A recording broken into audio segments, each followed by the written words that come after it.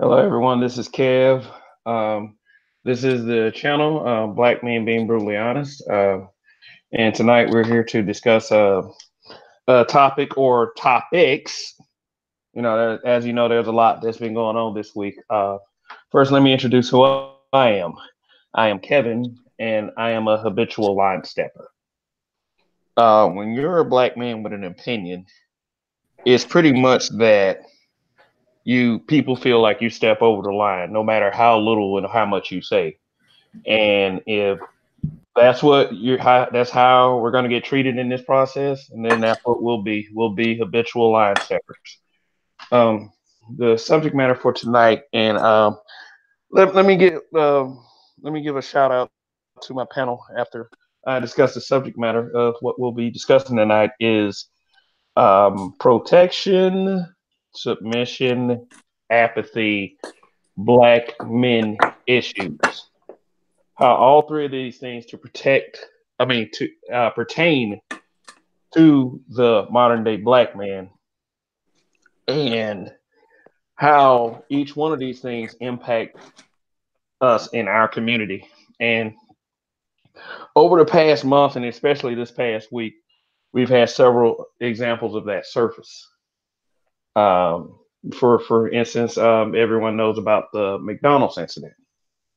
Um, a lot of people see it different ways, and we'll be getting into that chat shortly. Also, a really hot topic this week has been R. Kelly. Documentary was made and broadcasted by Lifetime called "Surviving R. Kelly," and the opinions have, as usual, the social media black community divided. So let me start off by giving a shout out to our panelists who are will be joining us this uh, late Sunday night. Um, we have Roger Stevens from the Roger Report, brand new YouTube channel.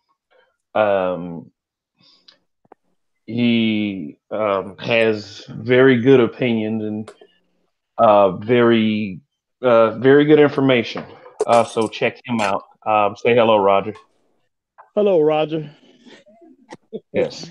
Hey, everyone out there. This is Roger Stevens. Yes, I'm also an habitual line stepper, and I got some very good and interesting content on my channel. I try to, show things as somewhat of a different approach than being covered by others. Um, I'm trying to do the best I can to do the world some good. Okay, so I hope you'll join me on my channel at some time, and I hope you like what you get. I'm pretty sure you will. Yes. Roger also does panels where we also participate and have interesting conversations over there too. So be sure to look up the Roger Report and subscribe and hit the like button on his videos, and you'll be sure to get more. Also, we have from the islands of Barbados, we have Mr. Kevin Francois joining us tonight. Say hello, Kevin. Yes, hello. And I'm also a part of the admin team of Black Men Being Brutally Honest. Hope you all enjoy this segment tonight. Okay. Also, we have um, we have BMT Black Male Talks on Joe, who will be joining us again tonight. Say hello, Joe. Hey, what's going on, everybody? All right, and cool. And I'm sorry, Joe. Is there anything you wanted to say No, before we get started? nope. Mm-mm. No. Oh, Yeah, no, not really. okay, cool. And we have Mr. Donnie Casanova, who has the YouTube channel You Ain't Shit for Watching. Very interesting content over there, and with very interesting panel choices also. Be sure to check him out. And say hello, Mr. Casanova. How you doing? What's going on, Kev? Y'all got to excuse me right now. I'm grilling. Ladies, get you with me. I can go ahead and cook 5-day meal plans. I get it in the kitchen. But aside from that, I do run You Ain't Shit for Watching. Basically, we have conversations. I consider it, you at the table, you playing dominoes, you playing spades, you out, you having a conversation once you feel comfortable, and we talk about whatever's going on in popular culture. We go from there. But, as it stands, I'm often considered a habitual line stepper. That's just what I am. That's what I do. And I enjoy the show. Oh, all right. All right. That is awesome. So let's get this conversation started. I'll just start off since we're just the men here.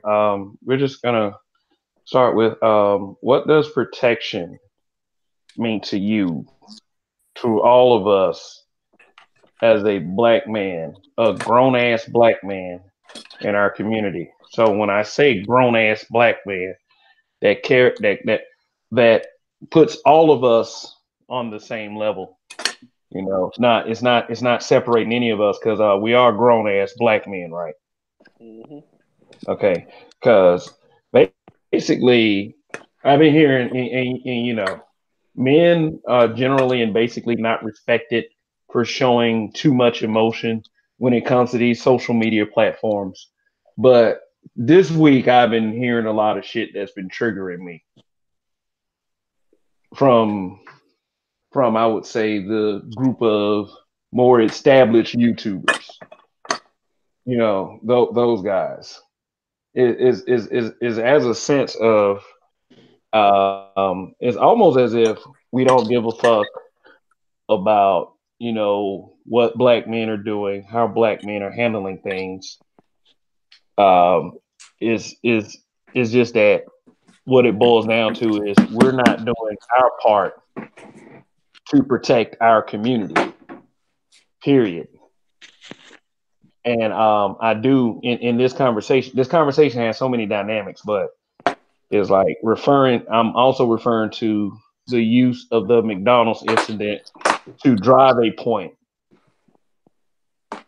like that we are just simply not protecting our communities like that. Now, if you historically look at examples of black men, as far as that angle goes, we do protect our women. We do protect the community. Sometimes that protection is hubris. That protection lands us in prison. Sometimes that protection is on a lie. Sometimes the protection is justified. We had two big ass examples this past summer of black men protecting not only black women, but black children as well. And I'm pretty much as a black man, being brutally honest, a habitual line stepper, as a guy who's decided to create a social media platform for virtually anyone to speak their piece, but especially black men. It's not sitting right with me at this point. The way we twist these little things up just to make one group look shitty. So that's the point I'm trying to get across. Stop, at some point, we as black men need to take the lead in saying we need to cut the bullshit, pretty much. So let's get someone else on here to let's talk a little bit about protection. Yes, I feel like I'm a protector. If I'm not a protector, I don't need to be married. I don't need to assume the role of a father. I don't need to assume the role of what it means to be a black man. I consider myself a protector of my family. And yes, if I see a situation where people could possibly be harmed, I will be a protector in that situation too. I'm not going to go along with the narrative that black men don't protect black women, do not protect black children. I'm not going to do it. That's my stance, and I'm ready to defend it. I don't want to see a black man out there give up on that. That black, you're sitting up there on your ass as a black man and saying that black men aren't doing enough. Like, what the fuck are you doing? Are you saying that you're not capable of being a protector? I mean, because there's so many across the board saying that, oh, black men this, black men that, and they're black men. I'm confused. I'm a little confused right now. And I gotta admit, I'm a bit triggered. So let's talk about it. Who wants to go first? Anybody? All right, so I'll run it first. So, off top, I have to say, from what I've seen in on Twitter, on Facebook, on various little threads and articles, the dynamic I'm seeing portrayed is men are weak, black men. We're talking about black men, so I just keep it at that. But men are weak, men are not protecting women, men are not doing anything to make these women feel protected. I also see, on the other end, men are toxic, men are a problem, male power structure is a problem, male anything is a problem. So you have a wishy-washy scenario between these people. And I don't, it may not even be the same people. Just in general, everything involving a man just seems to be off from their perspective. You can't want, on one dynamic, a man to be this overly aggressive male who protects you and kills and destroys and fights any white man or any man or who threatens you, and then in the same breath say you're a problem because you're a man and your masculinity is a problem. It's toxic. I think a lot of people are confused, and I think that's kind of where we are as a people, confused. A lot of confusion is going on in our community, and it needs to be talked about, spoken on, and dealt with. But that, I mean, but maybe that's just me. Anybody else feel the same way? I don't know. I do. I definitely feel that way. So, what do you think is the effect of all this? Is like, it's like, I don't know, is an irresistible force versus an immovable object when it comes to young black men.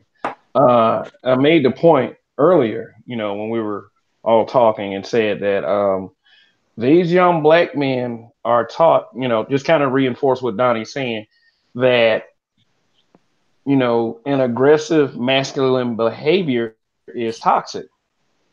But then when you turn around and then when these men try to interject and try to de-escalate, you're saying he's being a pussy. He's not aggressive enough. He ain't no man. It's this weird dynamic of everything you do is toxic. Hey, listen, dude, that manly stuff you're doing, that's toxic. You shouldn't be fighting. Oh, men fighting all the time. Oh, that's horrible. That's terrible. But when the wolves come around, who do you look to? Mm-hmm.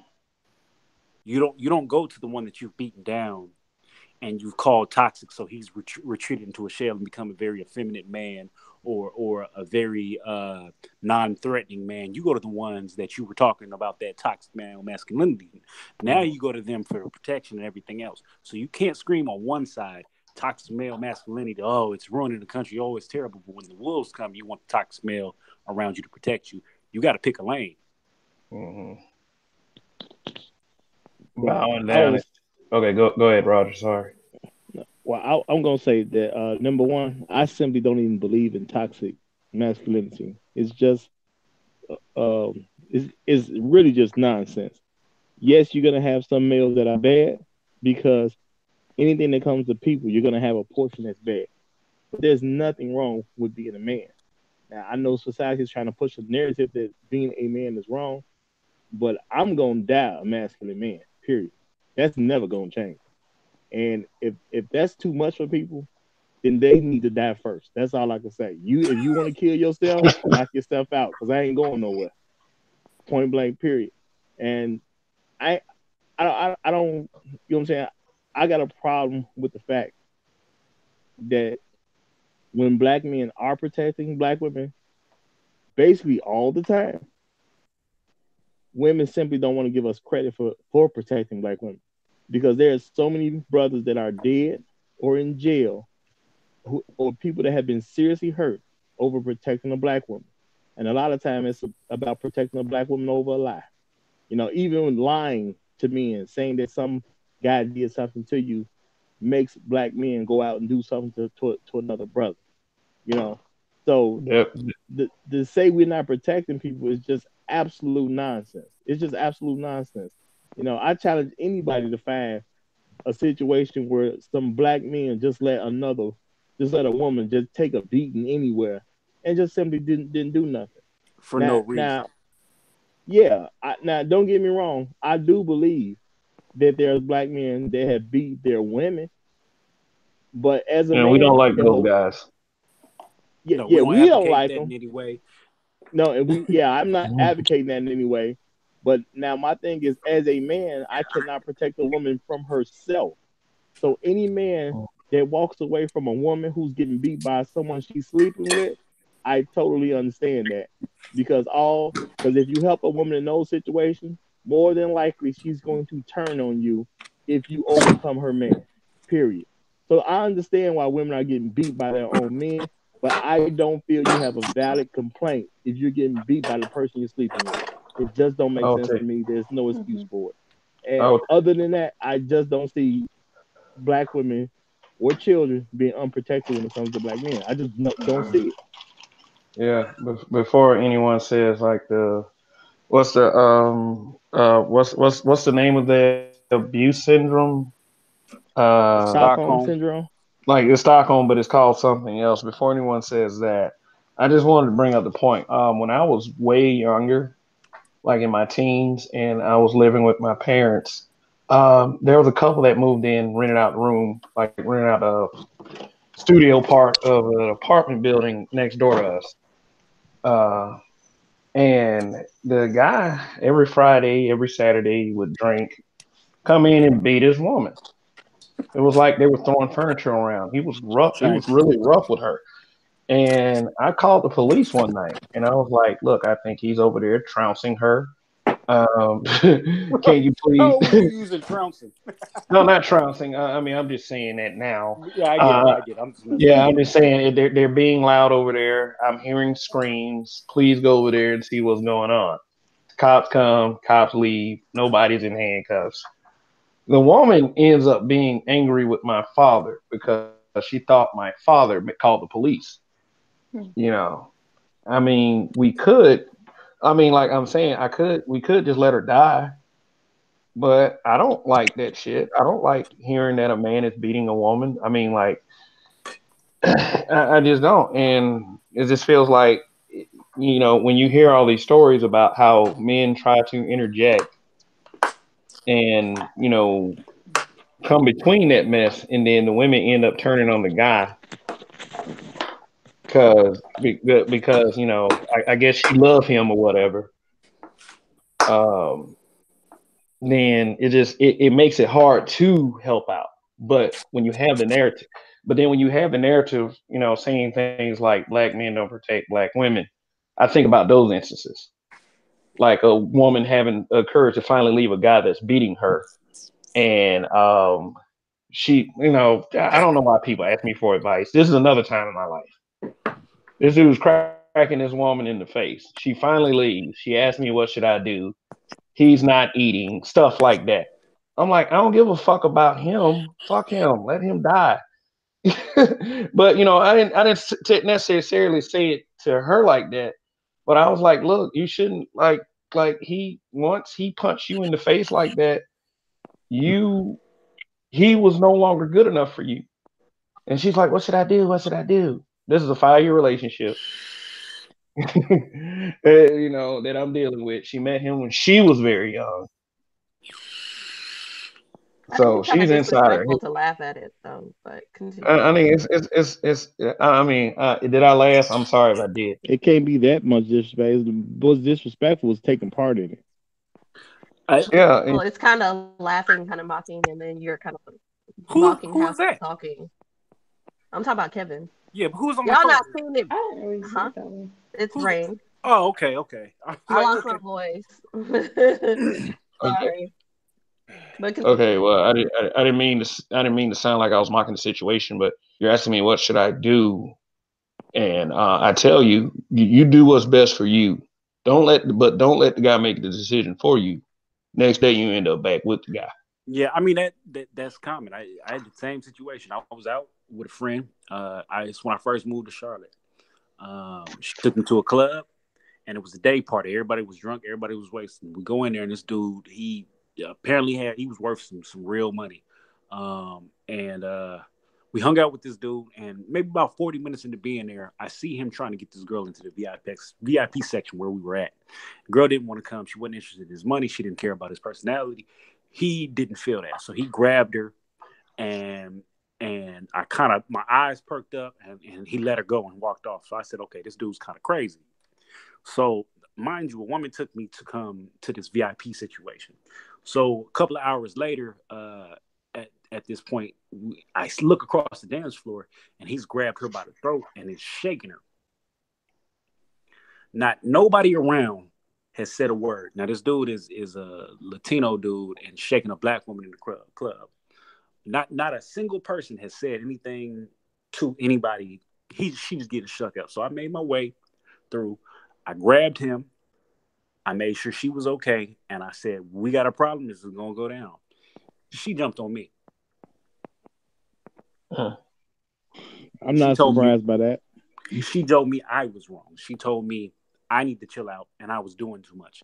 Although he was shaking and strangling her and doing all this in the club. So that let me know early on in certain domestic disputes, you have to assess the situation and go from there. Now, I'm not going Battered to women just get syndrome. strangled and beat up and all this extra stuff. No, I'm going to stop it. But am I going to go above and beyond? No, as a man, you have to assess the situation and learn to deal with it. Now, if you know these particular people, this is what they do, this is what she likes, that at this point, you've been given the information, you've been given help, you've been given the protection, you shunned it all. I can't continually go out here and do anything. You have to come to me and ask for the help at that point. Well, you know what? My mind just went to the fact that you said no one really did anything when it happened. That makes me think that they probably regulars at the club and everybody else already done saw it before. They know she ain't going nowhere. Maybe. But it was real disheartening to see, and I really had to take an introspection on my life at that point and see who I was dealing with. Well, my thing is, I've seen it. I've seen so many times where men have been doing stuff to women, and other men will intervene, and the woman, about 100% of the time, is gonna take her man's side. Period. That's just what Yeah. it's gonna be. So my thing is, those women don't need protection, nor do they want protection. They like being in abusive relationships, and for some reason, we just don't want to accept that some women just like being abused. Now I know people are gonna say, well, it's a mental illness or whatever the case is. At the end of the day, everybody's making choices that they want to make. And if a person wants to be abused, and I personally think it's because there are a lot of people who simply want sympathy. In order to get sympathy, they put themselves in bad situations so they can draw on the sympathy of others. And sympathy is pretty much a wasted emotion, in my opinion. It's okay to empathize with someone because they went through something. But when you try to give them advice and help to get a better situation for themselves, and they obviously don't take that advice or don't care about it, there's nothing you can do with them but get out their way, because you can't save a person from themselves. You can try, but yeah, my point is, at that point, if a woman's going through that type of stuff, the man is not the problem. It's the woman. She likes abusive men. That's her way of knowing she's loved. That's a reach, but I'll let Not you really. oh, I would like to I'm add done. something. You can go ahead. Hold on. I would like to. Okay, go ahead. Let Rain run that. Yeah. I was going to ask Rain. Yeah. Let Rain run it for a second, and then I got a question for the ladies. What? Wait. What do you want to know? You said that was a reach. Why is it a reach? because I don't think women like being beaten up and hurt. And a lot of these women that are abused get killed. So you think they just was like, hey, I'm ready for death. Beat me until I die. Do you think that really? Well, I let me think they ask A you would lot this. of take it times, in order wait, wait, to. wait. A lot of times, these women and like y'all, I get the whole sympathy thing because they keep going back. A lot of these women don't know nothing else. They don't. Okay. They don't know how to go from being in one situation for many years to going into a whole new situation. That's why they keep going back because that's all they know, which is not a good thing. These women need help, Yeah, they do. but yet a lot of these women can't get the help they need because a lot of So times the men that are abusing these women have money. What that These got to men, do with anything? what do you mean? Are you serious? money No, or no. no I money, do you can want to still hear what abuse a that has woman. to So do with anything. Okay, so woman goes to the cops. Hey, my husband's abusing me. I've read articles. I wish I wasn't locked out of my computer, but is I this can white women? you this Because woman I abuse can't imagine it's few and far between for a black woman, no matter how white, much this dude makes, black, to go to the police and say like my husband's beating me and it'd be nothing. yeah, because they get paid off. So you How telling me many black wives? police officers How are many? paying off white cops? So if it was that easy, do you think that we would just be getting away with like not being killed from the police? Do you think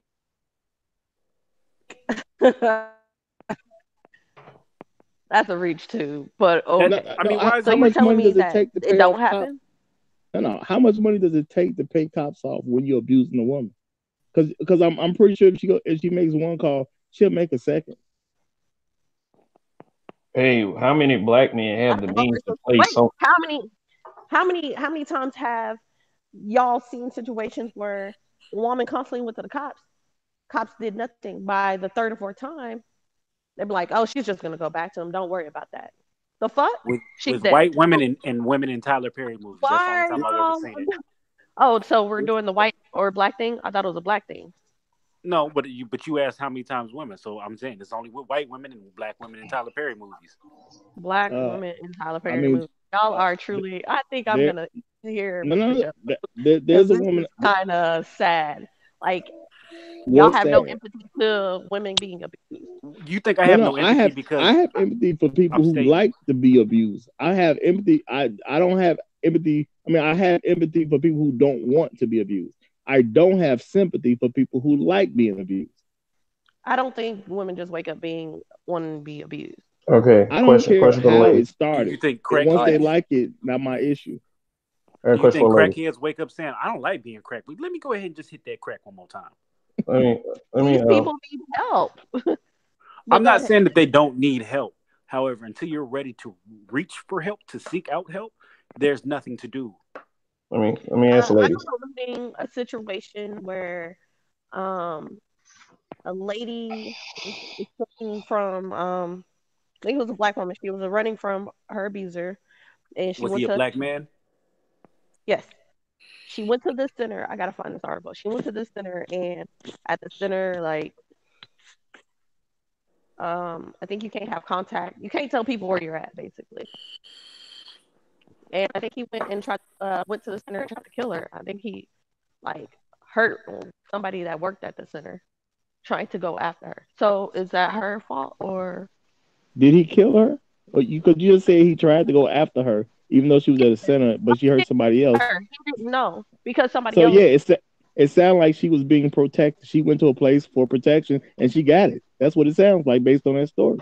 But y'all making it seem like women just Nobody's making it seem like anything. But what we said to you was, if you go okay. down a certain pathway, then that was your decision. Yeah, So I'm if not you trying to choose make to anything continually seem stay like with this anything. dude who's abusing you, then that was your decision. Whether you feel like X, Y, or Z, you made that decision in your own mind. So you have a plenty of options given out to you. There, how many options are there for women who have been beaten? You can go to the police. You can go typically to the church. You can go to a shelter. You can go to thousands of kind of outreach programs. There's always a will and a way if you're willing to get out of it. I Man, you understand could that. even go to strange men on the street. It's a lot of strangers No, that'll you help can't you. just go to strange people on the street. You- Don't say And, and There you, are family and you members. know what?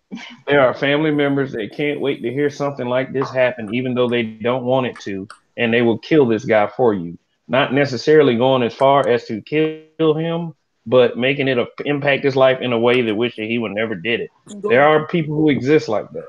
There are plenty of ways, places that women can go.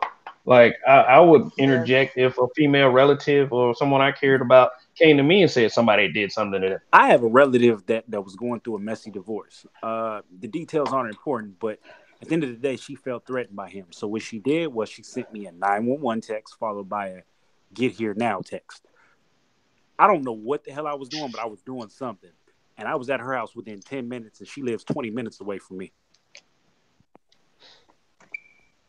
You always have outlets to get to. But not all these people have these outlets. A lot of these abusive men cut off outlets for these women. How do Okay. you How cut does off a an man outlet cut when off you're an an outlet? organization set How up do you? for to protect women?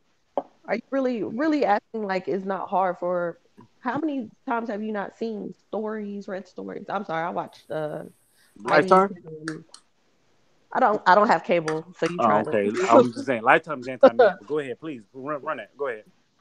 But it so y'all so you're telling me it's not hard. It's No, I, I'm telling you so that you're if a saying woman it's wants help, she can get it. That's what I'm I'm not. telling you.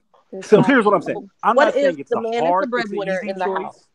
I'm What if not the man saying is the that it's an breadwinner easy and choice. the woman doesn't have an out like he's All the she has to do is outside go to. people? She can go to a police station and end up in a shelter Right. that night. Mhm. I'm not. I'm going to say this. It's not the easy choice. It's not always the easy choice. Sometimes it's an easy choice.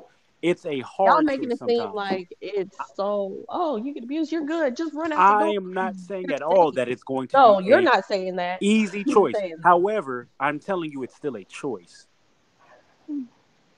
I'm Every saying it's as simple as making the phone call or just simply walking out the door. The man go to work, leave. It's What that if she simple. don't have a car? What if she's my You maybe walk. You walk. okay? I've Let's been walking say places what if without a she got car four for kids? years. What if she Let What's got four that? me. kids? How are you gonna walk with four kids Okay, on? let's do this. Hold on. With oh, Let's say oh Kids she. can Okay, walk. so let's say that she's in a worse situation. So this dude is an yeah, abusive dude. He's whooping her ass. He's she has threatening to no kill her. outlet. She has 4 kids. Mhm. There's no cars. There's no money. She She walks has no across. money. Okay, she walks across the street to the okay. neighbor. She says, "Hey neighbor, I need to make a phone call. What's going? Just can I just really need a phone call. You got multiple neighbors wherever you live, unless you live in the boonies, and we can deal with that later. But just in a neighborhood, she Hmm. can make a phone call to a shelter. The shelter will not only come and pick her up, they will have a police escort there for her. The Hmm. police escort will allow her to get her clothes and leave. And then once she's gone, she can write the Dear John letter, whatever it is, but she's So why gone. does that not happen so easily nowadays? Because I these mean, women don't want Because to they make the don't want choice it to. sometimes. wow. It's easy to get Well, off crack cocaine. You can get off crack. Your body fiends all right. for it. Let me Your ask a body question. wants it, but Let you me can ask a get off question. it. Go ahead, Kev. My bad. Go ahead with your question. Let me ask a question. Let me ask a question to the ladies on the panel. Is battered woman syndrome a thing? Do you believe that battered women syndrome is a thing? I'm not trying to What is say it this in then? any kind of smug way. I'm just saying, do you believe like that battered women syndrome Uh, exists? Kev, can you do one thing for me? What up? What up? I'm aware of the definition, but can you give the Yeah, that's what I'm definition looking it up. so Give that up. way the listeners who It aren't is a thing, yeah. aren't aware or aren't sure, and that way we all get on a clear baseline of what battered women syndrome is. Okay, okay. Here's what I'll do. I'll Google the definition and I'll There you show it go. to Oh, everyone. I got it. If you want me to read it. Read it. You Go got it. ahead, Ray. Go ahead. Feel It free. says battered women syndrome, which is also sometimes called battered wife syndrome, is considered a subcategory of post-traumatic stress disorder. With battered women syndrome, a woman may develop a learned helplessness that causes her to believe she deserves the abuse that she can't get away from. Yes, I agree with that. And you know when you learn something, a learned helplessness means that time was taken. So she had to sit there through it to learn it. She could have just left without learning in the first place. Wow, and like that's just so easy to do. So You here's know what? I've personally been I dragged just out of feel my like if you bed. could not be, I feel like if you have never been in that situation, you can't speak for a situation you've never No, no, dealt no. with. I What would I'm never saying try to is, be like, as a woman, oh, it's okay. You could have easily gotten out of that. And I've I never mean, been. just cause you won't, don't mean I ain't gonna say. Cause I done been dragged out of my bed to go remove somebody from a home. Hmm. So I know it can be done because I've done it. I've Hmm. been the person going to the home to remove the woman, You act like and it that's, wasn't even my relative. you know how many different scenarios there's of abuse that's out there. Oh, I hate that I sound like this. I'm not. Nobody. So again, what I'm trying to reiterate is nobody's saying that it is as easy as getting out of bed. Nobody is saying that it's easy as brushing your I teeth. mean, These are that's all what he things that we said. do on a You know daily how easy basis. for you to But get out of it. what Like, we what? are saying Nigga, is stop that. regardless of how hard the choice is, it is still a choice, and it's a choice that you have to make for yourself. Now, Mhm. a lot of this is reliant on low self-esteem, and self-esteem comes in many different ways. It is brought into your life in many different ways. Parentage, through activities in school, etc.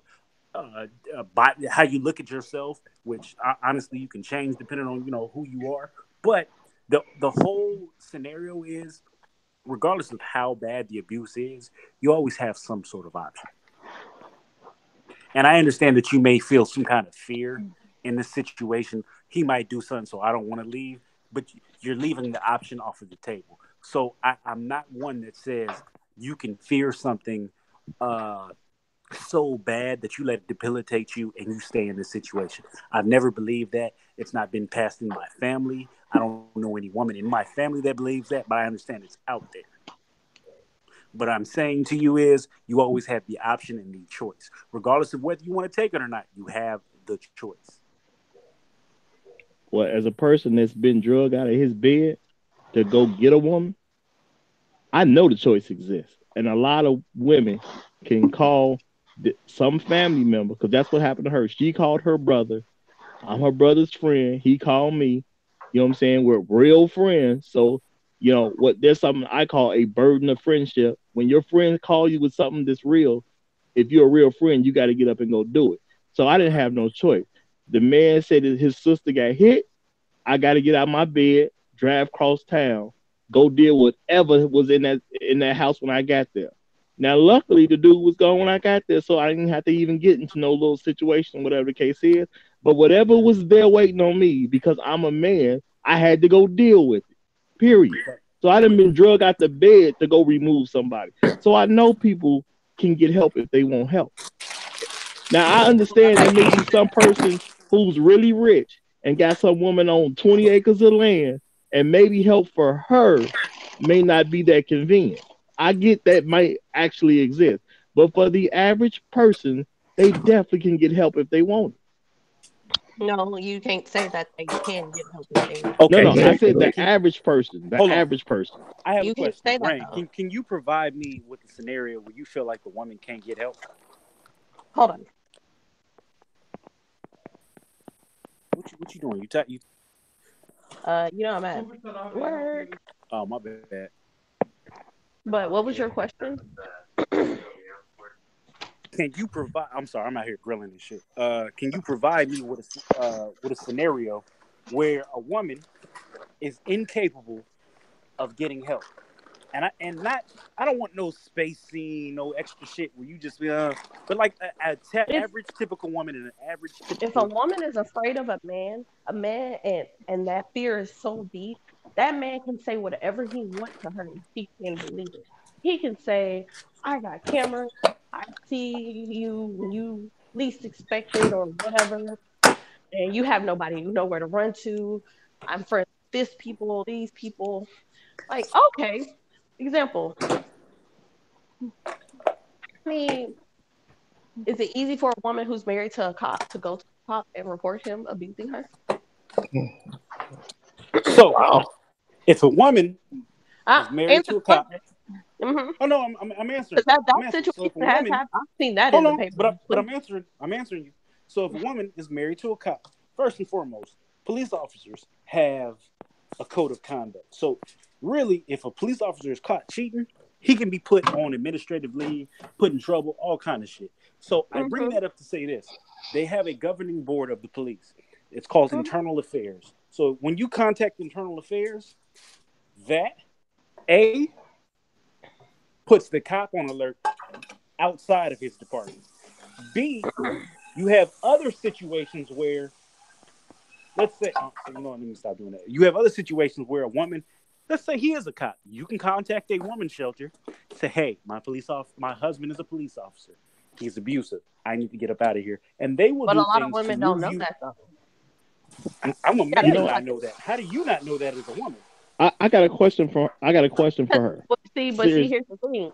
Wait, before you answer your question, the whole scenario with the cop is this. I've seen news articles where the cops would have each other's back before they would fully go into the the house. People? No, like inside what you just said, what is it? I forgot. A shelter? No, the people that investigate Internal Affairs. Internal Affairs. Like before the situation even gets to them, so a lot of cops, if they have their backs before they have anybody else. You can contact Internal Affairs directly. So, but if she don't know to do that, and she just calls the police, and I mean, we're in the information age now. Like people can find out all kinds of stuff. Information though. What if she don't have a phone or a computer? What if this man? Y'all are really acting like these scenarios. Who are these people without phones and computers? Who are these people? Real talk. I got no. Let me answer this question real quick, Donnie. Donnie, let me ask her one question. Let me ask her one question. Patient. Y'all act like it's not hard for a man to cut. No. I just got one question for you because before you made the statement of your scenario, you said when a woman is afraid of a man. So my question is, how does a woman become afraid of a man in the first place? What do you mean how? No. You said if a woman is afraid of a man. So I'm asking you as a woman, how do women become afraid of men in the first place? Physical, mental, even sexual abuse. So they're abused in the beginning when they're not afraid. So they could have called then before they became afraid. Baby, I'm so sorry. I didn't mean to hit you. I love you. It was an accident. It will never happen again. Okay. I mean, what that means? Hold on. It only took one time. It was an accident. It only took one time. That's not funny. Y'all are fucking clowns. I'm about to hang up. Why are you okay? So hold on. So I'm trying to understand. So I love you. I'll never do it again. So first off, automatically, no man should ever hit a woman. I think I've said that. I think. But y'all making this shit seem like. Let me interject. Let me interject. This conversation is kind of going in circles at this point. Yep. So they kind of straw man into this. So we're talking about protection, submission, and apathy. Right now, we're talking about abuse and trying to get inside the head of a woman, which is difficult for me as a man to do at this point anyway. So act like it's so easy to be a woman. I do realize that physical abuse does take its toll as well as psychological abuse. So psychologically, a man can fuck a woman. But I do understand what the guys are saying. Yeah, there are ways to get help. There are plenty of ways to get help. What I would encourage anyone to do in a bad situation is to go get help. It may not be easy. It may not be the easiest thing, but go get help. But let's talk about protection. We're talking about protecting. We're talking about protection. I don't want anyone leaving the conversation. I just want us to have one. So what's the question? Protection. Okay. I'm asking men on the panel a question.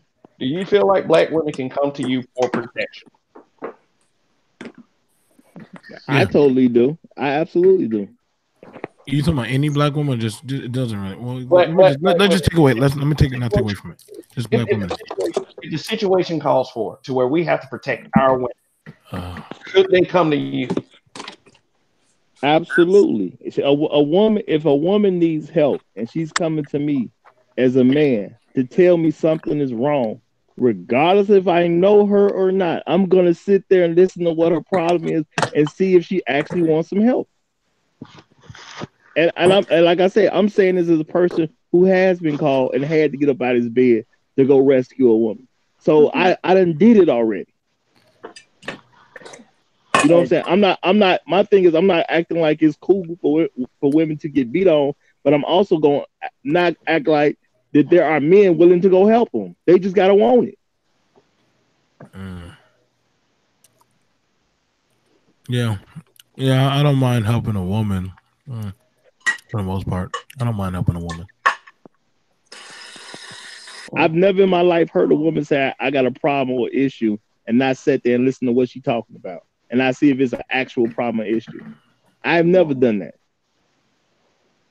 So basically, so with that being said, why are there black women out there that's saying that black men don't protect them?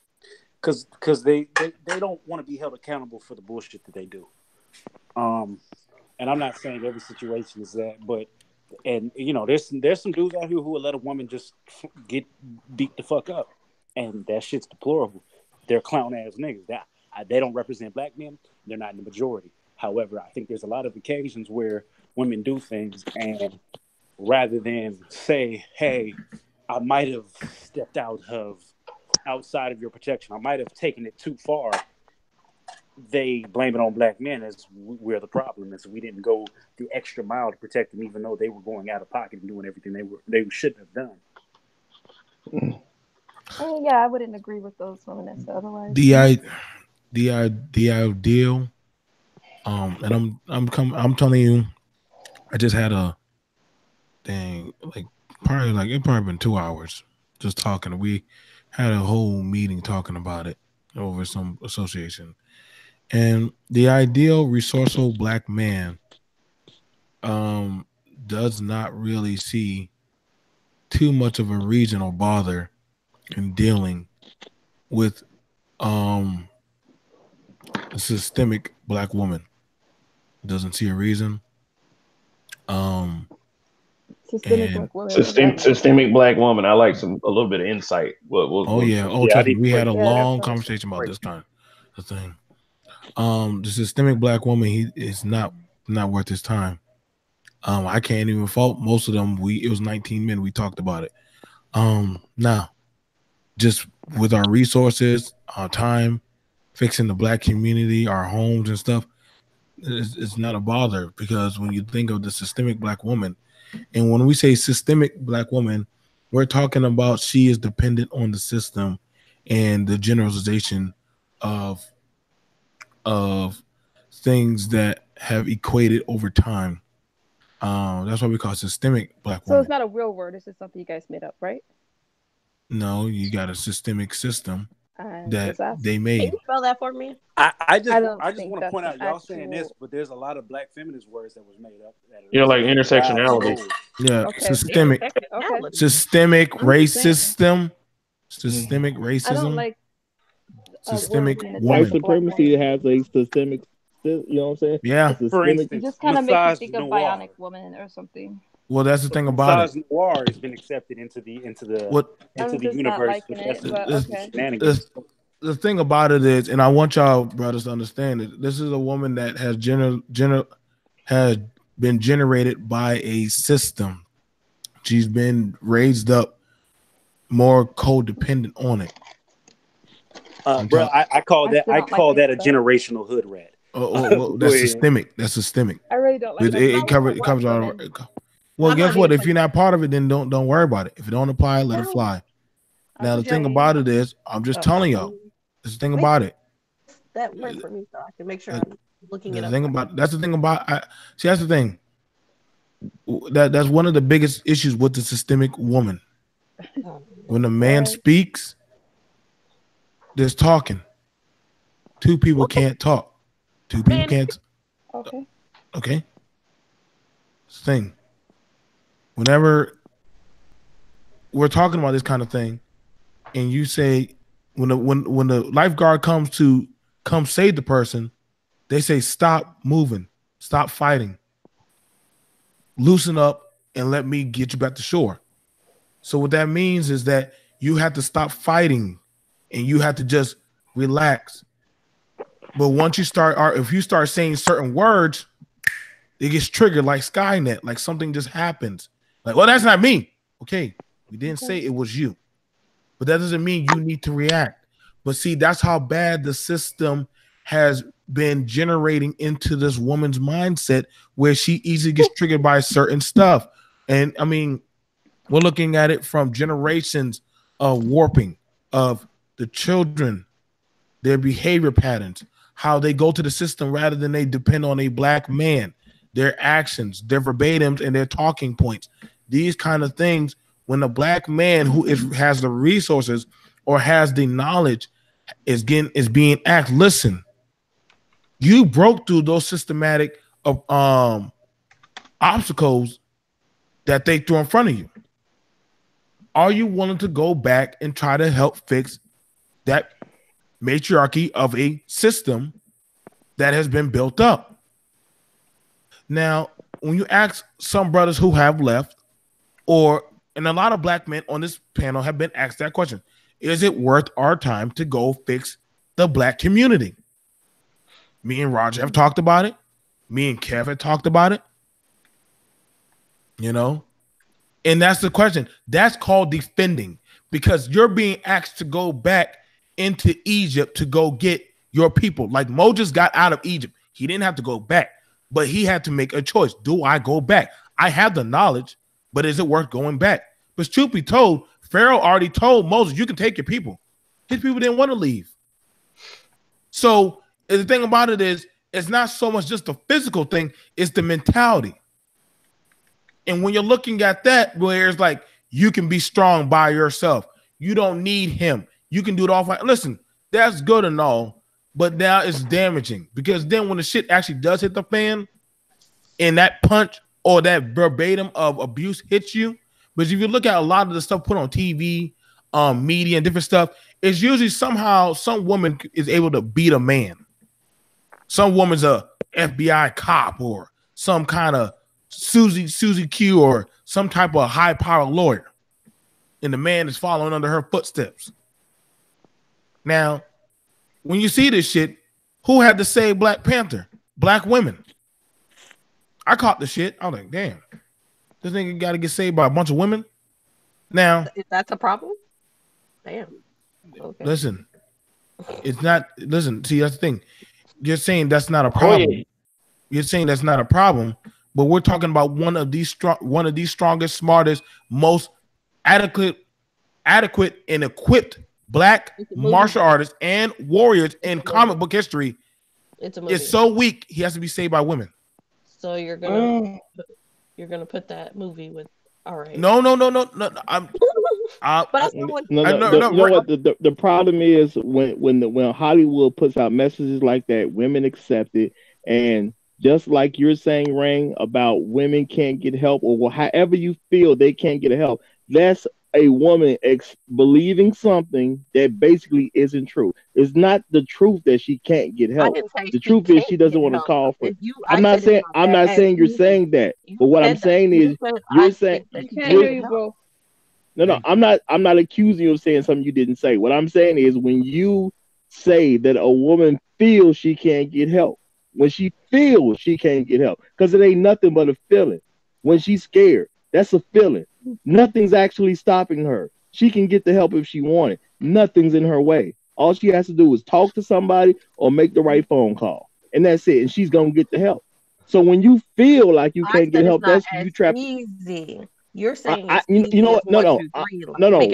I never said anything easy. I don't care whether it's easy or hard. I really don't care. You are an adult.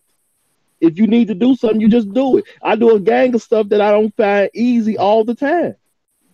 But that's not being easy is not an excuse. You're not abused. Excuse me? Though. You're not abused. You know what? I'm not abused, but I also had to go get somebody who was being abused, and that's not easy to do either. You're still not in that situation. You can't put yourself. I don't care if I'm not in the situation. The point is the help is there. You can't Pause. speak on that though. Pause. No, I can't speak on it because I'm the person where the help came from. I'm literally the person that had to get up out of his bed to go help somebody. I don't So I know the help there. say women shouldn't speak on black men issues. I feel like you can't speak on black women issues. I never said that. I never said that. So you can say that. Hold up. But I still want to know, can somebody spell this systematic thing so I can Google it? You know what? If a person can't speak on something he never been through himself physically, then most people ain't got nothing to say. Because people talking school should not. No. School shouldn't even exist. School shouldn't even exist because you need to experience everything for yourself. That's one of the dumbest concepts that black people are always trying to push around. It's just a dumb concept. I don't need to have my head run over by a truck to know that it's a problem. That's like me saying, like, oh, I should be president because I can speak about this, and that. No, that's not relevant. Rain, do you feel like we're bashing at black women? Yes, I feel like y'all do it all the time. Okay. Can I respond? One of my friends who watched the show, he says he's disgusted that there's black women on the panel and we sit back and let this happen. We should be sitting here letting y'all bash black women. But go ahead. That's his opinion. Now, Rain. Y'all got it. Now, Rain, I'm gonna ask you a question. As many times as me and you talk, and many times as I brought you on, have I ever told you what you could and couldn't say on my panel? Just asking you. Has any man ever on Kev's channel, Donnie's channel, Roger's channel, has any man ever told you or silenced your voice in talking? That's all I want to know. The thing about it, I just asked the question is that when I hear women saying that they feel oppressed or that the black man talks down on them, and I'm not gonna lie and say that doesn't happen, but I always tell the black woman, at what time in history has the black man ever had power over you in America? At what time? Because here's a better question. Here's a better question. Why do women always say we always talk about hair weave?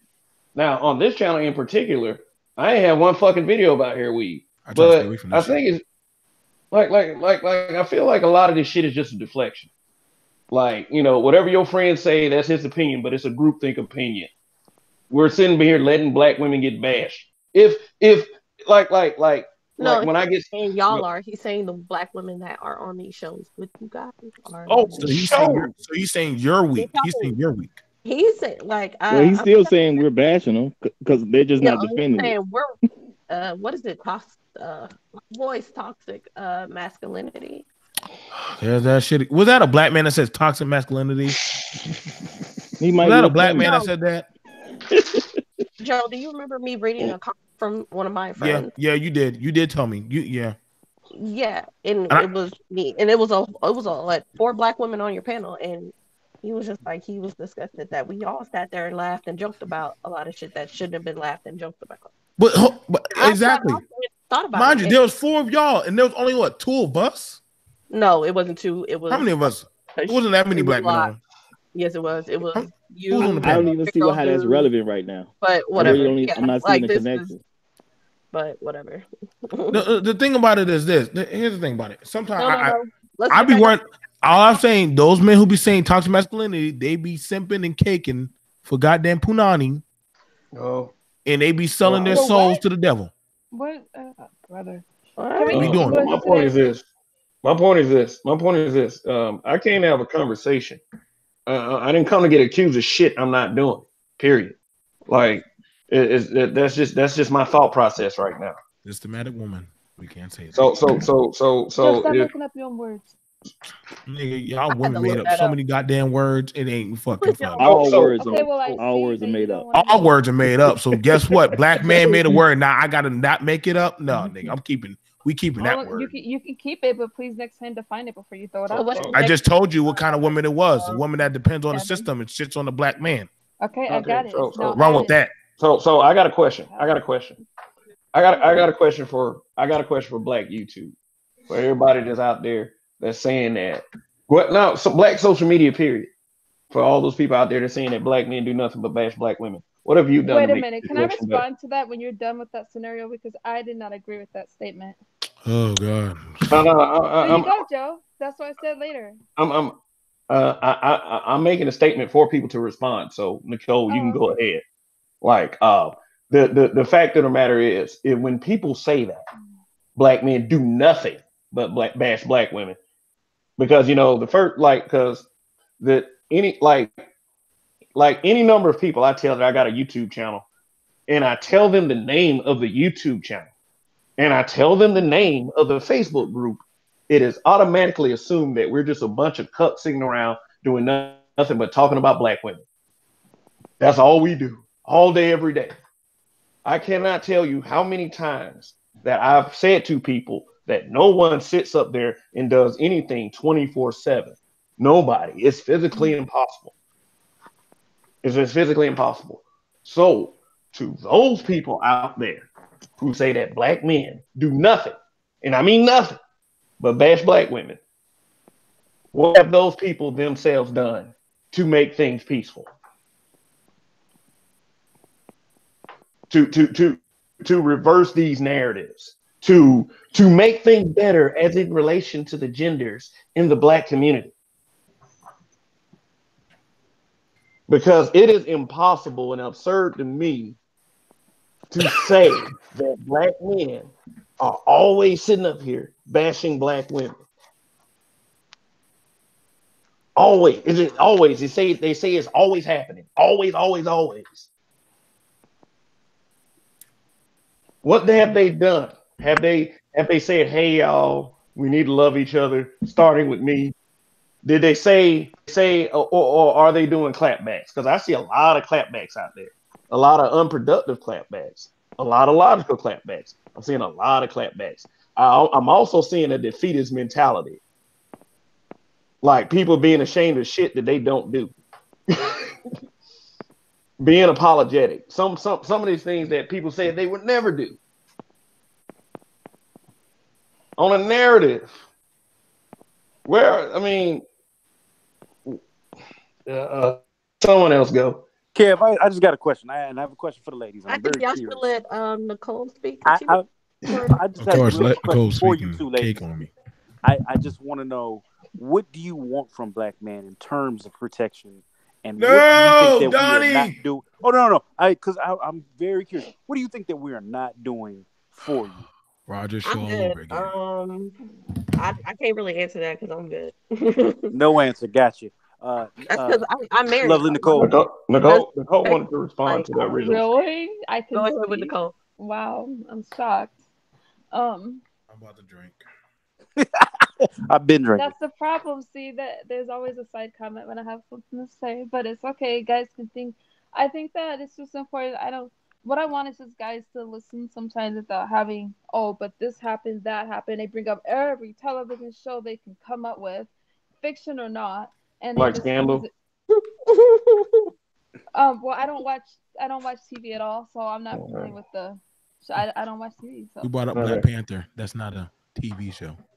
again, I said fiction or not fiction, right? Okay. So I'm just saying that there's no dialogue. No one's listening really to each other. It just seems like everybody's combating each other as far as the bashing and all that stuff goes. I mean, I understand what Rain's saying as far as not having feeling as if you can't reach out and it's not that easy. I understand what the guys are saying, that we should just leave, but I don't think either one is really listening, because like you guys, it is hard to leave. That's why they came up with certain syndromes, but I wouldn't say that the Black guy is not protecting the Black woman. I just think that it's not they have to use good judgment, because there are instances where guys get hurt and questions are asked last. I don't think they could just run into every situation and protect every woman, but definitely there should be a conversation, and we can't even have a conversation because it's combative.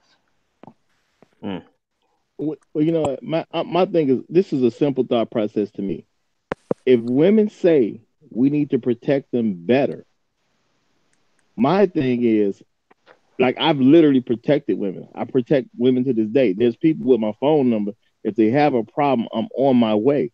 So my thing is, I understand what y'all say about something is hard. I get that, but that don't mean you don't do it. And what is truly stopping you from getting help? Does it have anything to do with black men, or is it the fact that you, because of your feeling, you don't reach out for the help? And I think that's what's being said. Because of my feelings, I don't reach for the help. And because I don't reach for the help, somehow it's y'all fault. That's the message that I see coming across. We can't help nobody who don't reach out for the help. That's true. Roger. But when you speak badly about black women just because on social media, that's not too cool either.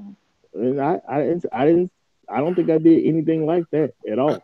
I got a question. When do we get now? If I were to say black men, you're fucking up, can any of you black men get mad at me if I call you out? Depending on what. If I just say you're fucking up, if I say, hey, black men, we need to get back into these schools around these kids.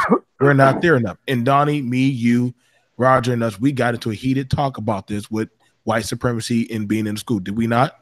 Yeah.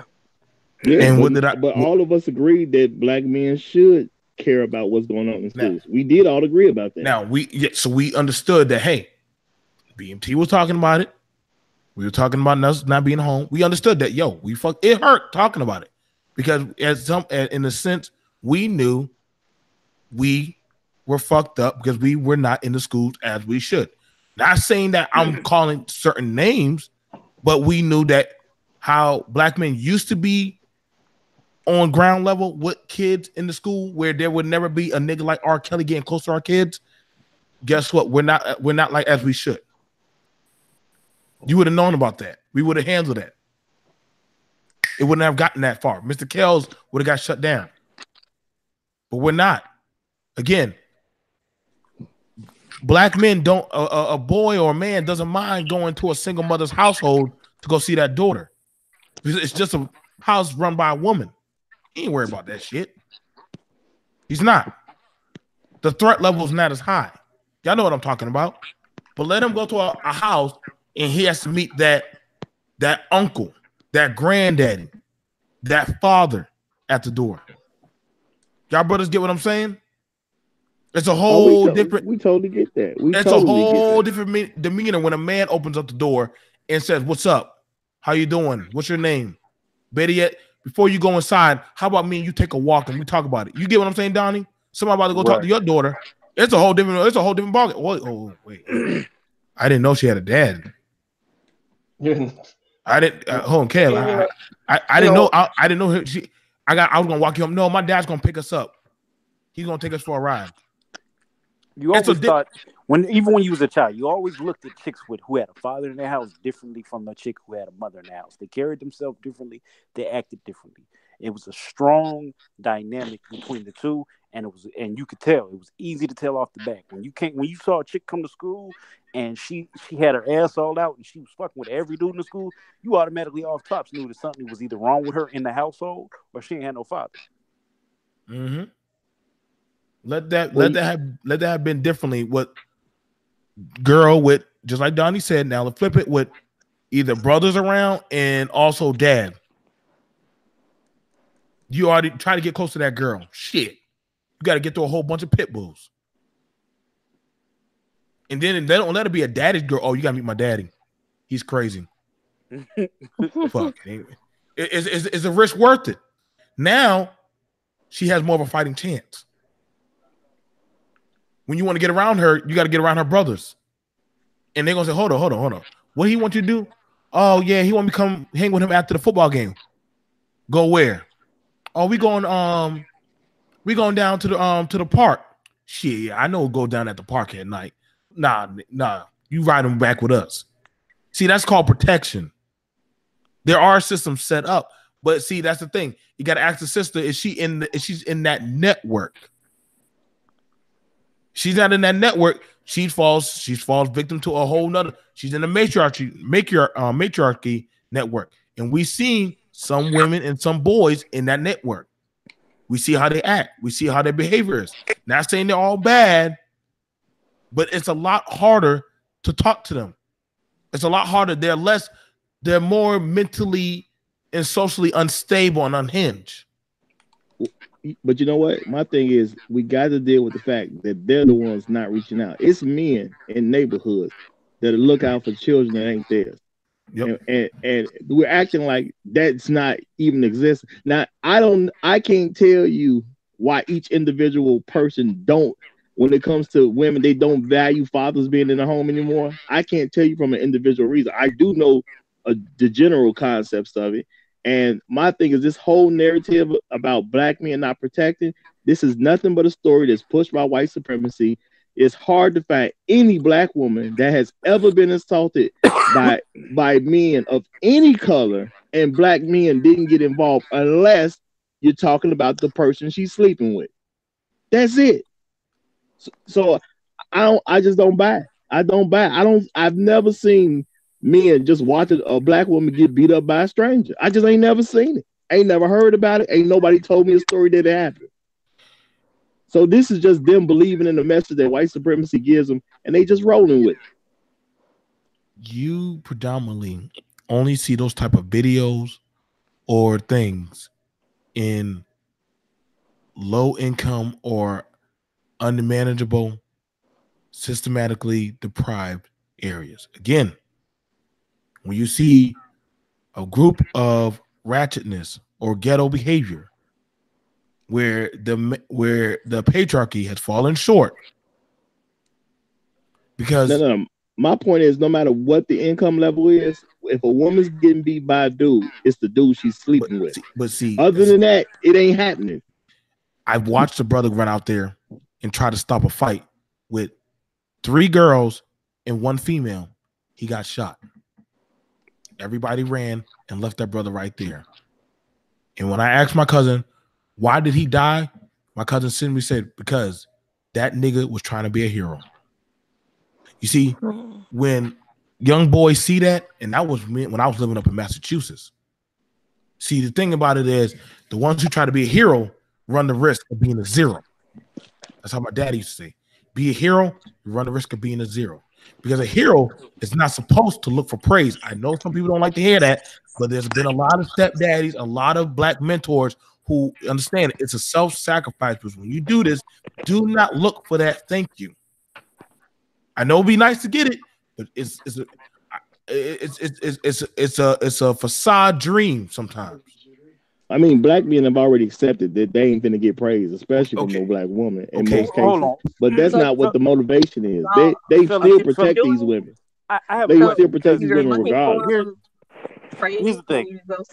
No. What I'm saying is, it doesn't matter because they're protecting the women regardless. Whatever the motivation is, they're still doing it. I think we've gotten our point across, and I really understand. We have 2 women on this panel, and the reason I say we have 2 women on this panel is because I want to see what the insight is on why y'all feel y'all are not protected. 1, and do you personally feel like you are protected or unprotected by black men? Wait. You said wait. How do you what? So basically, do you feel? I feel protected. Yes. And what about you, Nicole? Is she here? No, she on mute. Okay, so you feel protected by black men. That's correct? Yeah. Do you feel like there are any areas that we are lacking on? How about that? Areas as far as what? Protecting black women. Not for me. I can't speak on everyone else, but I'm perfectly fine. Okay. And Nicole is just MIA at this point. Donnie, can I ask? Could you ask her? Do you ever try to, even when in the presence of your man, do you ever try to antagonize any other men when you're with your man? Of course not. What the hell? No. The reason why I say that, and I know why Donnie chuckled, because there are some women that when they are around certain men, their mouth gets reckless. Yeah, they start to feel themselves. They feel a shield around them. So wait a minute. What does that have to do with anything? I wouldn't put my. I asked a specific question, Nicole. Or anyone in a situation like that. But No. the men got what I was saying.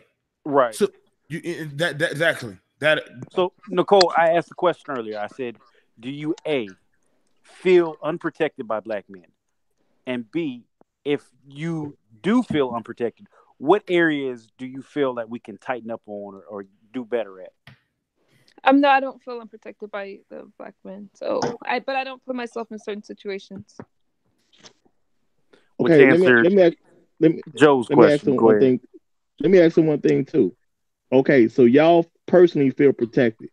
Do you feel that if another woman was there and you were with your man or black men that you know that you associate with, do you feel they would let a random black woman get beat up by a random man? Period. Do you think the guys you deal with would let that happen in front of them? I'm not with the black guy to say No. that. I'm saying any black man you associate with. I said any black man you associate with. I'm talking about King anybody Swirl. that's in your personal circle. No, No, they would say they would say something. something.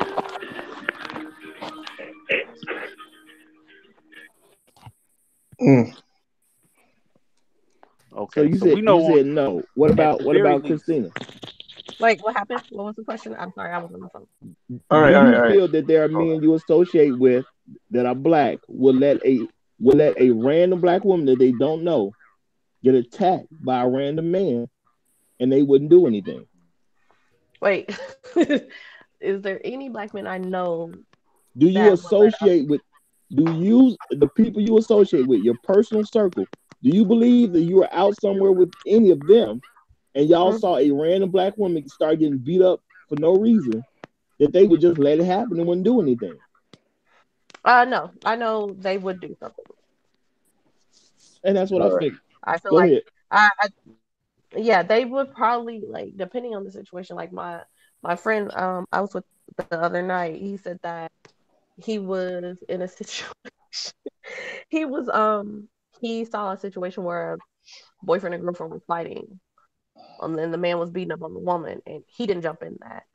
And I was just kind of like, I kind of understand because you don't know what may happen. And he was just like right before that situation, somebody had got shot like a block away. So he was just like, it was too much going on, and he was like, he could have maybe, he didn't know the scenario, and he could have probably lost his life. Like, he don't know who was shooting or what. So he was like, no, I'm not jumping in that. And I told him I felt like he was right. Like, don't jump in it. Yeah, I mean, if he don't have a gun and they got a gun, that speaks for itself already. Let, let me kick it up a notch for you, Roger.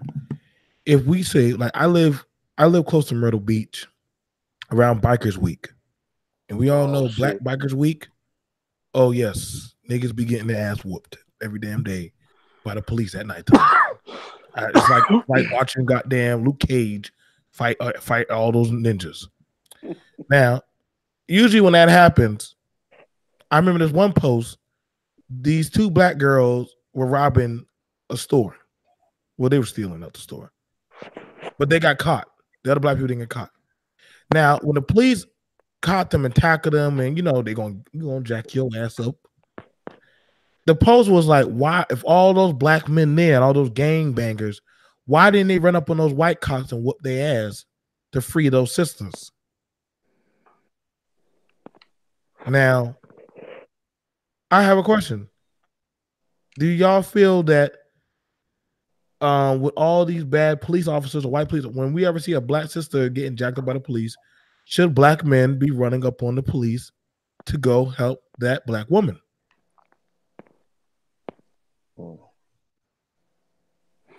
So we have to have an understanding as a police, and that really falls into What a happened? What whole. happened? This nigga. No, I'm at work. Fuck you. So basically, we have to have a whole understanding as a people that because the moment we do that, that's when we take a stand as a whole, as a group. You can't go out and fight the police as one individual. You need to go out there as a unit, as a team, as a group, The Black Panthers didn't go out there as one individual fighting the police and a whole bunch of niggas around. They had a whole system put in place to stand up to the police and everybody else. We aren't on that level. One man can do that, but the consequences for that one man are probably going to be a hefty one. So when you move, you have to move strategically. People don't understand that. You can't just run up on one man, two men. Can't run up on 400 or 500 police officers and act like they Billy Badass. Shit's not gonna end well for you. But if it's a unit of you, if it's 100 of you, and you want to run up on 5, then you can make a position. But you have to be tactical about what you do as a man. Period. Point blank. Okay. Hey, guys. Kev. Do you have anything to add? You haven't had a chance to really speak yet. I was just listening to y'all, Okay. Did How you you? doing, by the way? You okay over there? Hmm? Yeah. How's the Hello? weather? The weather's good, man. Yeah. But yeah, it was just listening to y'all, trying to figure out where the conversation is going. Okay. I Okay. had 2 cents in because, I like to come from a logical standpoint and analyze everything. So, what I'm Uh, seeing, what I'm seeing a lot, and I'm hearing a lot from a lot of women, is a lot of deflection and not understanding that they have the power, they have the means to seek help, to get help. I mean, there's a whole, there's a lot of women's programs that help them. You know, I'm not saying that it's hard, it's easy, because it's not easy sometimes, when you're dealing with these sort of things. I had a aunt that went through this, and it is not easy, but help can be done. The same way a lot of women call the police for men for having an argument, they could do the same if they're being abused or whatever. So I am not saying that it is not hard, but I'm saying there's help. There's a million and one foundations, there's a million and one programs that women can enter for these sort of things. No, for the men, for men not protecting or keeping women safe, that is a lie. Because I see it all the time. And like I said before, we too get a lot of negligence from women. It's like they don't listen. It's like they want to form their own path. You know, they want to say what they want to say, and no one can tell them, well, hey, maybe you should do such and such. It is like this resentment. And even hearing them is like this resentment for authority, this resentment for listening to other people's point of view. It's just this: I am right, and I'm not taking accountability for my actions. And if shit happens, then I will complain. Then and only then I will complain. But it depends on my time. It depends on my time, and that's what I see. No, men cannot help you if you just go by your time. Sometimes you have to suck it up and say, you know what, for me to get help, I must go right away. That's my take on things right now.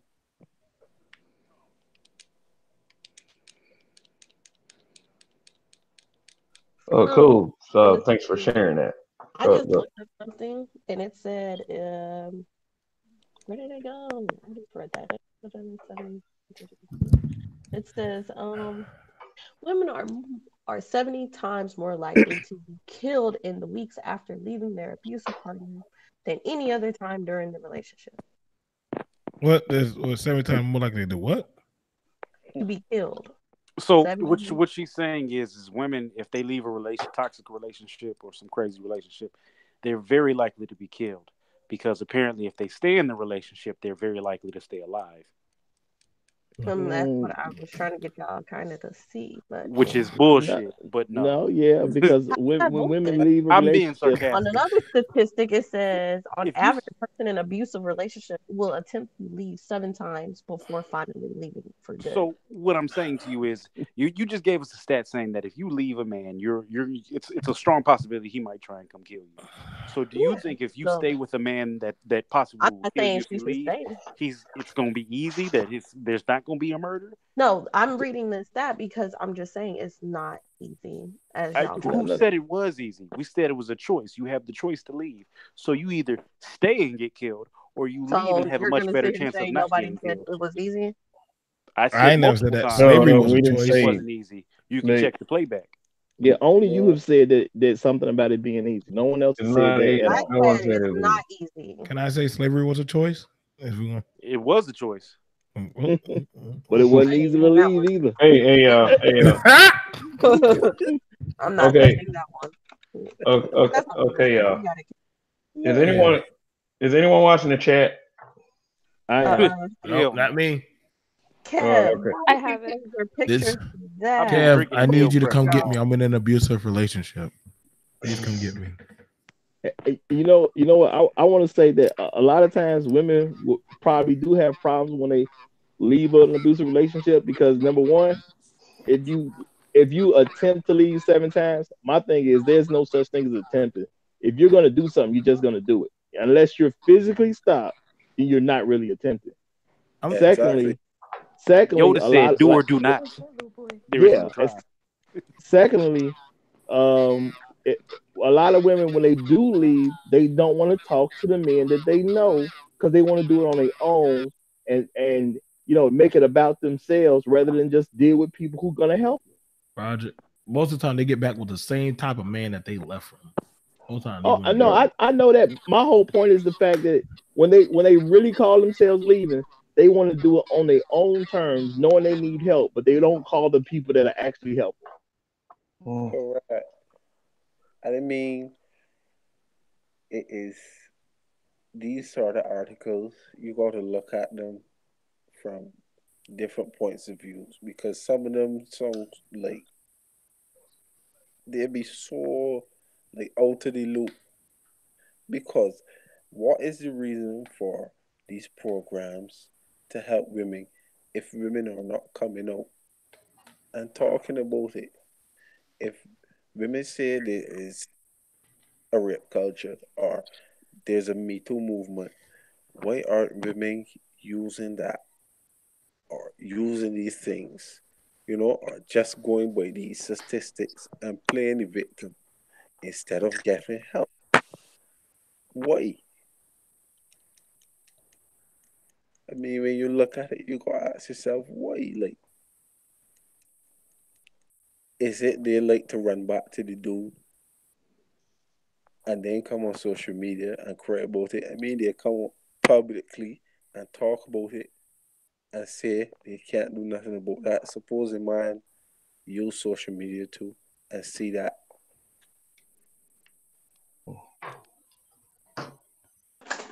So what was enough. Oh, never mind. You're still talking. Pardon? Hello? Hello, yeah, we're all still here. We thought you weren't. Are you finished? No, I heard a question. I heard Christina. Oh no, I thought you were finished. I was gonna ask what was the topic of this show, because I really came in on them.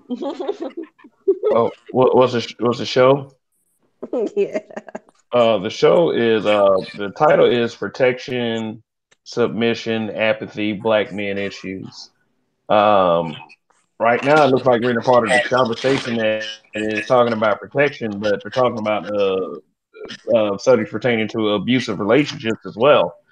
Um, so that kind of mixes in. We'll get to submission in a second.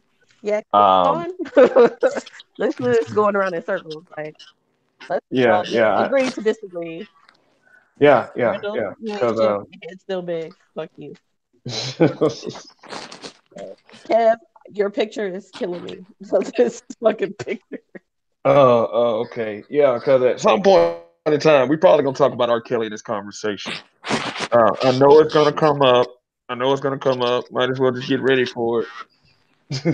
I mean, I didn't even know that the picture was showing up. I mean, on the air, it's got my other pictures.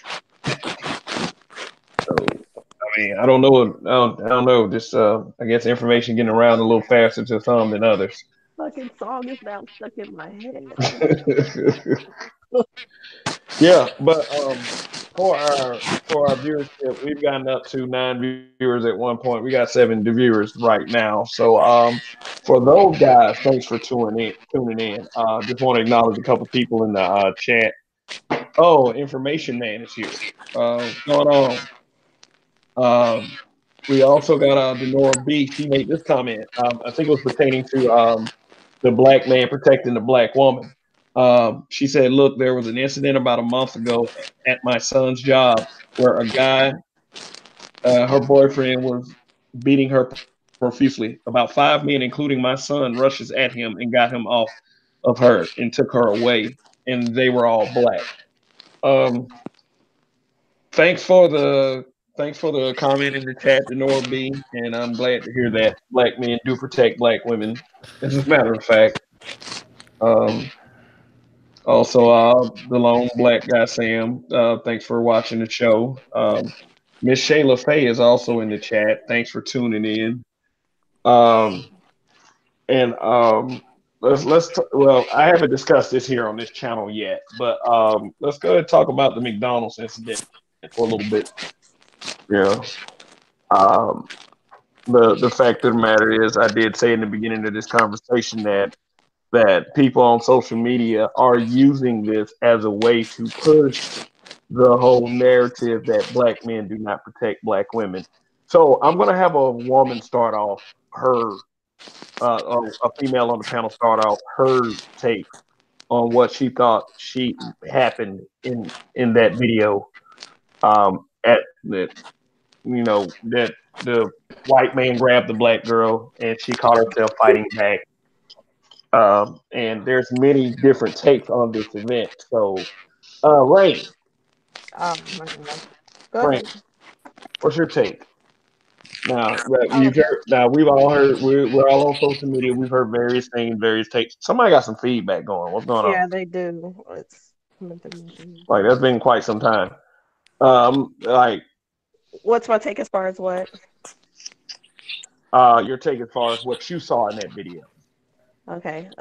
I just want to say something real quick to the lone black guy Sam. The record. I'm not a hair hat. Nice try. Try again, buddy. You can eat a dick, but keep watching. Thank you. As far as the situation, I think it was really disgusting that that man felt that he had that much power to do that to that woman. Like, wow. Oh, wow. So I feel like she did what she had to do. She's fine. As far as at first, I kind of felt like those young black men could have did more. But then once I looked into the situation, I watched the video again and I saw how old they were. I feel like they did what they had to do. They did enough. They didn't have to do much more because honestly, that woman handled herself pretty well. Um, it's sad that that white man, really felt he had that much power. He even kicked a woman that just had a C-section, like I think 3 weeks prior to that in her C-section, in her stomach, in her C-section scar. So she's probably damaged. It's just crazy, like. But I mean, the situation. This is just another situation where we need to learn to defend ourselves. Women and men need to learn to defend themselves at work. McDonald's need to do something about that because if y'all haven't noticed, it's this type of shit keeps happening at these people places of work, business, or whatever, and I don't think there's any type of protocol for them what to do. So I think McDonald's should step in and do something about that, or actually all the companies. What? Why you laugh? Oh, I'm sorry. I'm reading. No, it wasn't. It wasn't you. It wasn't you, Donnie. Did you just notice something in the chat? I did. I did too. Yeah, I'm not in there.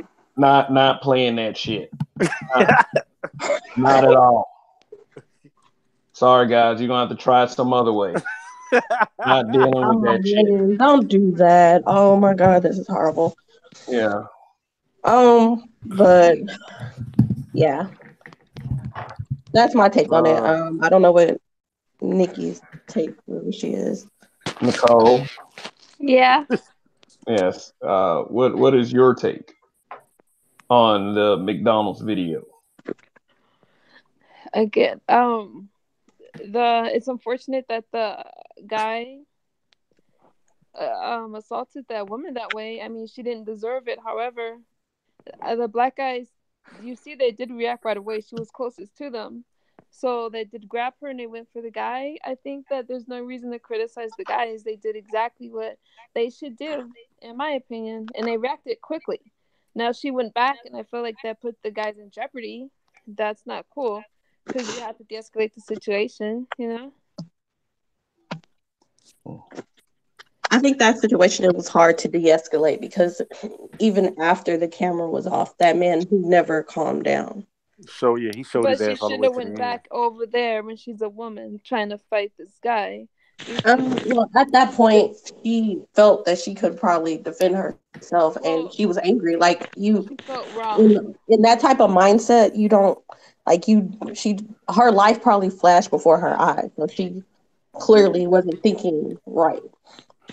I'm happy that they kept pulling her back, and she kind of walked away, even though towards the end. But that situation was never gonna de-escalate at all. She should have stayed away. I think going back into a situation like that, she's a boxer, so it's not good. What happened? I think Joe knows some form of martial arts, and I think I know. When you learn any kind of training, the first thing you learn is to calm down and get a grasp on your situation, whether you're being hit or not. You have to learn to kind of deal with the adrenaline rush. Correct. So I don't know how long she was in. It looked like it was in long enough because she put a combo on that motherfucker. But the dynamic is when you get into those altercations, yeah, something might flash in front of you for a split second, but you regain consciousness, regain control, and you act accordingly. When that separation happened, there was no reason for her to go back over there with the nigga, what you wanna do, nigga? Exactly. Yeah, I like I said, she wasn't thinking clearly because again, she did that, and then I think once she finally snapped to, she was like, you know what, fuck it, walked away again. She finally snapped out of that instead of keep trying to beat that man up. Which he should have probably, in the end, got his ass just whooped all the way around. But she felt that she could have beat him some more because she was beating him before. Yeah. Yeah, she was feeling herself. She put that little combo on him. Now, granted, he didn't swing on her, but she put that little combo on him, and he kept rolling. I think the only reason he didn't swing on her is because he saw the people around. Well, you know what? He grabbed her, so that says something to me in general. I think he did that to try and elicit a response and try to put his white supremacy on her. But after she swung on him, I don't think he was prepared for that at all. Man, y'all killing me with this one. Y'all know y'all are. But I mean, like I said last night, it's words. They have words before, and him being a man to the exchange of words. At some point, I knew from the time I saw the video and they were going back and forth. I said, at some point, someone is going to snap, and he did. I mean, he was wrong, yes, but it could have still been avoided had she let the first dude stop her. But I don't think that the other dudes needed to beat him more. You know, still glad it was stopped. Yeah. You know what? I'm gonna have to keep saying this, man. Them boys were heroes, point blank. Period. I'm tired of people just not acknowledging this. That woman had a man grab her, had no business grabbing her. Yes, that's clear. He had no business doing so. But when he grabbed her, regardless of what she did, yes, she did punch him. But what if she didn't punch him? Regardless of what she did, the three black boys responded and they came to her aid. The reason that situation de-escalated the way it did was because they got involved. That white man saw that they were involved, so he de-escalated very quickly. He didn't keep trying to beat her, so they stopped where they needed to stop because there was no reason for them to put their job in jeopardy for beating on the man that de-escalated quickly. And he went to the side. Yeah, he was upset, talking about he want her fired. So obviously he had a lot of gall. That's not even in question. But the fact that those three boys made sure that she did not get beat down. Yeah, and nobody wants to acknowledge that they heroes in this situation. I don't care how y'all feel about it. Them boys stopped her from taking a beating. Because if you got the gall to grab somebody over a countertop like that and nobody else gets involved, he whooping her. Because at the end of the day, those punches didn't do nothing to that man. He wasn't rocked at all. True. Those punches probably didn't do much to him, but I think that shit kind of stunned him. He wasn't expecting that. No, he may not have, but that wasn't enough to stop him at all. He only because them boys got involved that he stopped what he was doing. He understood that I have to deal with all three of them at this moment in time. He stopped what he was doing because he wasn't expecting what was happening, and then he saw the people around. He knew if he would have took it to the next level, it would have been a problem. If you watch that video footage, when she was swinging on him, he was shocked. He went from a smile on his face to a oh shit on his face. Yeah. Then, exactly. as she was swinging on him, he realized what was going on and somebody jumped in. But you saw he went to grab her back because he was going to get with her. Only reason why couldn't he grab her back, Donnie? What happened? Now, them brothers came in. What did that boy do to her? He tried to get her to back off before it even started. But no, I'm going to tell you, he was reaching for it, but when it was another brother who came around the corner and put his hands on him and said, back up, and moved him off of the girl. That changed his whole dynamic. And the other guy went there and grabbed him. Now, mind you, see, the thing about it is this, and like I said, I've covered this so many times. Again, black, I've been in so many confrontations, knife, gun, fist, it all. And the thing, you gotta realize there's the unknown in the fight. You don't know who's coming into McDonald's with a gun. You don't know who's coming to McDonald's with a knife. You don't know what they're coming. There's been some times where people carry acid into McDonald's and throwing stuff on people right there, like bleach, right across the counter. So there is the risk.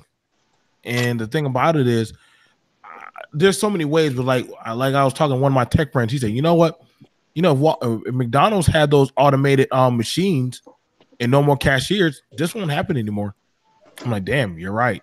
Yeah, that's one way to solve it. This will be a reason for them to say, you know what? Get the food then? Huh? Who'll get the food then? They got trust me, they'll find a way. It's got auto dispensers. They basically have one or two people in there where they had 5 or 6. So you got one maybe working a window and you got one cooking, and everything else is handled by them 2 or 3 people. Or you maybe had 10, 15 people in there working. You cut down on shit dramatically. So if you they've already started doing it. Now McDonald's is training people to learn how to be techs. So that way, guess what? If I can fix the machine and get it running properly, where it can make the sandwiches, get the orders correctly, and I have to limit the interaction of customer and cashier, guess what? I don't have to worry about Jasmine getting into a fight with a drunk white dude. Guess what? He's talking only to a machine. He gives the machine a vocal order, and guess what? And I was listening to the techie talk to me about this. I'm like, damn, they already got that shit done. He said, yeah, it's already done. They're just trying to figure out the right reason what to bring it in for. So But it costs a lot of people their jobs, though. You think a billion dollar company gonna care? Yeah, they want to get rid of the employees, but the point that I think people need to focus on is them black boys got involved and did protect that woman. Correct. They were heroes in the situation. Everybody wants to not acknowledge them protecting that woman. I don't care what she did. She obviously was not. She was not physically capable of protecting herself, and it was made obvious when she hit him. So you kind of want to take away from her? No. I'm saying what she did didn't matter because it didn't matter to the man attacking her. It did not matter to the man attacking her. Listen, she couldn't stop that man. She fought back. Period. It alarmed the dude, but it was ultimately throwing grapes at a giant. For an ailment girl, I think what she did was better than nothing. I would say that she did. Yeah, it does matter what she did. For you to sit there and take away from her, you know what, Rain? I'm gonna say this. She did well for connecting those 7 punches, for being able to guard herself, for being able to keep the distance and actually keep her footing. She did an amazing job. Yeah, I think overall they all did a great job. I think they all did a great job in that situation. I feel like something needs to be. I think McDonald's need to do something. Like nobody hasn't said anything about that. They gotta do something. There's 2 ways. Yeah, I think there's 2 as ways far it's as going to happen. Their employees. No. 2 ways this is going to happen. One, they already know she has health issues. They already know she has health issues. They already know. Got anything to do with it? No, actually, has a lot to do with it. What do you mean? What does that have to do with anything? Health issues. How do you know that? Because it's actually a lot of us YouTubers, we actually started digging in. We're actually signing petitions to help her get her money so that way she doesn't have to work at McDonald's. She wants to go to school to be a nurse. That way she don't have to work at McDonald's and deal with that again. See, so what did her health issues have to do with anything? Well, first off, the thing about it is maybe those brothers were more concerned about her health, knowing that she had problems and probably trying to get her away. See, if I know my friend has a seizure, I'm not going to let my friend who has a seizure get into a fight with a guy who might strike him in the head and possibly could kill him. I might say, hey. Okay. So what does McDonald's do? So this goes back to my question. What is McDonald's going to do? It's not just McDonald's. For their employees. It's not just McDonald's. A lot of these fast food places that is always having confrontations and stuff, they need to do something to protect their employees. I just told you. Employees when they can. That's what I just told you. Do. They could ultimately replace them. They could ultimately replace them with machines. But I'm saying for the brothers that were there, for the youngest man, that 16 or 17-year-old boy who tried to put his hands on and say, hey, Jasmine, step away. And he got pulled away. He probably got caught off guard. Jasmine probably was a little bit more trained. The thing about it was, and they didn't show that those two were already in a vocal argumentative altercation. When that happened, I would have said, you know, fuck it. Why am I arguing with this guy? Either I can give him a straw, or I'm going to go get the manager. I'm not blaming her. Only thing I'm saying is that, one, we're not going to take away. She did the best she could. Those black boys did the best they could. And the thing about it is, I don't want to make perfect. They did perfect. They didn't have to lose their job to protect her because the situation got de-escalated. The point is, nobody wants to acknowledge the fact that them boys actually saved her. What she did not matter to that guy. They saved her. Period. It seems like you. This is why we be going. Nobody wants to acknowledge the fact that it seems like you want to take away from her situation. What she did, I'm not taking anything away from her situation. Why can't you just say they all did a great job? No, because I'm recognizing the fact that the boys protected her because what she could do did not matter to her attacker. She was not able to fight him off. Let me say this from a commerce perspective. Randall's not trying to take away from what that girl did, but the narrative has been those boys didn't do shit for her. She didn't feel safe. Black men aren't protecting the neighborhood. So that's trying to hit every black man as a whole. He's pointing out that is not true, that is some bullshit. And those boys did help. Yeah, they didn't help. They saved her. They didn't help. They saved her. She could not fight off her attacker. Without them boys doing what they did, she's burnt up, period. But whatever way you call it, he's just Okay. explaining away the fact that these women are saying black men ain't shit, black men don't help and make y'all feel protected. These boys are a prime example of somebody who stepped out of a position where they didn't really have to do what they should have done, protect their black woman. And for me, I really think the way how you see it, if I'm being real, she actually put herself in that position, trying to go back and forth with a customer. But you know a customer is always right. What? The customer's always right. Listen. And I'm muting That myself. customer wasn't right, but whatever. Reggie, Reggie, no. No, listen. I'm not saying that he was right to grab her, but like I said last night, people need to understand that their actions cause a reaction. And being so let me say this. I think a lot of the dynamic here is Rain is coming from a perspective of where she's trying to be very defensive. Rain, do you feel like we are in some way trying to take away from anything that girl accomplished by putting on the boys? I mean, Raheem said he was finna. Raheem said he was finna do some shit. Damn it! Raheem was saying that them boys did step up. They saved. What did he say? He said they saved the day. So, do you feel like that's not true? Do you feel like what he's saying is a lie? Do I feel like what Radio Raheem is saying is a lie? Like, it's not a lie. I just feel like it's not a lie, but we just don't want to acknowledge that it's the truth. Wait, no, it's not the truth either. It's not a lie. It's not a true. I just feel like you're overdoing. There's got to be one of them. It's not the truth. It's not the truth. You're overdoing it. So you're it's over exaggerating. So I feel like you don't want to just overall. Like I had to go back and look at that video again after I forgot one of y'all shows. God damn, everybody been talking about this all week, and I looked at it and I was just like, all of them did pretty well. This customer was way out of line from beginning to end, even to the point where what was off that happened off camera. So again, I just feel like fuck. What do we call this nigga? Roger is. Do you feel like that's it seems like Roger's just super passionate that he. And I get it. There are people that are kind of like trying to downplay these boys. No, I'm not trying to do that. I don't think anyone else on this panel is, but I kind of feel like you are trying to downplaying them because you're not going to acknowledge that they saved it. She couldn't save herself. I said they all did a great job handling the situation. Yes, but as a point, listen.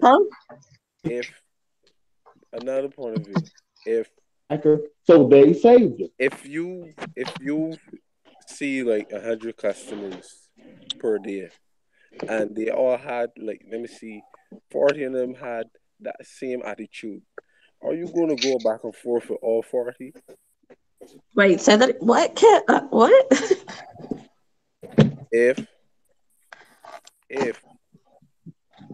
you had 100 customers, she saw 100 customers for the day, she served them whatever, and out of that 100 customers, 40 had the same vibe as that dude. Are you going to go back and forth with all of them? Are you going to back and forth verbally with all of them? I'm just trying to show you all a different point of view. Well, I really want to say I wish the camera was rolling from the beginning to end because we really don't know what happened until the camera came on. I think she was probably trying to explain to this man and he kept going out of pocket. I think at one point when right before he grabbed her, I think she was like moving away or doing something and he snatched her up. No, one of the dudes from behind her pulled her back, was pulling her back, trying to tell her somebody has major feedback. Hey Roger, I think that's you. Can't be me. One of the dudes trying to tell her, Ramon, what's Ramon talking about? My phone's muted, so it's not me. She was No, still. it could have been me. Yeah, somebody's in the wind.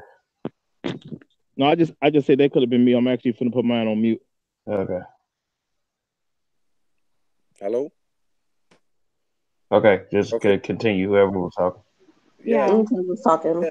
It was saying like she was still going back and forth with him, like. Regardless of her going back and forth, like this, the people want to say like, "Oh, she should have never did this," and her words, and we got to stop that because if that's the case, a lot of these, Listen, you are working at a place. You're working with different personalities coming into a store.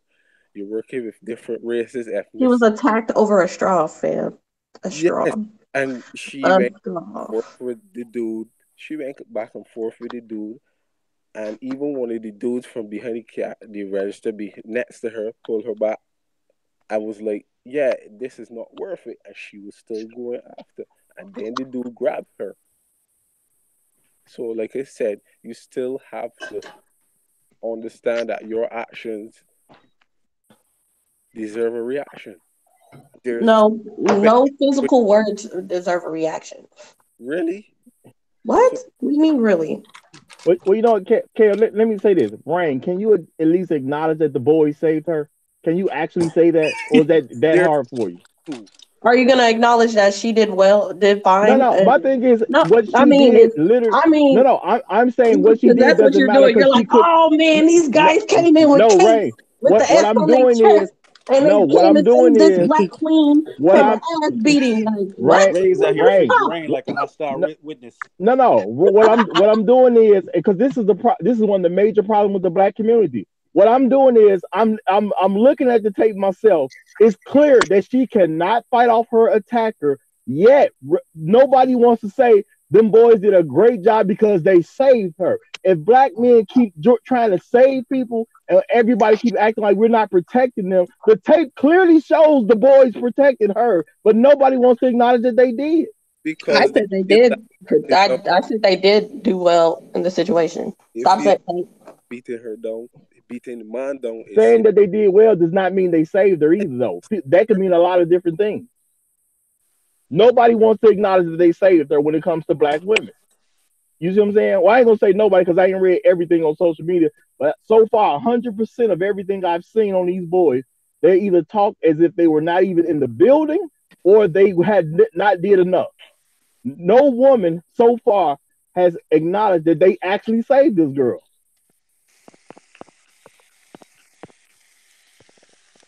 And Rain's not doing it now. She's just sidestepping it. Well, I commend those guys. They did a great job. What I feel majority of the black community wanted was the guys to jump in and beat him.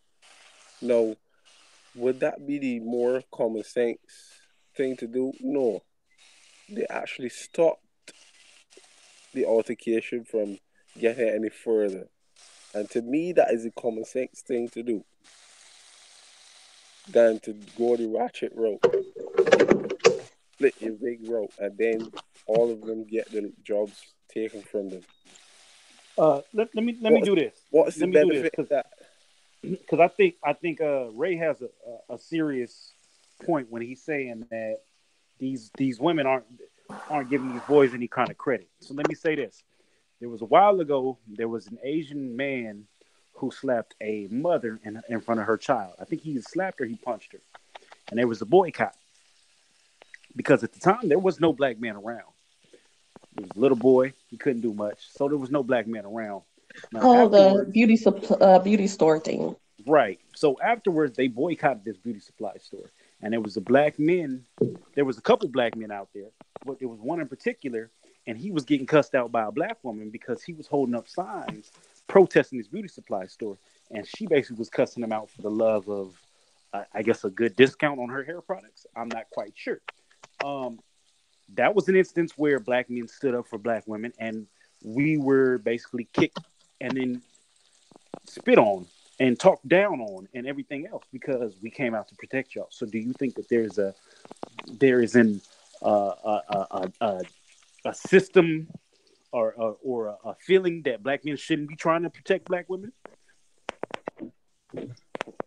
Well, there's a pattern of the fact of they want us to protect them, only in the cases where we're gonna end up going to jail or being killed. Other than that, they don't actually care what we do. And even if we go to jail or get killed, it ain't like they finna send our families some money. So they really don't care about that. Black women want our protection without even acknowledging our protection. That's the problem. I think what those men did at that beauty supply was, I commend them. That was awesome. But you know what? Those women, I feel like they were pretty pathetic. Like, I mean, they knew the situation and they still went and shop there. So let me ask you. But it's not. Again, this falls back. This is not all black women. It wasn't. That you saw how many black women were in that line. It was a lot. Nobody said it's all black women. It was a lot. But deeper than that news got no traction. These boys ain't make this woman feel protected. She don't feel protected. Black women don't feel protected. Black men ain't shit. That's what's got out. So and that shouldn't be out there like that. But of course, there's toxic people in the world that want to spew that narrative. Yeah, and I think black men. But Rainy, you can't even acknowledge they saved that boy and they did it on the tape. You don't even want to just acknowledge that. Look how much talking just to even get you close to acknowledging that. But you don't want to acknowledge that she defended herself. No. What I acknowledged was the fact you want to take away from her. No, I'm not taking anything away from her. And no, I'm put not it taking anything else. No, you are. I did not take away her actions. Was upset when I didn't want to say. I literally said, Rain. I literally said what she did not matter because she could not fight off her. Yeah, you're taking away from her. I'm not taking away nothing from her. The fact is she could not fight off her attacker. Didn't do shit. Is that not? You don't know. Did that not actually happen? Did she prove that she can fight off her attacker? Yes or no? Yes. What do you mean? Then how come dude didn't back up to them boys got involved then? So he backed up when he realized he was shocked. Like Brandon said, he didn't expect her to lay them paws on him. He did not. He thought she was going to be a timid little black girl. And look what happened. The boys when them hoes stung his ass, he had to think about it for a second. And then he realized where he was and he saw these black men surrounding the situation. He was like, you know what? I don't want these problems. They separated them. And so then, based on your own statement, you said they did not save her, and yet he still managed to kick another person in their fucking stomach. I don't know nothing about the kick because I didn't see that on tape. But what you just stated absolutely says the boys didn't save her. So you're not acknowledging that they did. I didn't say they didn't save her. No, that's exactly what you just said. Ray, I have a question. Has anybody gotten the story on this woman that walked into McDonald's? Was she a black woman? Was she a white woman? I don't know. I just want to know that he just on his pattern of messing with black women that day. I don't know. All I know is after that situation, them separating, de-escalating. I think the boys. You know what? I'll say. You know what? They saved the situation because these boys were trying to get him out of the store. They saved the situation. Ain't that the same damn thing? Shut up. You're gonna let me finish. Basically, they saved him from getting his ass whooped. Basically, they saved him from getting his ass whooped. Wait, is that my statement? They did not save her from a damn thing. She was whooping his ass. They saved him from getting his ass whooped. Y'all listen. I believe in black women empowerment. Sorry, guys. I love you guys. But we can't talk that shit. She wasn't gonna just whoop that man's ass. Hey, everyone. Hi, everybody. But I don't want the narrative to be put out here that women y'all can go out here. But wait, this is what y'all don't.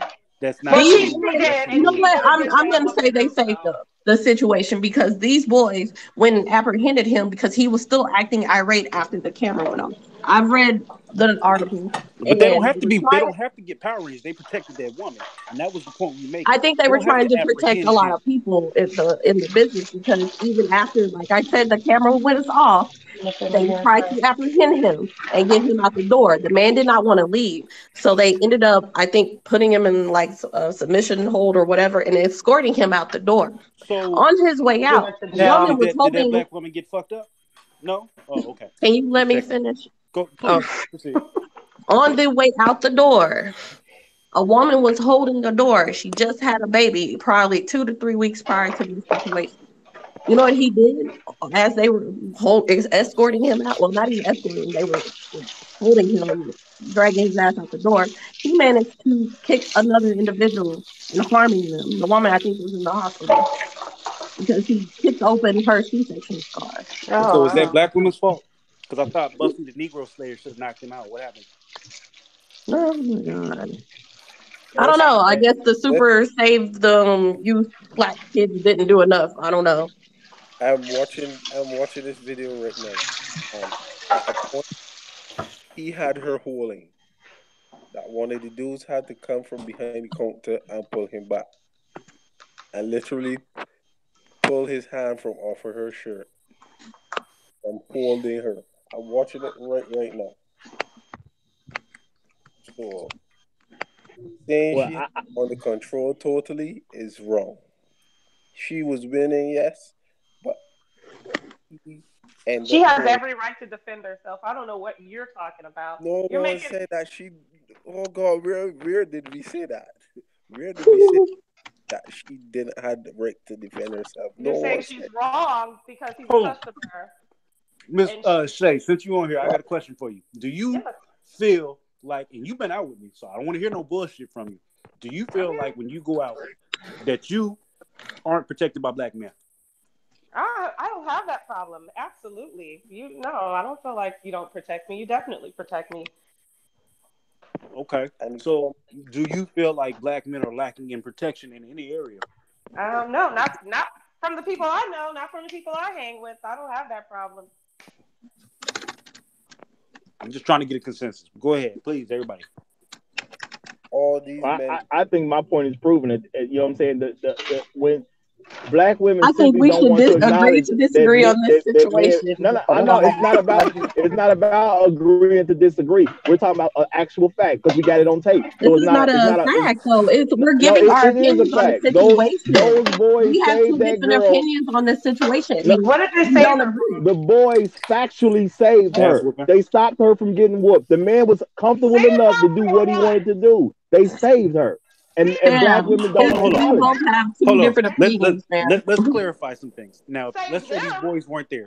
Let's say these boys weren't there, and nobody broke this fight up. Do you think that this fight would have been won by this girl on her own? Yeah. We honestly can't even speak on it because we don't know what would have happened. I think so. It's a yes or no. From what you saw, I can't speak on it because I don't know. I am watching the video right now. I think that she would have whooped his ass the way she whooped his ass in this video. And they saved him. They didn't save her. I hope you niggas wear helmets and mouth guards when y'all go out at night. But see, this is why I teach men to help black women based off principles. Don't do it based off them recognizing you because they're not gonna do it. Glad I am protected by black men. Thank you, bro. Oh no! You niggas got this. You niggas got this. I'm good. I have a husband and brothers and black men around me that love me enough to protect me. Everybody is not good, though. You got superpowers. Everybody is not good. There's other people that's going to be affected by this situation. And if black men keep getting the message that what they do doesn't matter, everybody's going to get to the point where they're just not going to do anything. So you're going to put a lot of women in jeopardy with the attitude. There's going to be a lot of black women in jeopardy with that attitude. Thank you. I mean, I think black women are already in jeopardy, but it's already. It's funny, like it's already black women fall for a lot of things. So, go ahead and just blame us again for this one too. Let's add this to the list. I'm personally blaming you for a lack of acknowledging the fact that the boys I did not do that though. I acknowledged it. You're just mad I didn't acknowledge it in a way you want me to. No. What you said is they I didn't do it the way you wanted me to do. It's not about I did it the way I wanted it to do. Am I right or wrong? Is it not because I didn't do it in your fashion? I didn't say it how you wanted me to say it. I said it how I wanted to say it. You took it however you want. That's why I said we could agree to disagree and keep it pushing, because right now we're just going in circles. Rogério's not playing games with you. You better answer his question. I'm not just to keep going back and forth with Radio Raheem about this situation. Like, if you're not gonna, either you could take it or not take it. Life goes on. So here's the whole point that he was making, and you kind of proved the point. Black women don't want to give these boys credit, and you don't want to. And I gave them credit, but hey,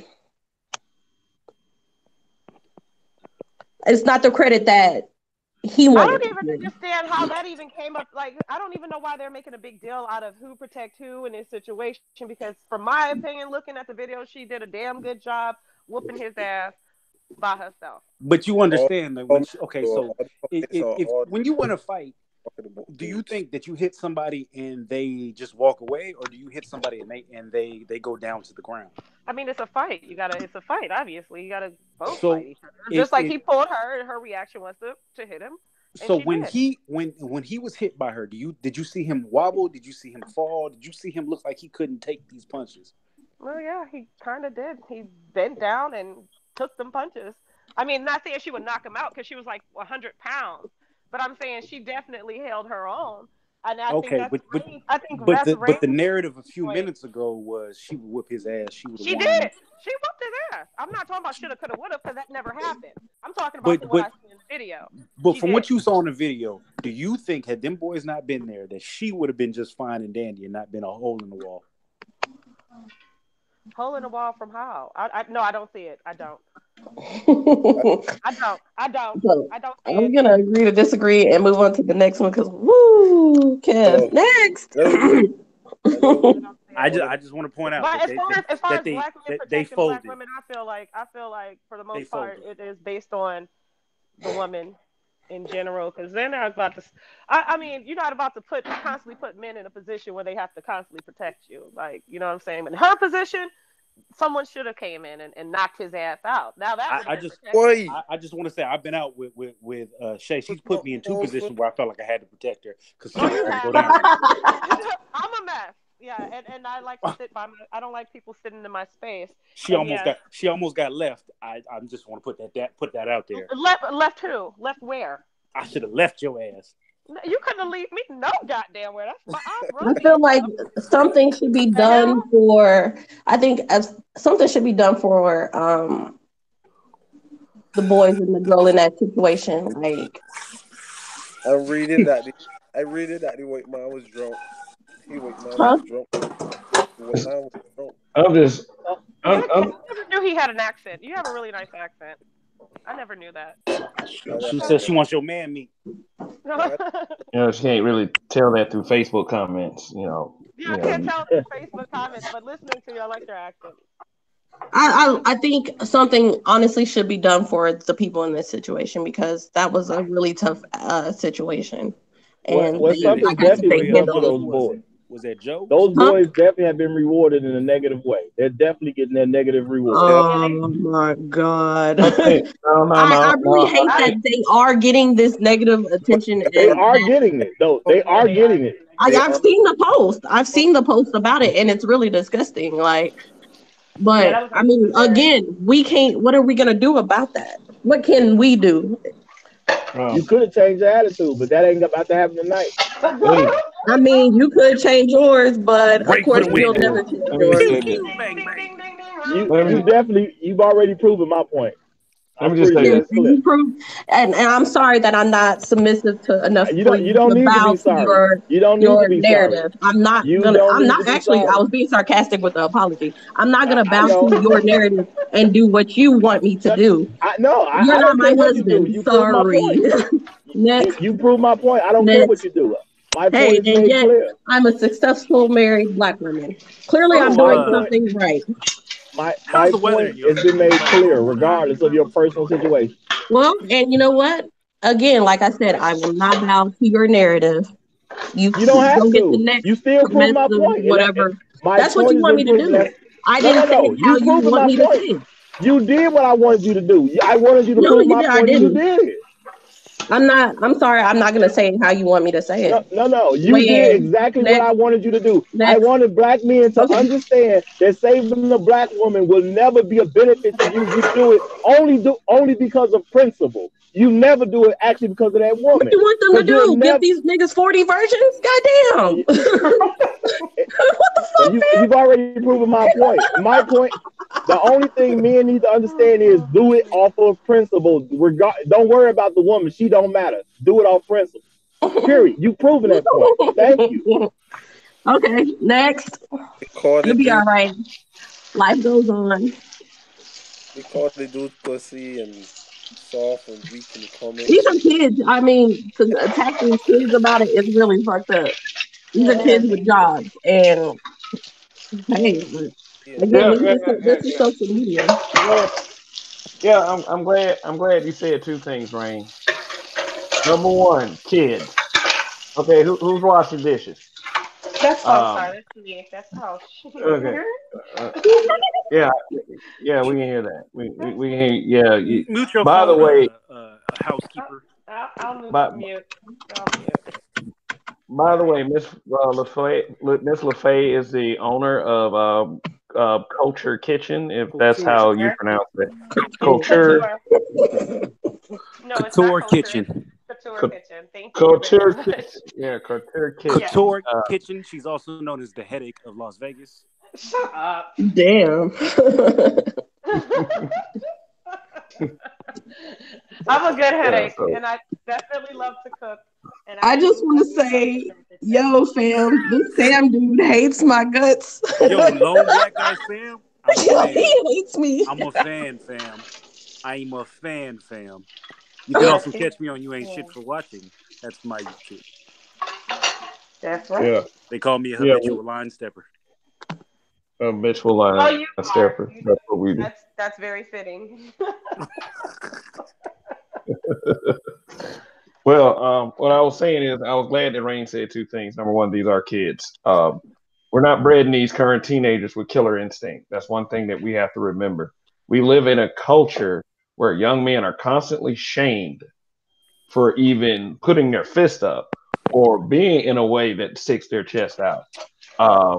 We are constantly hit with these narratives of toxic masculinity and stereotypes that adversely affect the psyche of young men like this. For them to even step in and do what they did, you don't think that caution comes from these narratives, then I think you're kind of crazy, for the current scape of young men. And second, that was in the state of Florida. I mean, having like Trayvon Martin happen and then Marquise McLaughlin not too long ago, there's just something in Florida called stand your ground. Number three, what do you think would have happened if those young men in that McDonald's would have completely and physically destroyed that man? Do you think the story would have been spun different? Do you think they would have been? They would have been called monsters and thugs, and no matter what happened, nobody would have been satisfied. Yeah. In this situation. No one is satisfied. But for us as a people to take us as a people, when I say as a people, I'm talking about black people, melanated, African American, the sun people, whatever you want to call us, for having melanin in our skin. The social media reaction was straight booty. It was, and I'm not talking about every black person on social media. I'm because you got to say not all for some people, not all. But it just seems to me that there should have been a much better reaction from grown ass fucking people on social media. If those guys were over 25 and 30, I believe it would have been a different outcome. I believe there would have been some mug shots in the paper. These guys beat the shit out of this man. But you're talking about teenagers, and I don't want this to sound like an excuse, but you're talking about teenagers coming up in a social justice era, social justice era. So anything they would have did on the violent side would have been lose-lose. Do I think that these young men were actually thinking about this? Yeah, I think they were. I think that it did cross their mind. I think that they were conscious of how they could have looked job-wise and society-wise. So if you want, for you out there who keep saying that these young men were cowards, why don't we make a collective effort to train our young men to be soldiers, since there are so many fucking complaints? Well, Let's as a mother, do that. as a mother of teenage boys, I think they did a great job of not attacking this guy. I'm more so pissed off with the manager for not de-escalating the situation before He was a got punk to that. motherfucker. Now He didn't he do was shit. the coward. He was the punk. But I have two teenage boys, 19 and 17 years old. And it would break my heart for them to even be put in a position like this or to hear comments like this when they're doing nothing but working a minimum wage job for them, to try to benefit themselves and better themselves as young adults. I would be heartbroken to read comments after, oh, like my son is supposed to go out of his way and just beat their ass. Now, granted, somebody should have whooped his ass. Maybe the person recording, maybe a customer, but I'm more so pissed off at the manager because he walked up even after the girl was attacked and he seen the situation escalate and still was very nice and calm to this guy after his employee was attacked. I don't understand McDonald's managers because I started out at a McDonald's. Like my first job a long time ago was a McDonald's. I've seen customer come in. One dude got mad because there was cheese on his burger and just yelled and caused a scene. The manager was just being like, he was all fake smiles. Oh, sir, we can help you. Blah, blah, blah, blah, blah. They train them motherfuckers like that. Now, granted that he didn't reach over this counter and grab this man and say, what the fuck about my burger? Which I almost thought it got to that point, me being how old I was at the time. I think I was 18, 17. So it's like shit. These some real when it comes to for McDonald's manager, from what I experienced, when it comes to shit like that, unless you're a special kind of person, they teach you seriously to not ever go at the guest about anything. You have but I'm kind of with y'all on the way the manager reacted to this guy grabbing. Once it's physical, once they cross the line, all that other shit is over with. They should have the manager was at like 6'2". He was a big dude. He could have easily grabbed this guy and That man, out let me tell you what the problem with that whole situation was. That white man came in there on some white supremacist bullshit. And I know motherfuckers don't want to hear this shit, but if it was any other situation, he would have came in on some white male privilege. He would have came in on some trans hate. It all boils down to him having some white supremacy in his system. So he came in that place and he had an attitude with her because she couldn't do something for him, which was apparently give him a straw or something to that. Well, he had the straw on his tray. That's the problem. The straw was sitting on his tray the whole entire time. He was drunk. I saw him. He had a problem with what she said to him. He wasn't happy with what she said to him. So you saw she had took steps back. She wasn't close. She wasn't in his face. He had to bend over and reach for that girl and pull her forward. So that was him flexing his white supremacy. So then once he went from that, because after he grabbed that girl, this is what he did and she didn't do. He went into victim mode. He said, I want her fired. Yeah. And he said that to the supervisor who came over there who didn't give a fuck about that little black girl. Nope, didn't care. Who didn't even bat a fucking eye. That's where the outrage should be, not with those young boys. I don't know if he brought out receipts or whatever it was. He was working. He was trying to negotiate a deal with that white man. Right. And then apparently he got escorted out and kicked another individual. So he was in his whole white supremacy deal from jump, and they catered to that shit. Oh, I'm sorry, the manager catered to that. Nobody else in the store put up with that. I heard that they tried to finish this transaction. I mean, that's what it looked like. Yeah, that's what they were trying to do. The manager came and was like, you need anything else? Like, he was still trying to finish his order. And once he grabbed that little girl, he should have been on his ass. Yep. Wait, period. In the discussion. That's what it is. It's like, fuck your money, fuck your service, get the fuck out of here. In fact, you should be calling the police anyway for assaulting that young lady. Well, I just read that he went to jail and he has a mugshot now. Oh, his mugshot is scary. Yeah, and then there is a problem. One of the grievances expressed by these various black people on social media is that these racist ass white supremacist white men think that it's okay to go around putting their hands on black women.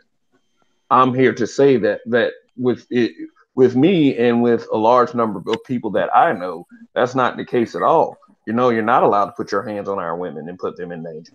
Period. There we go. That's how it is. I But guess I'm just disgusted by the mentality of this, because honestly, we can't say what a black person would have done who wasn't working that day. Like we had Trav on the show. Trav on the show, I know 120% because I know Trav's mentality. Actually, he might have said something. Trav would have fired off on that dude, but Trav wasn't working. So you have to keep in mind that you don't know these boys' situation, their struggle, whatever it is. They handled it to the level that they could handle it. They made sure nothing happens to that woman or to that young lady, and she was fine. At the end of the day, she can't say that he grabbed her and threw her across the room, because in all honesty, he could have. None of that was said. He backed away, and then he tried to assert his victimhood, his white supremacy. I'm a victim because I grabbed a white girl and she swung back on me shit. And he stepped away when he saw those 3 black boys behind him. He decided it wasn't a good idea to proceed down the road that he was going. So you have to give props to them boys, and you can't say that black men don't do anything, because it's all too many videos where black women is getting beat up and black men step in and do shit. So we don't know what would have happened if those boys weren't working. We just know that this black woman was protected. And even though she claimed she wasn't, she was. Did she say that? Did she claim she wasn't protected? She said, I can. Oh my God! But I don't know. I don't know if this is Blavity, because this is who did the article. And I read another one earlier, and I'm trying to think of who it was, but I don't know if they're putting words in her mouth. Roger pointed out, you don't know what they're doing with that. Yeah. Yeah, I wish she would have did a live interview and like expressed herself like usually people would do, but all right. Here, I got the submissive part. The submissive part. Yeah. Yeah, the submissive part is pretty open. But this is something that I've been seeing for weeks on social media, and it's primarily brought up by women. And just this whole it's come in the form of posts and diatribes on submission. What is the requirement of submission from a woman to a man? First off, how do we even define this quote unquote submission? Why are women, especially I would say black female YouTubers, complaining about this from a perspective of a man? Whatever you think submission means, submission should come automatic depending on the man, but it's not something that I specifically look for. Like, I think the definition of submission, when you hear that word, it requires a bunch of bowing down and catering to and being completely obedient. Completely being obedient and putting yourself in a subservient position where basically you don't matter. And is also submission is also expressed as a position you have to earn with the woman. If you are qualified, you either have to earn it or it comes automatic. So, okay, ladies, we got 3 ladies. Now, I haven't heard Nicole in a while. Nicole, you there? Yes, I've just been listening quietly and patiently. Okay, yes. How do you perceive the term submission? First of all, I want you to answer this in 2 parts. How do you perceive submission as it pertains from a woman to a man? And also, why do you think that various women complain about having to submit to a man, and under any circumstance, whether he deserves it, quote unquote, or don't deserve it. Why do you think that there are females who constantly complain about this quote unquote submission? And I said, as a man, I barely see guys talking about submission extensively. Like maybe to respond to like a comment that someone else said, but and it's maybe just that I don't see certain things, and I'm not saying because I don't see them that they do not happen.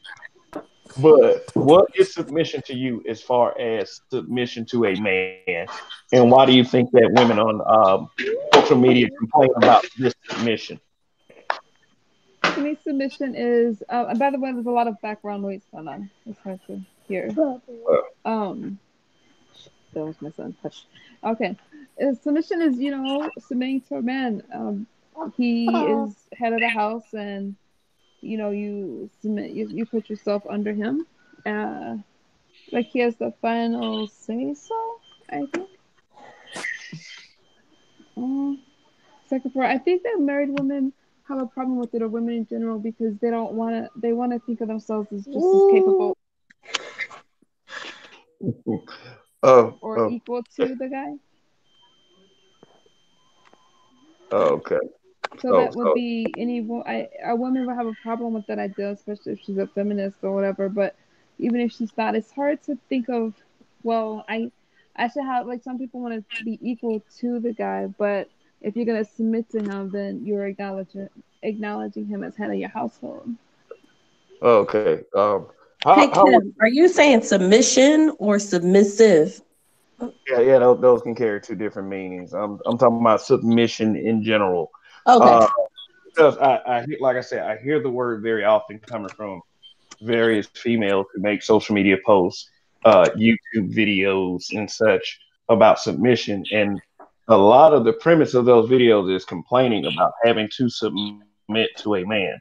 What is the reason they're saying that they have to not submit to this man? What is the reason? Like, what's the reason that they're complaining about? What's the problem? The complaint basically is men want us to submit and they're not worthy of submission.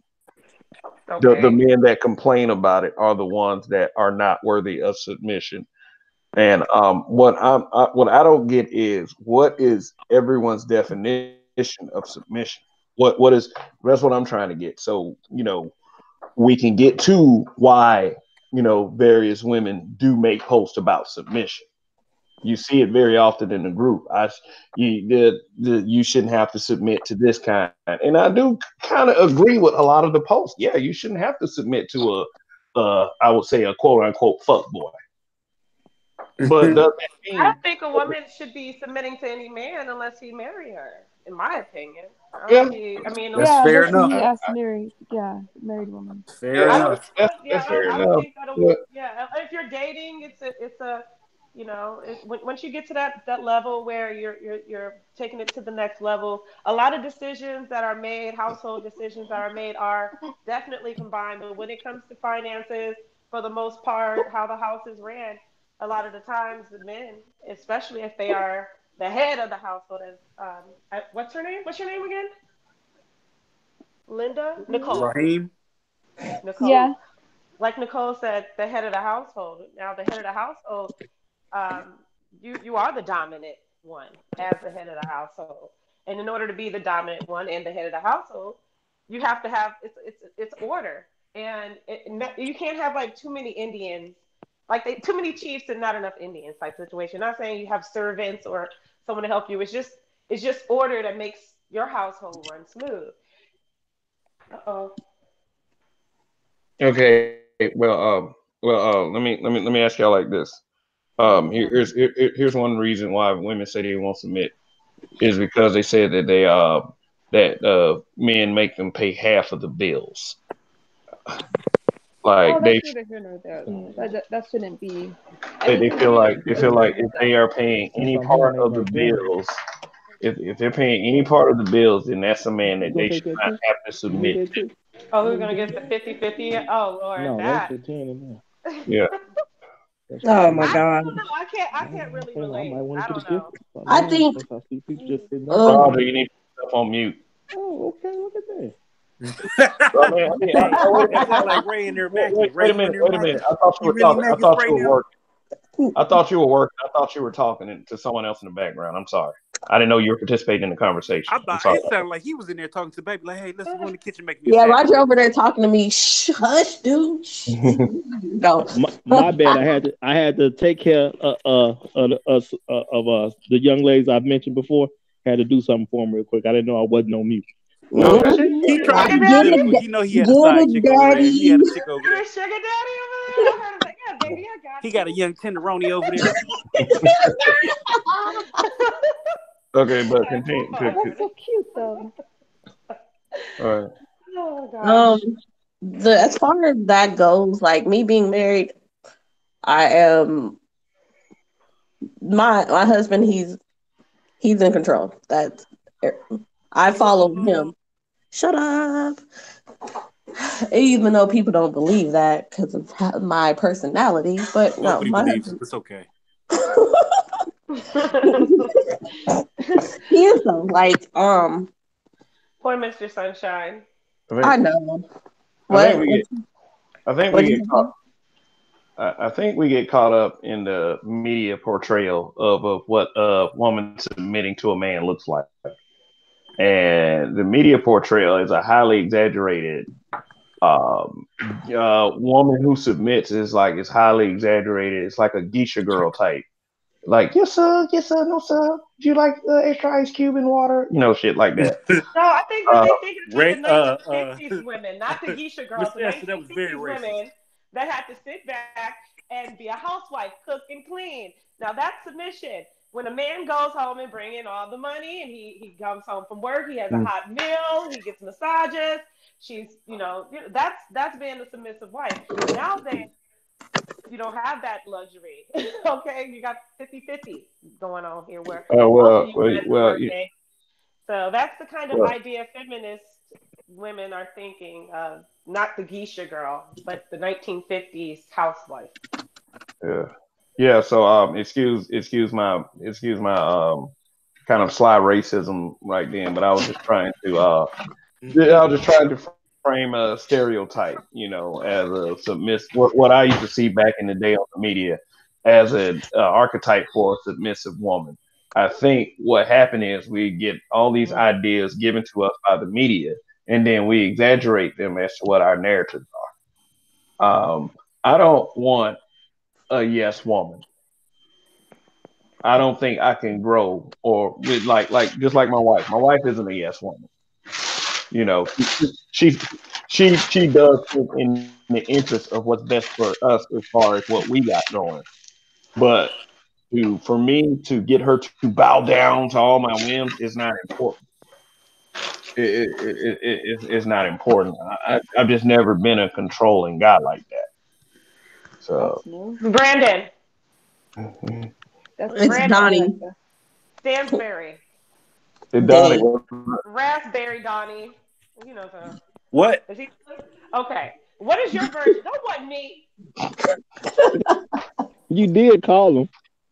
I wasn't listening, so I was like, what? What? Okay. All right. So what is your idea of a submissive woman? Oh boy. So the submissive woman. So from off tops, I would say I don't have to argue with you on every goddamn thing. Mm-hmm.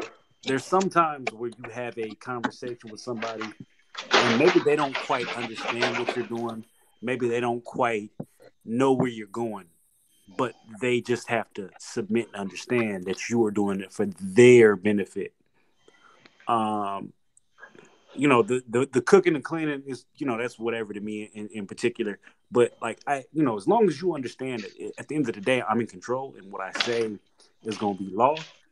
I'm open for discussion. I'm open for this, but you have to understand at the end of the day, you need to submit to my authority in the situation. Okay. And that's period what it is. Now, I don't expect to come home and get my foot rubbed every damn day and all that shit. It's nice, it's cool, but I don't want to have to come home and have to have a fight with you about every little thing or most things for that matter. You should understand that I'm in control. I'm the one running the house. You need to submit to that authority. Okay, gotcha. Where's Kevin, the guy that has an accent? I want to ask him the same question because he's from the island, so they have a different point of view. That's Mr. Francois. I want you to ask Joe. Where's Joe at? Joe Joe, disappeared. yeah, Joe dropped off a while back. Rumble pom pom ting ting. They want you, Mr. Francois. Go ahead. Francois? Submission. Well, basically understanding your role and my role.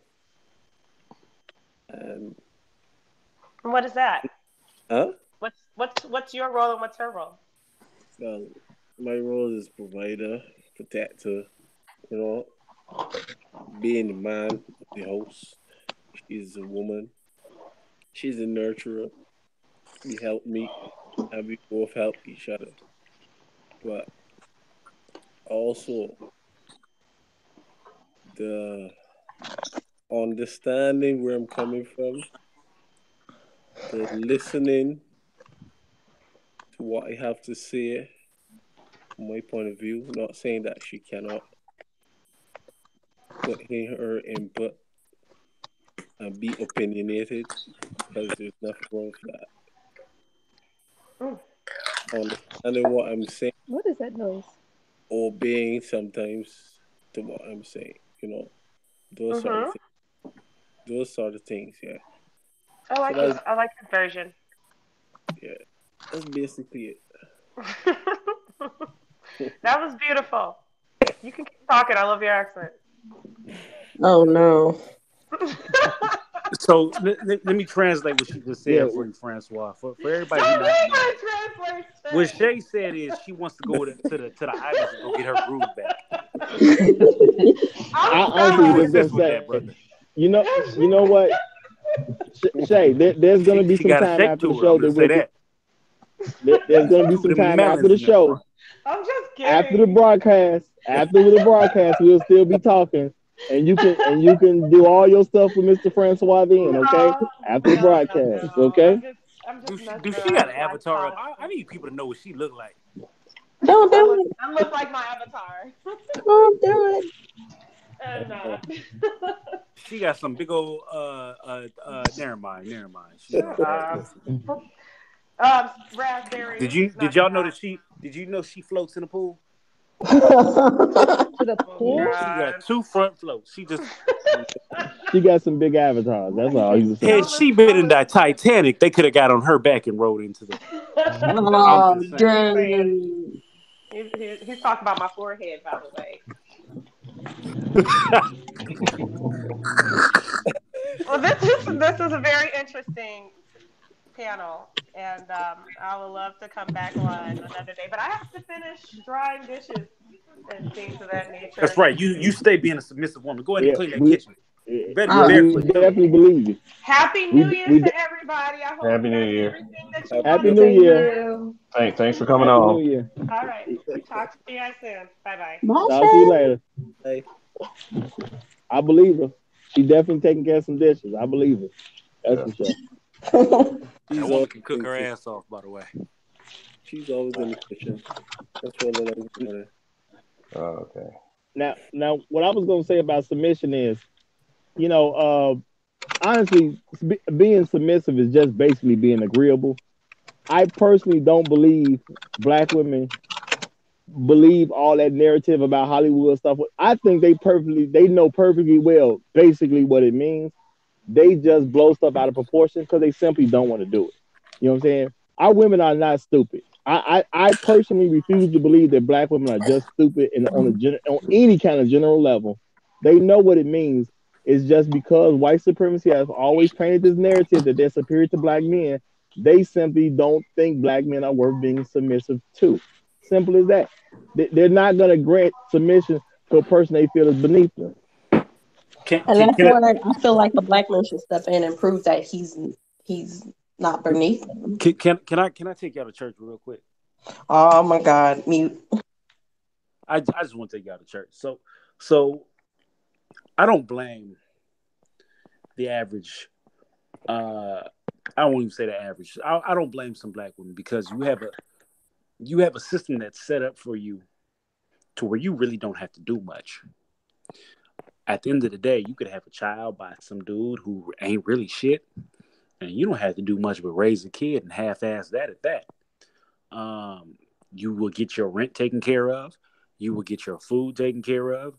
You'll get your other bills taken care of, and you'll get some money for that kid. At the end of the day, there's a lot of chicks out here with options other than staying in a man's house. So they don't have to be submissive. They don't have to go to work and be productive. They don't have to do a lot of things because all they really have to do and they're comfortable with, and I think Joe used the word systemic. I always use the word generational hood rat, with being in the hood and not doing shit with their life. Because if all you got to do is pay $100 rent a month, kick it, watch stories, and smoke a blunt on the 1st and the 15th, it's not that bad in comparison to getting your shit together and having to deal with a man that expects some standards and some things from you. But, maybe I could be wrong. Maybe I just ain't shit. I don't think you're wrong at all, because at the end of the day, those type of women are gonna deal with different men, and getting that little 100 or whatever it is they got to pay, they can get it if they want it. And I just call them trash women. And honestly, a lot of them are just simply irresponsible. See, back in the day, I used to actually do security, and I've literally gone up to people's apartments to put them out because they wouldn't pay, even though it was like a Section 8. I literally had to go with a guy, put a woman out who wouldn't pay $12 a month. Period. You know what I'm saying? How much? $12 a month. $12. $12 a month. She wouldn't pay it. Box? No, she stayed in a nice building that's basically in a downtown area here. So it was actually in a pretty nice place. But the issue is she didn't want to pay the $12 a month, and she literally got an attitude with us when we showed up about her not paying $12 a month, and she literally cursed at the other guy. How is this possible?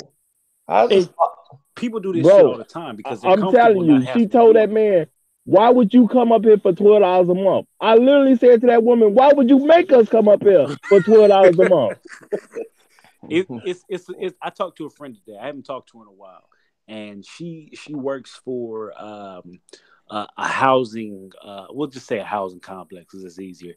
And basically, this is a low income housing complex.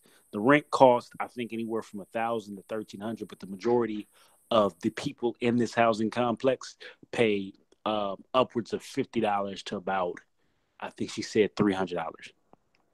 So imagine that your rent is $50 to $300. She said she's new there, and the time frame that she's been there in the past 3-4 months, she's had people come up there 4 to 5 times a week to cuss her out about $13 on the electric bill, because they don't have to pay the electric bill unless they go over a certain amount. They cuss her out about $13 on the electric bill. Somebody came in there to cuss her out about $50 additional funds on the rent. The woman screamed to her, "I don't have a job. How you expect me to pay for this?" I think not only do we have a sense of entitlement to it, but it's become a normalization. Like, hey, listen, you ain't really got to work. You can go kick it and get off these funds. And I think that is an ultimate problem, because it's still a plantation mentality. It's just changed the dynamic of the plantation. If you don't have to do anything, you put yourself in a predicament where you live with people who are starving and trying to get money. So ultimately, your kids are going to grow up in an environment where they feel like theft, robbery, sex, prostitution, everything that's bad under the sun is normal and it's acceptable. So now you become a breeder as a woman to the next generation of felons. So you're putting the field slaves back into effect, and you have this dynamic of breeders putting you in the plantation room. You've breeded some kids. Them kids are gonna grow up, go right to prison, and you've got a whole industry of slaves working and doing everything all over again. It's a fucking problem, and it needs to be addressed. It needs to be handled. Yeah, the sense of entitlement is incredible. Because I will say, even though I didn't participate in this particular one, the lowest eviction that I know of literally was $8 a month. That's the lowest amount. A woman did not go through the trouble of coming up with $8 a month for several months. And I don't understand how anybody, I don't even think a bum goes through a month without $8. The sense of entitlement is ridiculous. Can you guys hear me? Yeah.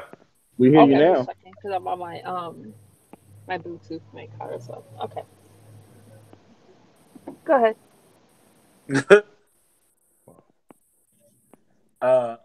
Anybody else? Francois? Well, I do believe is a sense of entitlement too, and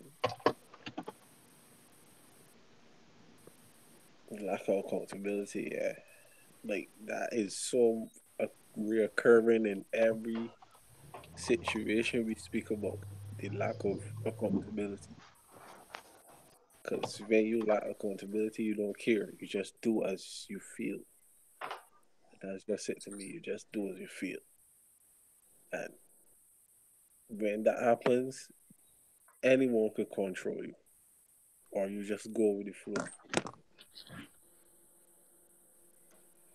And that even resonates with who you deal with, who you bring into your life, you know? These sort of things. Mm. I have a So, question. I have a question. oh, real Mm-hmm. live. Kevin Esther on the building. Yeah. Look at Yeah. that. Look at that 100-inch screen in the backyard. Okay. Do you think submission is received by the wrong people? Yeah. I think it What do you depends on how you mean? look at it. You can explain it to her since she asked that question, but I'll wait. Like the wrong. Do you think that like say for example, the submission to a toxic man? Okay, that makes sense. So I think there's a lot of women out here who aren't qualifying, and that may be because of several reasons. But ultimately, they're not qualifying these men that they are submitting to. Sometimes, good. What if Rihanna's got an album, "Good Woman Gone Bad" or some shit like that? Um, Mm-hmm. it's some good women out here who go and deal with the worst possible fucking person, and they switch it up. But they aren't aware that there's men out here who are, I wouldn't even call them the other people men. They're dudes. There's men out here who are willing to appreciate them and give them some time and reciprocate. However, they don't come across that, so it changes the dynamic of their life and everything else. So there's a lot of good women out here who have been changed by somebody on some fuckery, or maybe they weren't aware. So I also think that that's part of the dynamic of what a father should be impressing upon his daughter. Mm. You don't want to shelter your kids. You always want your kids to know what's going on, and the more your kids know, the more they're going to be able to percept these ain't shit niggas, these clowns, these dudes who's coming around and trying to uh, fuck it off for everybody else. Uh, That's definitely not. That's not what I believe close to a whole sense. My thing is, it's all about how you look at what's right and what's wrong. These women are finding the right guy to fit the narrative that they want to have because because they want to be in the situation they're in because it's by choice. You know what I'm saying? And on most occasions, it's gonna be by choice. They're going to get a guy that fits the narrative they want to tell. They purposely get a bum guy. So of course they know the situation is gonna go south. But when it goes south, as long as you have a bum guy, you can blame the bum guy and say it's because of what he's doing or because of what he's not doing. Now the fact is, if you deal with a man that's a more decent man, a better man, somebody who's really trying to look out for you and take care of you, then you know there's going to be requirements that come with that. And because one like I was saying earlier, most of them do not want to submit. Therefore, they avoid men that they know they're going to have to answer to. And my thing is, it's definitely not a mistake because it's done in such high percentages. It's obviously done on purpose because when men approach women, when we see a woman looks good, we simply approach her. We don't know her. So that means if a woman looks good, she's going to attract the bum guy. She's also going to attract the guy that works a 9 to 5. She's going to attract the guy that owns a business. She's going to attract the guy that's in whatever particular state at any particular time. It's not about who she's attracting. It's about who she's saying yes to. And she knows exactly who she's saying yes to. So it's safe to say that men choose wrong and they want to blame everybody else for it and blame the women because the women can't be with them unless the men choose to be with them as well. You guys should I'm saying.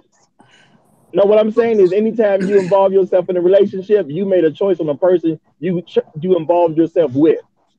And the men that have a broken heart has chosen wrong, and they look past all of her flaws and her red flags, and they chose this good-looking woman over quality, and that's why they always bring up looks.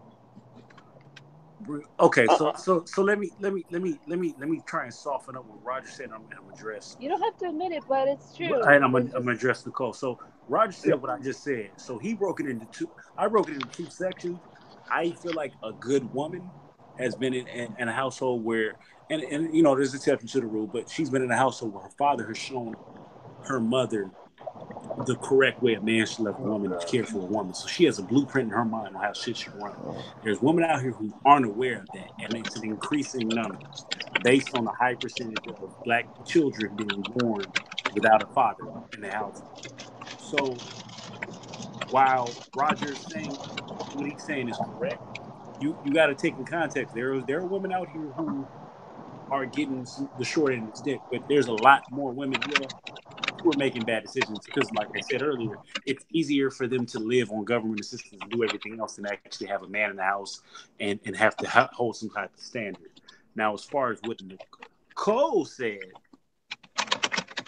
I want you to understand that there's a lot of men out here who will sleep with you, and they didn't choose you in the matter that you're a thing. They chose you for sex, and you ended up pregnant. Yeah, I mean, I'm not making specific comments, but I know. I'm not making specific comments, but there's men out here who will choose you for sex, but not for long-term partnership. The men that choose you for sex treat you in a different manner than they treat the one that they want for a long-term partnership. So we need to understand the difference between the two situations. A lot of women are out here screaming, well, so what, I got 18 baby daddies. Niggas still want to fuck? Yeah, of course they want to fuck. How many niggas want to marry you and legitimately actually try to marry you? Well, it was one nigga in high school. Really, he said he wanted to marry you. He was hitting it from the back and said, I want to marry you. I want to marry the pussy. So there's got to be a conversation with women that they need to understand that you have men that are trying to fuck you. That's going to always be a wolf in the hen house. You have to make sure that these men aren't getting the cow for free if they buy the milk.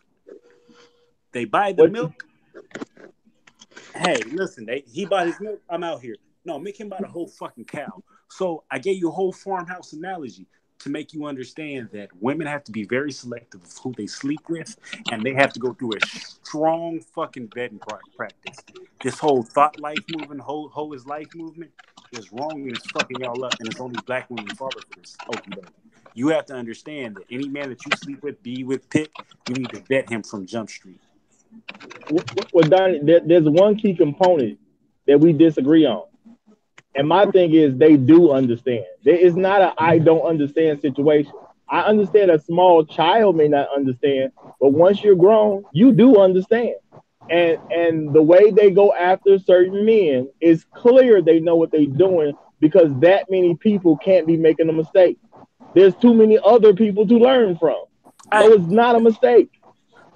I'll say this. I'll say there's some women that understand it. I don't disagree that. I don't dispute that.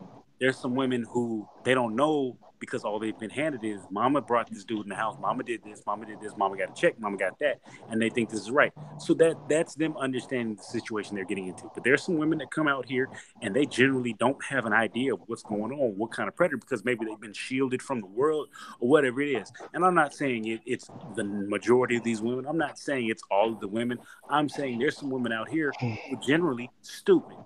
Now, I give you 1 to 2% that may actually be fooled. I'll give you that because men can be amazing at particular times. I believe 1 to 2%. Yeah, because nobody's perfect. But at the end of the day, there's way too much information accessible to people that just because they didn't grow up in it does not mean they can't get an idea of it. They don't. It's not like they don't have other people to talk to. There's not other books to read. There's not television shows to watch. They have an idea. Most folks used to watch a show called The Brady Bunch when I grew up. You know what I'm saying? Like, they got an idea of how stuff works. People watch The Cosby Show. They have ideas.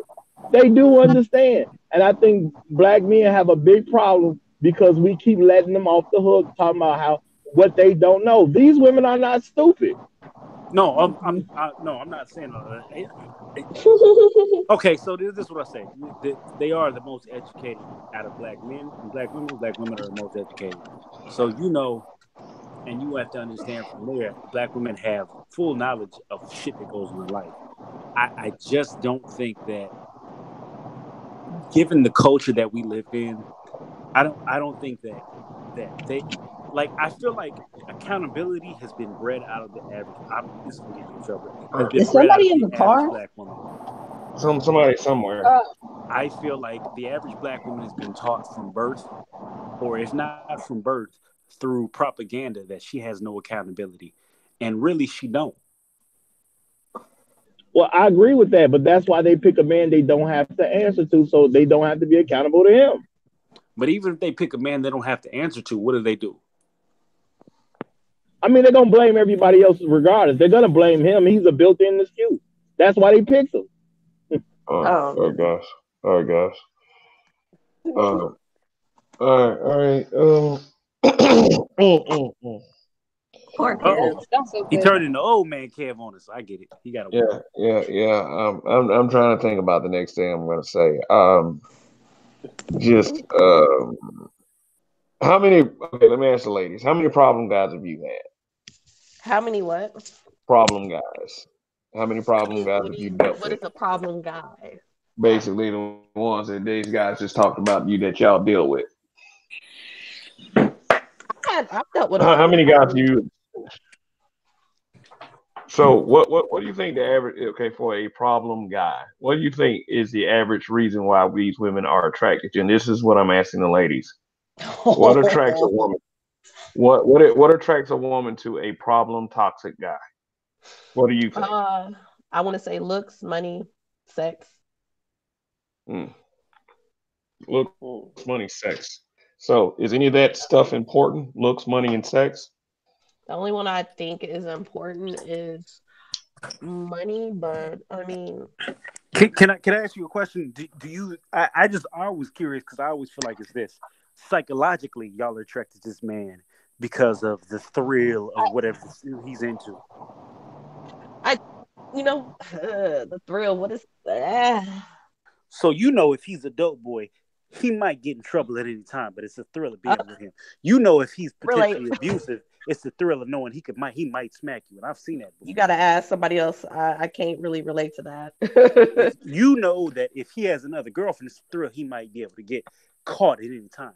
This is what I'm asking you. Do you feel like it's a thrill, or you're chasing maybe the dragon, the mystery of, oh yeah, if you fuck with a thug nigga, this, that, and the third. If you fuck with a dude like this, I can't relate to the thug thing, so I can't honestly answer that.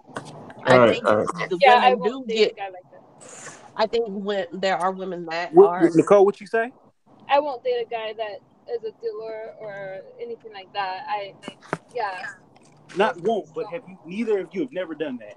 No, I haven't. I cannot say no. Well, have I ever dated a thug? A nigga who just really wasn't shit for some kind of thrill. I don't know what the thrill is. A dude that's a problem guy, period. No. Not a problem guy. Why do I feel like one of y'all is? I feel like both of y'all is lying. Shit, let me call it out. Oh God, leave me alone. No, I feel like both niggas is lying. But I date guys that. Okay, like what is a I'm that's what I'm trying to figure out. Problem guy. I mean, like no maybe job. I've dated. I probably have, and I just remember. Rain, you never dated a nigga you knew was gonna head to jail? No, haha. You tried it, but no. I've never dated a guy that. God damn it! Oh, okay. Dated a guy. Okay. It was years before he went to jail. So no. All right. Okay, I didn't know. okay.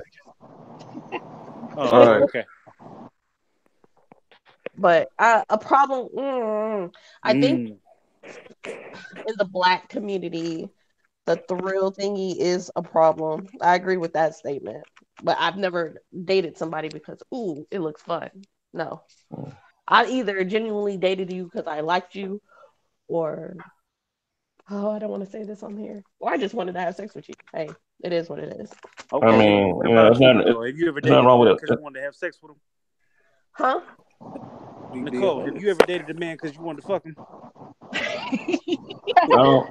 I really Does will it? honestly say, What? that will go without saying. I think that the end game in dating is not just to play checkers, and I think that's on the man and the woman, both the man and the woman. Oh, I know, but I my curiosity is because because I was trying to beat around the bush, but it really, like there's some women who know that they date this particular individual, because I've heard it before. A nigga who's been in and out of jail, all he do is work out and get tattoos and be But thug but like. you know what though? But you know what though, Donnie? But you know what though, Donnie? How many times have this question been asked? How many times? How many times? How many And times have we done it on air? yeah, I know. It's been done plenty. It's done plenty of times by plenty of YouTubers. I'm not saying that something is I wrong still with say this it's the whole package. I'm not saying there's something wrong with us doing it. It's just that they that this conversation has been explored a lot. Yeah, they like what they like, and it's simple as that. All right. Yeah, Okay. but it's just still a whole package. Yeah. I mean, does the same go for? Never mind. I mean, I'll chase a fat ass within reason, but that bitch boosted. I can't do it. I can't do it. Because it's individuals like that we know that do that, and scammers, boosters, thieves, Section 8 people, whatever you want to call them. And yet every time I look up, these bitches got men. Every time, like every. But it's not At that they point, got men. They got people fucking them. so at that point, if they're constantly fucking and getting pregnant, and they know that's the type of people they are, who's at fault? The woman Men who's with constantly getting both, pregnant. I mean, that but should be obvious. It's her fault. so it's just so even though Okay, he so keeps let me do getting this, Rain. Let these me do this. men Let me do knowing, this. and I the men just want to say that's this real coming in after these men know the situation, but they're So still doing it. I meet you and you were selling food stamps. I holler at you. I get your number and I come over to pick up some food stamps. I have sex with you. Now you're pregnant and I leave. Who's sitting there at fault at the end of the day because you can't get in touch with me I no more? wish that was stupid, but yeah, I mean, I get that, but I'm saying, like, Brennan, you know, there are men that still know these situations about these women, all these situations, and yet they're still going Yeah, one by one. because it's an You, easy you mean layup. using them Now, for sex? You mean using them for sex? Or you Using talking about something it for else? whatever, like sex, No, home, I mean it makes a a place difference to because stay. if a man saying you're good enough to treat like trash is not saying anything like you're good enough to date. Yeah. But you don't think that's a part of the problem? Like they're creating, like, and so I so feel there like there's had the woman always explained, throughout No, time I no, feel there. like, no man. The man is not creating the woman's problem. The woman is creating her problem of what but she decides to deal with. Since the beginning of this time, woman, there has even always been I feel whores. like A whore. There's always been a whore. after kid number 3, like these men, and they're still going and fucking her, and boom, she's pregnant again.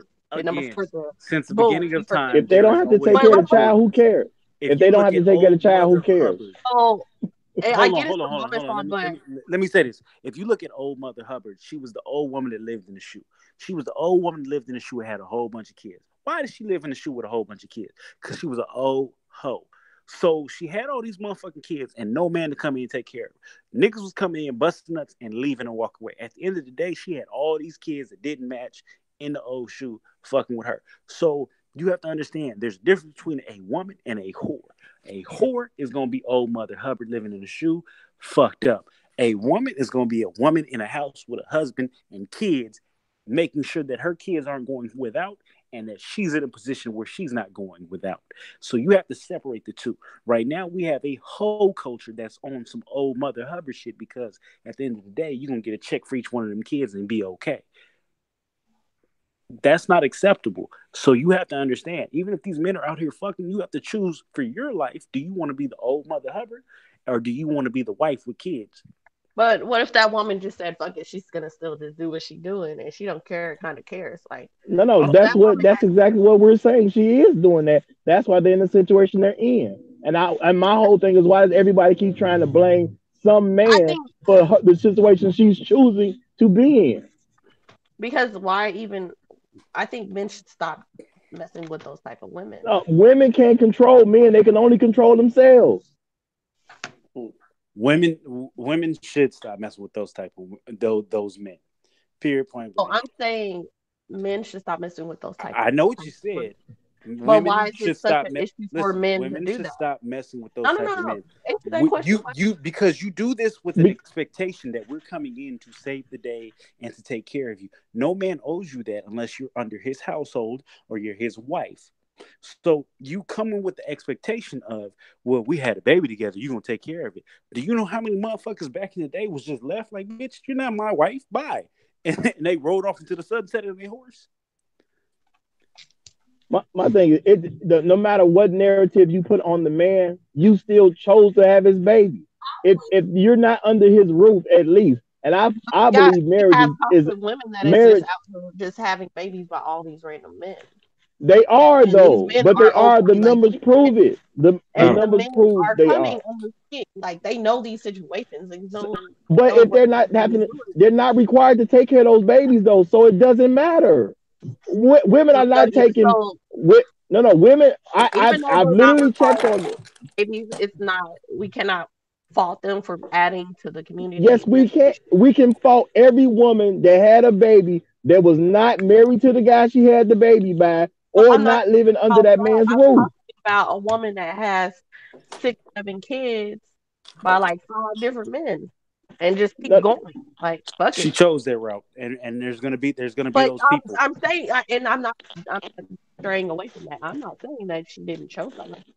She's choosing that route. She's like, fuck it, I love dick. I want to keep doing that. Exactly. Yes, and she's choosing. At what point is a man gonna be like, oh man, we can't be? He don't never have to. A man doesn't ever have to. He don't ever have to do something you don't require. He never has to. Hold on. This is what you don't understand. If every time a man left a woman who he wasn't married to had sex with, at the end of the day, the men aren't paying for it. Really, it's not. If you look overall, there's 14 countries that have child support. In America, if you don't pay your child support, they're supposed to come get you. But the reality is, there's a lot of dudes out here who ain't got no money, so they paying 25 cents a month, and the court can't be bothered about coming to pick you up over $1.50, $2, $5, $6, $7. And a lot of dudes out here, I knew a dude who had $40,000 in child support. He didn't give a fuck. So at the end of the day, who's suffering? You and the kid. Well, and he going on by his life. Donnie, my thing is, there's also another big issue, because at the end of the day, when I started looking into child support court to see which men were actually being dragged into child support court, it wasn't the bum niggas that's being dragged on the majority basis. Mostly it was a dude that was already involved with his kid, but the woman just simply wanted more money. That's who child support is really hitting. Most of the dudes that's doing it and not being responsible, they're not being dragged into court. They're not going to jail. They're not being forced to get jobs. Yes, it's a small percentage of them, but it ain't the majority. Okay, all right, we're all over the place again. Okay, here's what we need to do. We need to talk about how this is relating to submission. This is the submission part of the conversation. It's kind of going all over the place. That's all I'm saying.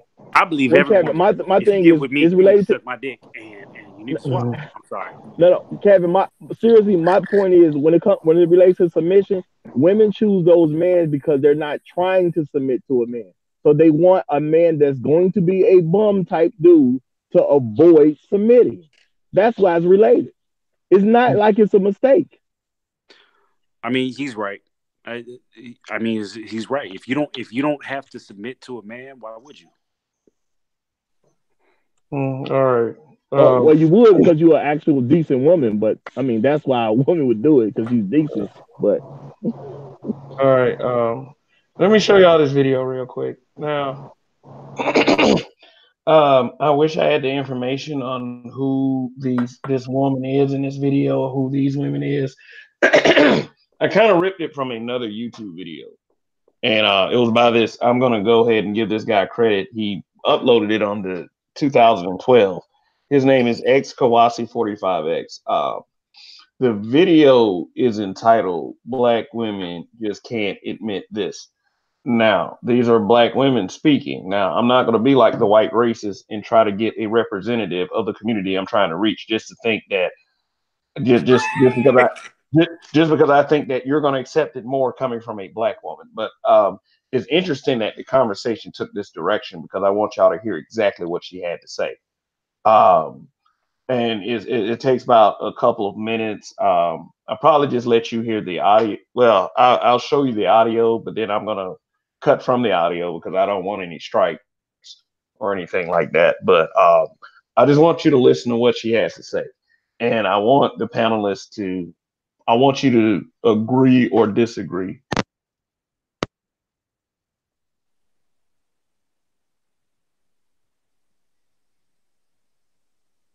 You playing it? I'm mad I missed the end of what Radio Raheem said. Leave Raymundo alone. We got to say a different art name every time. y'all gonna get enough. Rogerio. Wreck-It Ralph.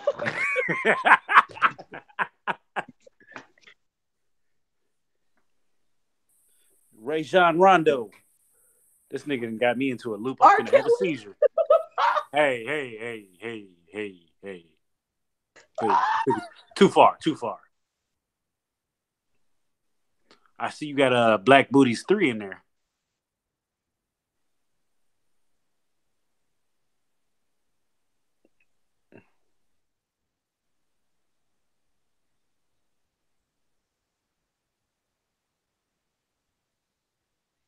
I just want to send a shout out to that sister with her natural hair. Might have been pressed, but it's still natural. Where do you guys see this video? Oh, I see it. Okay. Yeah, we see you. Is that a head wrap you got on there, Nikki?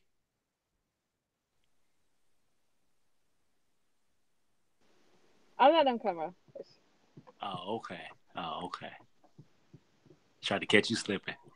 Hey, I have nothing wrong with head wraps because I work out a lot and I wear them a lot. Nah, I just was trying to embarrass you. I didn't know if you thought you was in your head wrap, had to cover up real quick. Shut up. I used to wear a head wrap back in the day when I had hair. Hey, Kev, the sound's not on. No, I think he's trying to find a certain point. Oh, okay. So anybody anybody got any rib barbecue techniques that I should try out? I'm trying to learn to barbecue some ribs by the end of the summer. Anybody got some techniques for a nigga? No.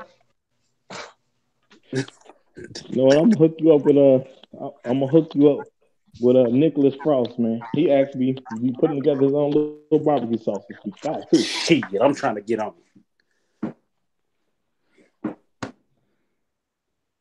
You guys don't like head wraps?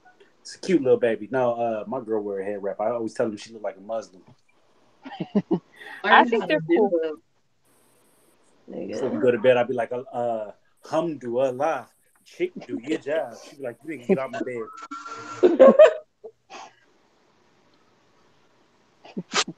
I couldn't date somebody like you. I've seen this clip before. Oh, okay, but maybe somebody in our viewing audience didn't. Oh yeah. Like, dude. No, I'm not saying don't play it. I'm definitely not saying don't play it. What did she say? Because I missed that. Yeah, while y'all were talking, while I was trying to play the video during the broadcast. Well, we didn't hear the voice. I know you said, but I thought you was gonna have like a visual of her doing some shit. You didn't hear anything she said? No, we didn't hear anything. That's why I said Kev, we don't hear anything. Okay. Yeah, I was just filling the time with noise because I didn't hear nothing. So yeah, I didn't know she said Yeah, we thought we were I waiting thought on you you. muted it on purpose. I was like, why did he just play that? Okay, you didn't hear the actual audio. Okay, I got a better understanding right now. Okay. Let me see. Okay. You run that. We'll proceed with the conversation. So, Nicole, in the last conversation we had, I asked you if it was cool with being a second wife. Oh my god! So you're gonna bring that Don't up do now? it. Don't do it, Nicole. Okay, I stand by whatever I said. Yeah. What's your point? She said, "Oh yeah, ooh. I stand by everything I say. Ooh." So I have an interview process for you right now. Someone looking for his I 45th wife. We didn't say 45th. We said second. That's too far for you. He comes from money. Well, I don't care. I'm not gonna be wife number 45, but you'll get your slot every third Thursday of the month. I don't think polygamous relationships work quite like that. But I'm not opposed to them if they work for the individual. Sure. I'm gonna talk to my missus about you. We're gonna have a conversation. She's probably the kind of missus that'll cut you. What'd you say, Nicole? Ignore Rain. She's probably the missus that'll cut you. She's gonna cut me? Too. Your missus. She's sweet. She understands. Let me talk to her. Can me and her be friends? Yeah, you let me talk to your husband. And Mike can talk to mine. We'll see who crumbles first. Oh, that's fucked up.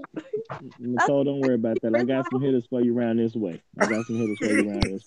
Hey, you ever had to me? I mean, they're proven to work, so you can't really knock them. So, Nicole, I just have a question. Do you know how to put your head, your hair into a ponytail with one hand? And never mind. Yeah, I'm not sure where you're going with that, but yeah, never mind. All right, I can't figure out what's up with the audio. It's a share screen. You can't hear it on your own screen, or no? No, when I shared the screen, but it just couldn't. It didn't come through. I don't know what's up with the audio. So. You know what? I wonder if I can find that real quick so I can get the audio played. Let me go grab my Mickey D's. Do me a favor, send me the link and we can talk, and I'm gonna see if I can pull it up on mine. So, Nicole, I just have questions. Oh God, I need answers. Are you looking to have any more children? Children are expensive, and so if you can't afford to send them to school, I don't believe you should have them. If I have more kids, then, well, hopefully just one, unless they're like cuatas. Wait, cuata. Unless they're, what the heck? I'm known for twins in my family. No, I'm just quit playing with you. You understood my son. That's nice. Yeah. I don't mind having them if the guy wants them, if he can afford them. If not, then we're not having anything. But we tutor at home. Can you teach our children's? I homeschool. I'm an advocate for homeschooling. So I can afford Twinkies and some ramen noodles. Yeah, but you gotta buy ramen noodles. Yeah, ramen noodles are delicious, madam. No, we're not eating no ramen noodles. Ma'am, you have not had my ramen noodles with the egg. And you have to do play dates. And my kids are allowed to. All that. Play. I do all so that. So if we have a girl, our girl got to stay from that little nigga she called Baby Dre. Wait, she got to do what? Don't but throw if we the have a kids little under boy, the they bus. can be best friends. Don't throw the kids under the bus. Oh my God. I already told her if anything happened, I'm gonna adopt Baby Dre. Baby Dre gonna be my player partner. We're gonna walk around. He's gonna be like, "Excuse me, my dad said that you're beautiful. Excuse me." I don't know. The guy has to be for that. with me, not the other way around. That's the crazy part, because he will do that. My son will do that. I'm like, oh my God. I'm telling you, I'll take him all day. That'll be my little ninja. Everybody wants to take Baby Dre. I don't. Hey Randall, you want to get a fly? You want to get a good woman? Come pick up my baby Dre. You'll be like, yo, he got the juice. I don't know. I think my baby mama status don't hurt me at all. I think, yeah. Have you ever Tell you, Randy, made you'll never be single love again. to a redneck? Oh shit. My bad. Raekwon. Who you talking to, the chef? I'm talking to Ray Allen. He left. Ray Jean Rondo. Oh my god. Kev, you still working on it? Again, it's hard to stay up. I'm the one that the guys will have to like try to keep up with, not the other way around. So you a freak is what you're saying? Are you flexible? Nah, I'm talking about like as far as like on status, whatever. Even though kids are not, the guys will have to like. I set a new standard for single mothers. What does that even? Oh, okay. So I'm back to curiosity. So you said keep up. You're not talking about sexuality. No, I'm not talking about sex at all. I'm not talking about sex at all. So you don't know nothing about swing? Why did you say something about being your baby mama's status? No, I'm just saying, like, because the kids keep talking about, like, I mean, because the guys are saying, like, if they have a kid, like, outside of being married. Nikki, what you know about them 50 Shades? What? You're not being fair, because I don't know what you're talking about. And what you know about them 50 Shades, baby? I don't know what you're talking about, so I'm going to refrain from answering. You don't know about 50 Shades? The 50 Shades of Grey? The book, right. Yeah. Okay. All right. Let's get to the third part of this conversation, because can't get the video. No, I mean I can play the audio over the mic, but I have to play it from my I have to play it from my phone, so you have to listen you have to listen very carefully. Okay, we can do that. All right. I wish Roger kind of dropped off, so if he wants me to play the audio again, it's only a 2-minute audio. Raymundo. But okay. Yeah. Let me. Can you hear this? Let me see if y'all can hear this. Testing. 1, 2, 3. Yeah. All right. Hold on. Black men and black women. He's loud as hell. I guess the question becomes, at what point did the black male decide that he was going to go with the white woman? Because when you look at it, when you hear a lot of black men talk about, especially someone who is a lawyer, obviously more than likely when they were growing up, they probably were rejected by black women, and why would that be? Well, sometimes when people are kind of smart, they may be kind of nerdy. The presentation may not be cool. And so ultimately they turn to what was more acceptable. And unfortunately, this is a stereotype, and I don't like to deal with stereotypes, and I really don't like to deal with statistics too much. However, if you look at it from a stereotypical standpoint, African-American women, what we think is attractive, especially when we're younger, isn't the nerdy looking guy. We kind of go for the guy that isn't as smart, doesn't present as well, the bad guy who ends up in prison. Is that also true for white women? White women, I mean, I think you see it more now, but typically white women understand, they're indoctrinated with the belief that you go for the guy that's going to be successful. Exactly. Not the guy that's going to be or the athlete. You go for the guy that is going to be in a position that can influence the family and generations to come. And who does that? Judges, lawyers, doctors, entertainers, CEOs of companies.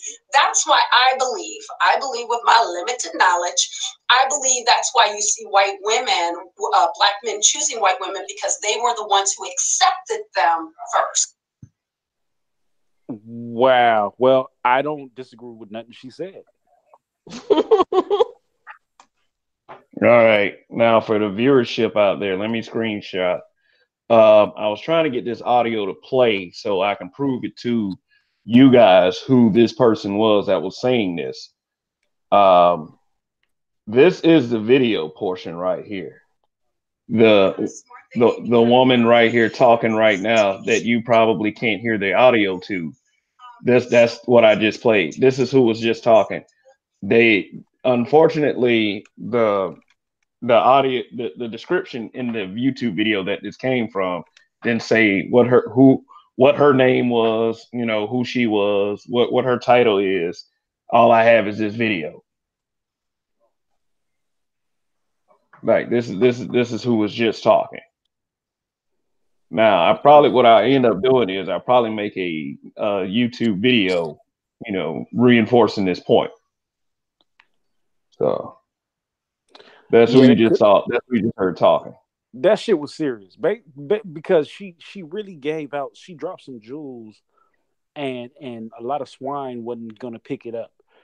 She said some real powerful shit right there, and I tried to make this point earlier, and these women pick these motherfuckers for the thrill, for the dynamic of having a thug nigga. Oh well, he might fuck me really good, do this, while white women are out here picking up dudes who are going to be something with themselves. So when you have this dynamic of these men who are seeing that these women aren't picking them, they're not choosing them based on them being, some thug or whatever dynamic that, you can think of, they move along and they say, well, black women don't want me.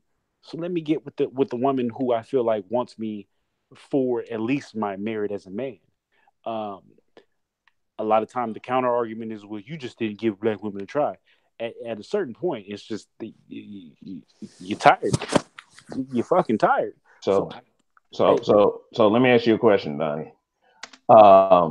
When I often hear that a black man gives that reasoning, then he is completely blamed for it. Like he's blamed for how he feels through his experiences with having to deal with this, being rejected for various reasons, like maybe he spent more time in front of with a video game controller in his hand rather than being on the corner with the boys. So my question to you is why? I personally feel like that when women say that to you, it's them saying to you, well, just suffer through. You're gonna get abused. Eventually, somebody will like you, but just suffer through until she's ready and able to accept you as you are, because she don't have any other options. So, do you think these women feel like they have the first right of refusal to all black men? Of course, which she does. The first right of, she does have the first right of refusal. What I'm trying to say is that I don't think these guys grew up liking white people unless it was a serious indoctrination through their upbringing, like always being constantly told that white is better, like being sent to white schools, white after extracurricular programming, living in white neighborhoods. I think a lot of these so-called educated, socially awkward lames that which is a very ignorant statement, by the way. I think that most of them, I would say 95% of them, started out as little boys trying to seek acceptance from their own people. So, and because of the way they carried themselves, which was not in a stereotypical way, which was not in a cool way, as this woman that was on the radio, that this audio clip I just played, that maybe that applied to the upbringing of some of these guys that end up eventually choosing the white woman. So I always look at it as this: every little boy that's has this dynamic of they're gonna work with, or they're gonna deal with whoever accepts them. So if you deal with a woman and she makes you feel accepted, she makes you feel loved, she makes you feel that warm, tingling feeling, you're gonna develop feelings for her. Now, I've been in environments where I've been in an all-black school and it wasn't the best neighborhood. I've been in an environment where it was an all-white school and I was maybe like the fifth or sixth black person. Every environment, I've always been well-spoken, because that's one thing that my parents instilled in me.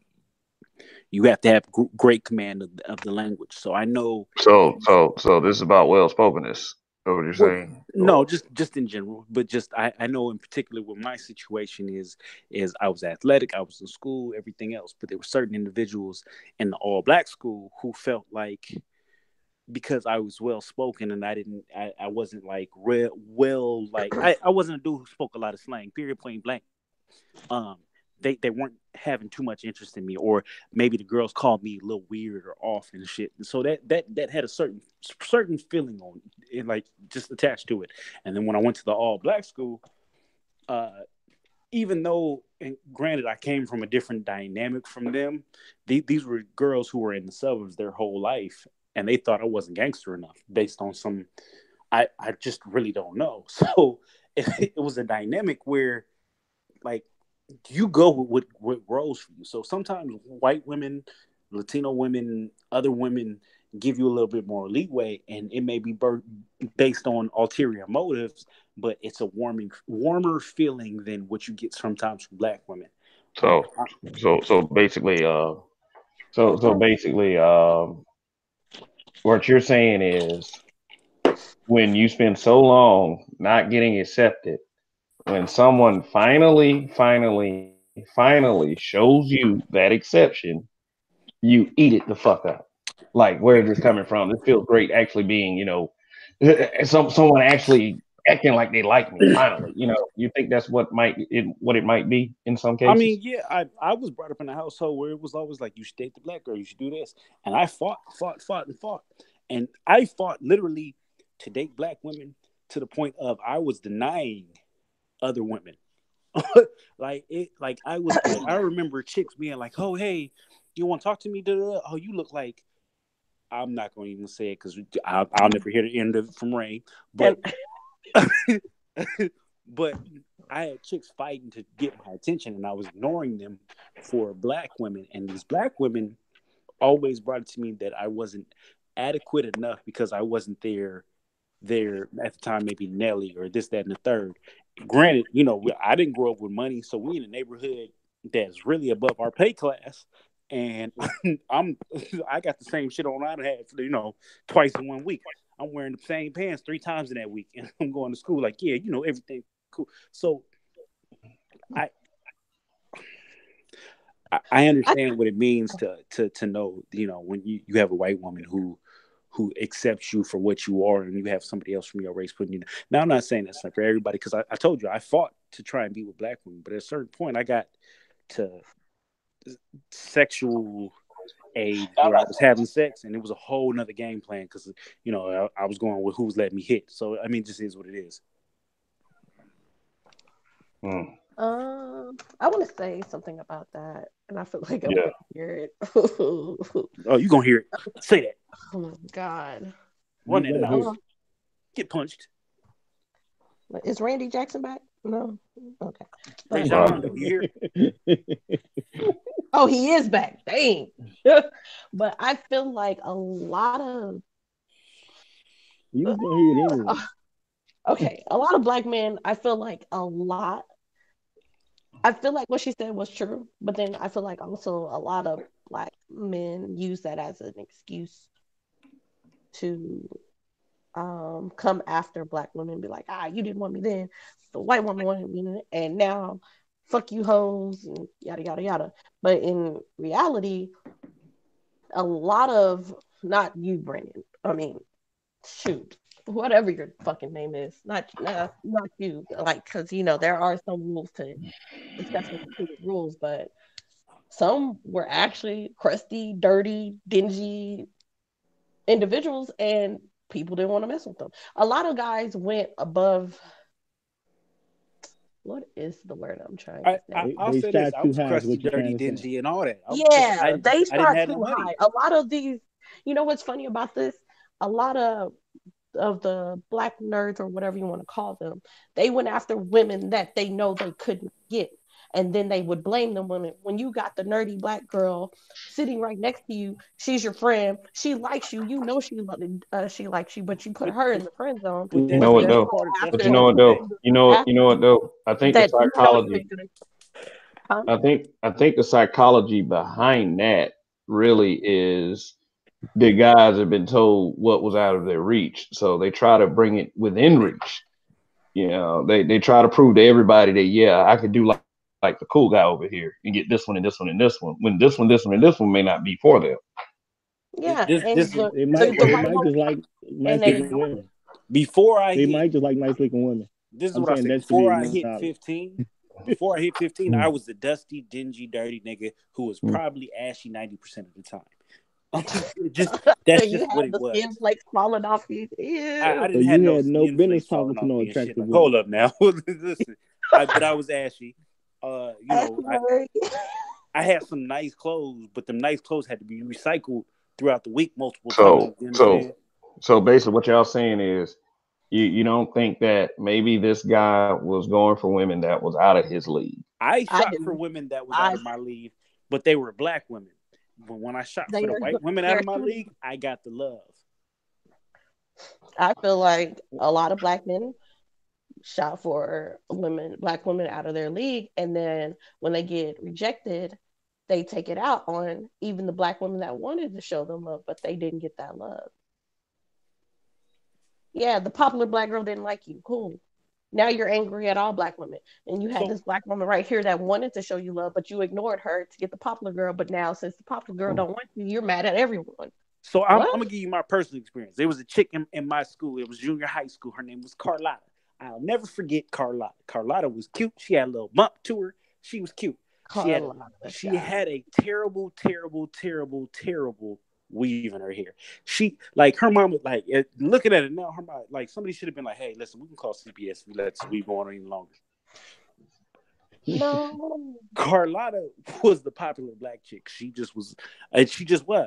And I remember trying to talk to Carlotta, and Carlotta shot me the hell down. Now, there was a Tiffany.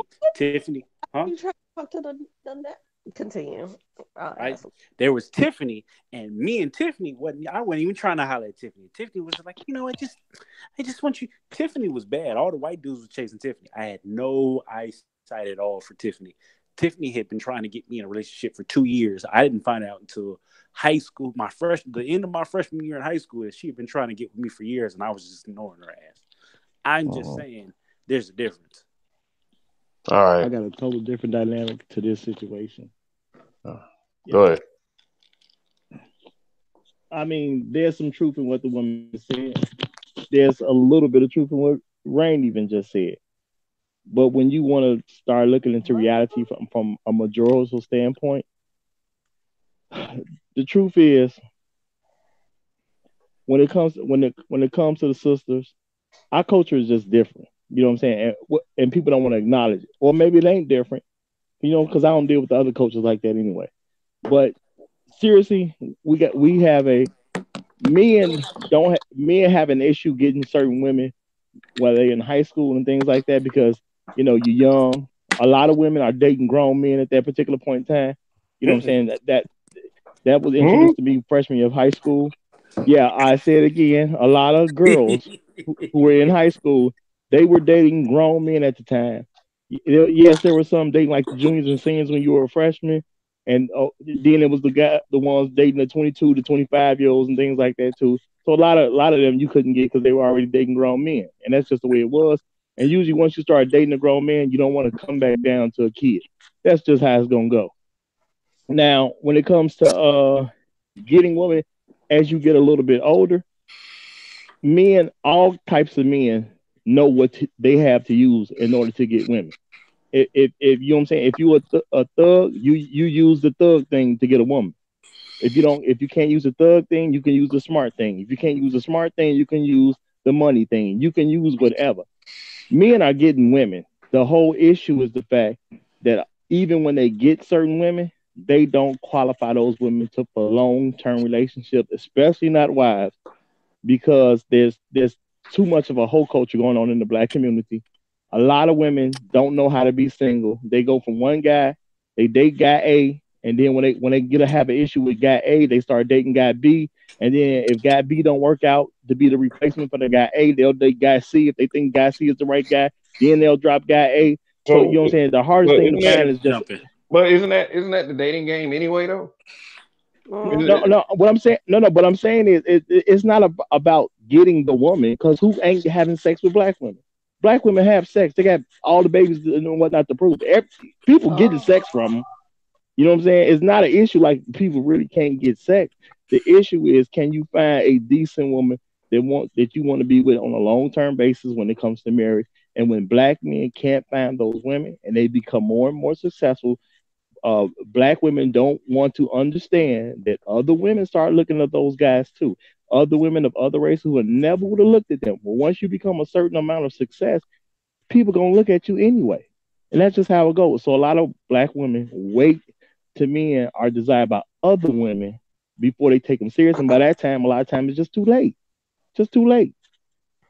Should have snatched them up early. I just want to add the next year when I got my car, and nigga went from Ashley to Classy, knocked down Carlotta, and refused her phone calls. But go ahead, please continue.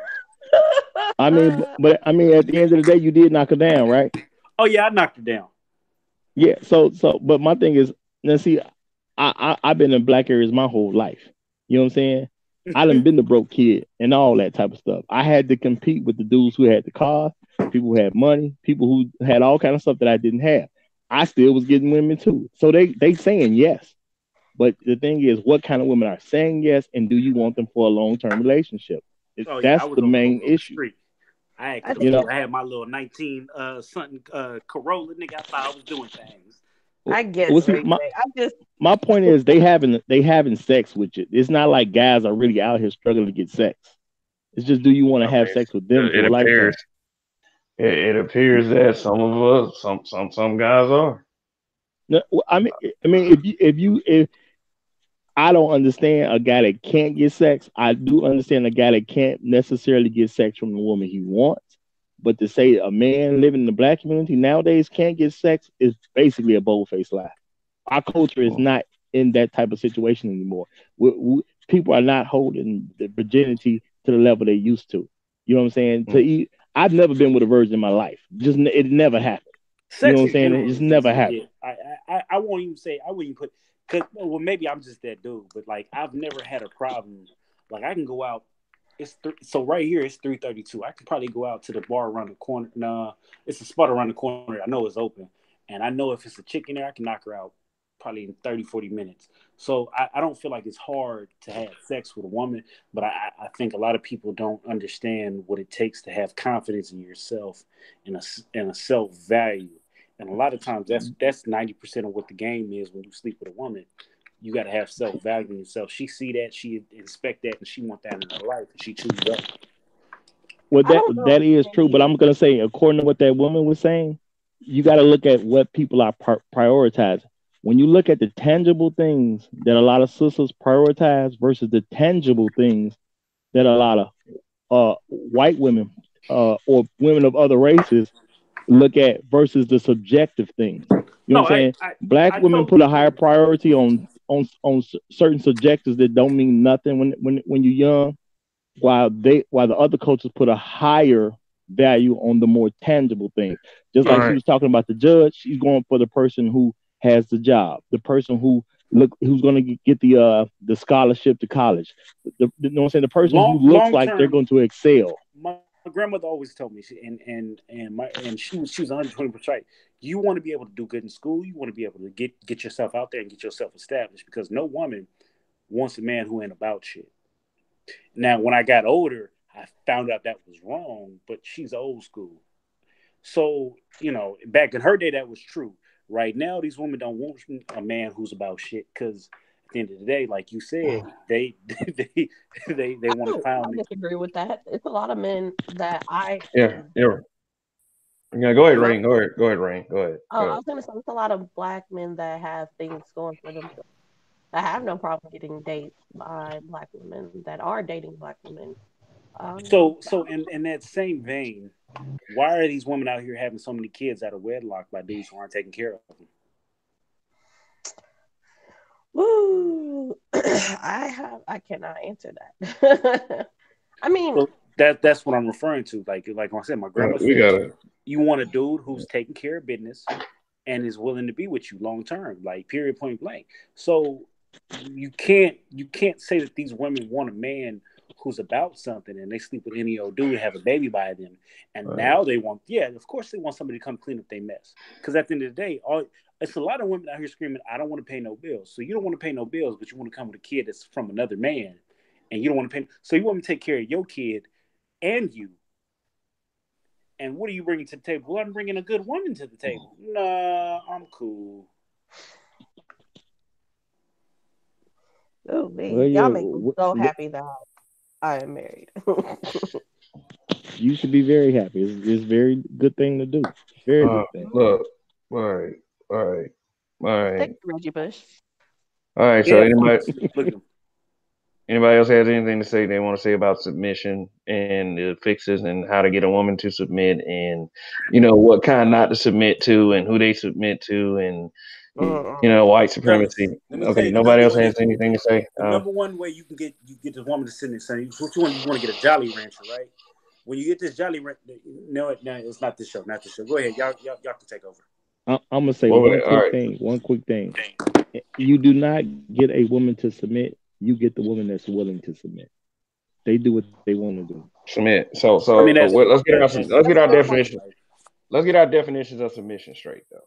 Let's make sure that we get our definition of submission straight. And what I don't think it is a woman bending to my every fucking whim. No.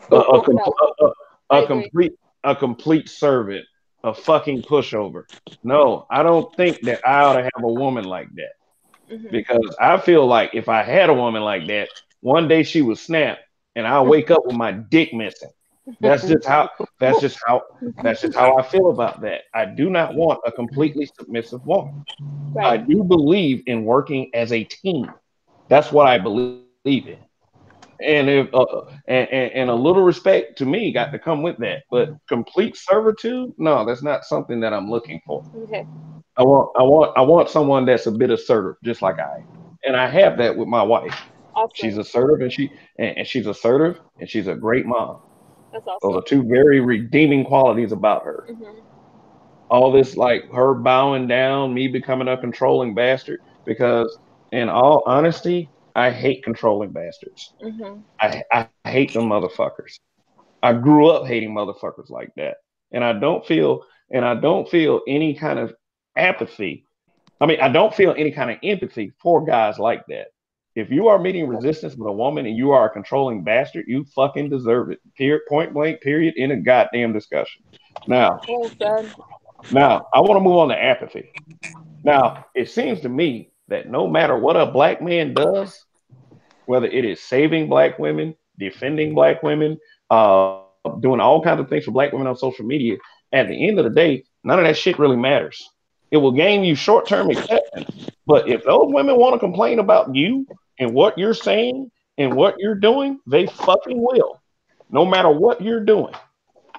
One thing I do see on social media posts is that there are plenty of black men that defend women at that level. The same women they're defending will go and turn around and say all this bullshit. Now, it might have some validity to it based on their personal experiences. But I just don't know what the fuck some of these people are talking about sometimes. Yes, there are black men that are very vocal about protecting black women. So when they push these narratives, why does it seem like people just don't fucking care? That we're no matter how many guys out there that are defending black women, whether it be physically or on social media, people just don't seem to fucking care.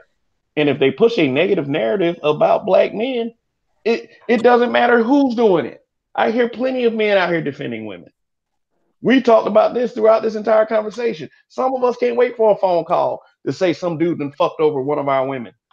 We're there. We're right there. We're fucking right. For 10 We're years, right there. For 10 years, I trained for hand-to-hand combat. I know what the fuck I'm doing. I don't have any fear of any man. I get myself in stupid situations because I'll be like, listen, we can do this. I have no fear of a hand-to-hand combat. I can fight you with a knife. I can fight you with a sword. I can fight you with a brick. I got hands for you.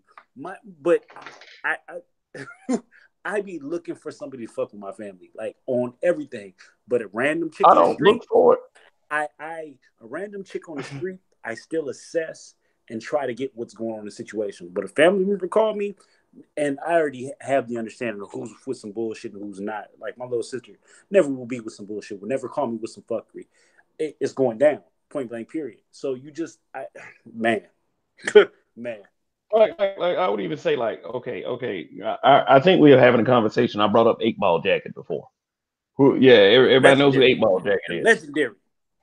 Explain 8-Ball Jacket. Legendary through social media. Okay, these girls are on this train and subway. Some guys videoing them and they're cussing 8-Ball Jacket out. One of the girls is going around hitting everybody all over the fucking train, putting her hands on people. She even slapped the phone out of old boy's hand after he asked her a question. She slapped 8-Ball Jacket. 8-Ball Jacket put his whole palm across her face really quickly. Now, what happened immediately after that? Now, yeah, it was a smack heard around the world. What happened after that? 2 black guys jumped in and jumped on this guy. Now, although they got guy, I can't remember if she hit him. Yeah. Although she hit him on a couple occasions, but yeah, go ahead. Although that he put those hands on those guys, although he did it, there were still black men that jumped in and saved that girl, even though that girl was being completely truculent, rude, and putting her hands all over people on that train. There were still black guys trying to protect her. Mm-hmm.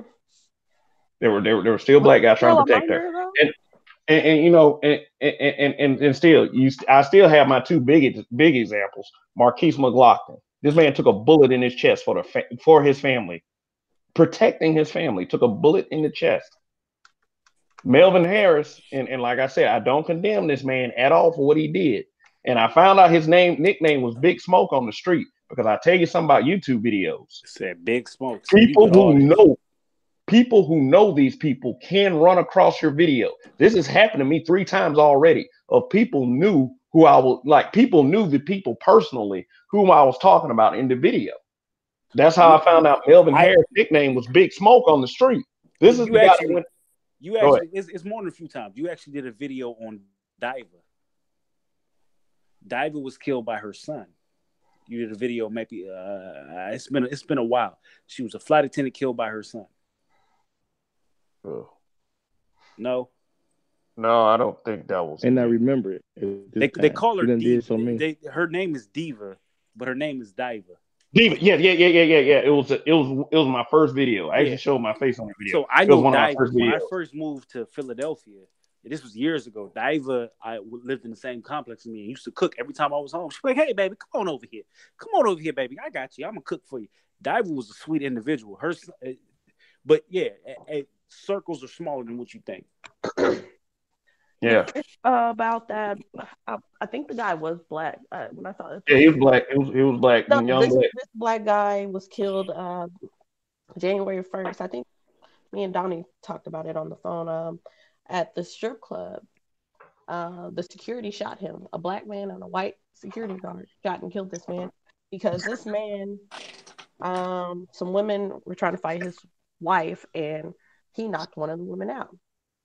They hopped in the car to leave. They're trying to leave, and like of course, the one woman's knocked out, and the other woman's like screaming, "Oh my God, he hit my friend," and trying to stop them from leaving.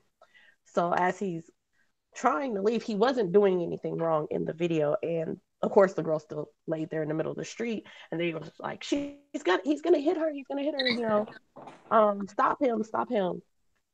Move your friend out the street, first off.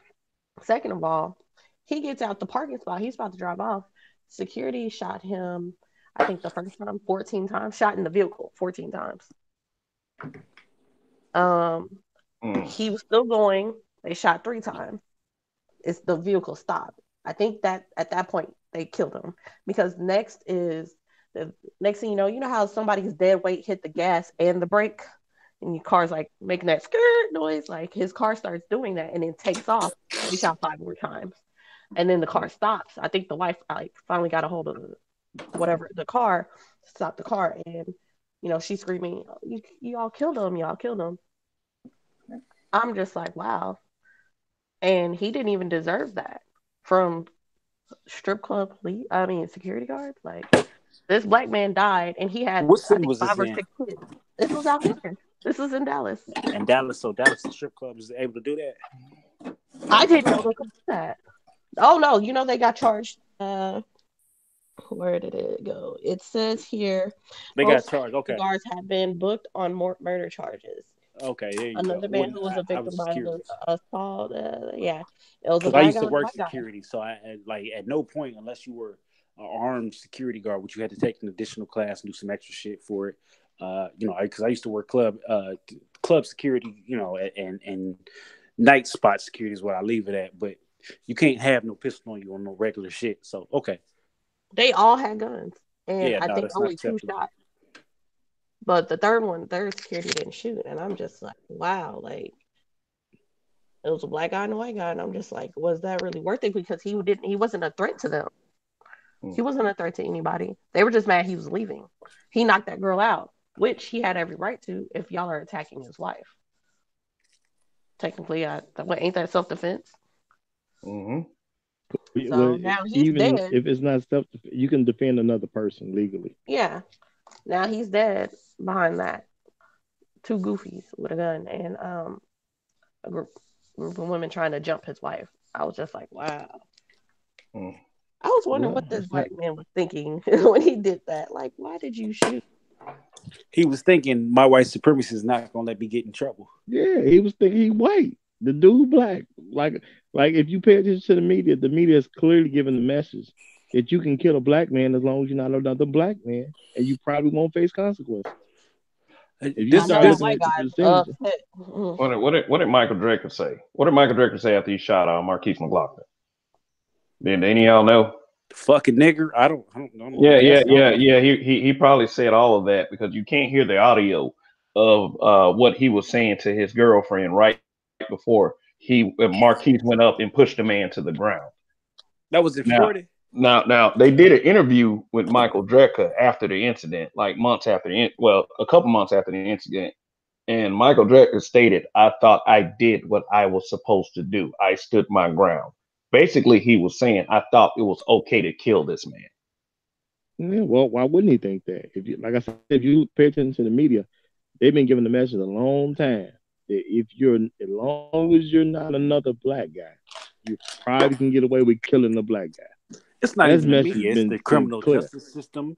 It's everything around. But yeah, all that included too. But I'm saying all that is portrayed on the media the same way, like when Trayvon Martin got killed and everybody's sitting there waiting on him to arrest him. I'm like, ain't nobody, that dude ain't finna be convicted of nothing. You don't convict people, it take 45 days just to arrest. That just ain't how life works. Freddie Gray. Freddie Gray was fucked up in the back of that. Yeah, we can go. Look at Tamar Rice, the kid playing in the park. I'm just saying that if you pay attention to the media, you're gonna get a subconscious message that as long as you're not another black man, more than likely you will be able to kill a black man and get away with it. By the way, that police officer not so much shot and killed Tamir Rice, he was fired. However, he was rehired in another area. As they do, they send him to another precinct.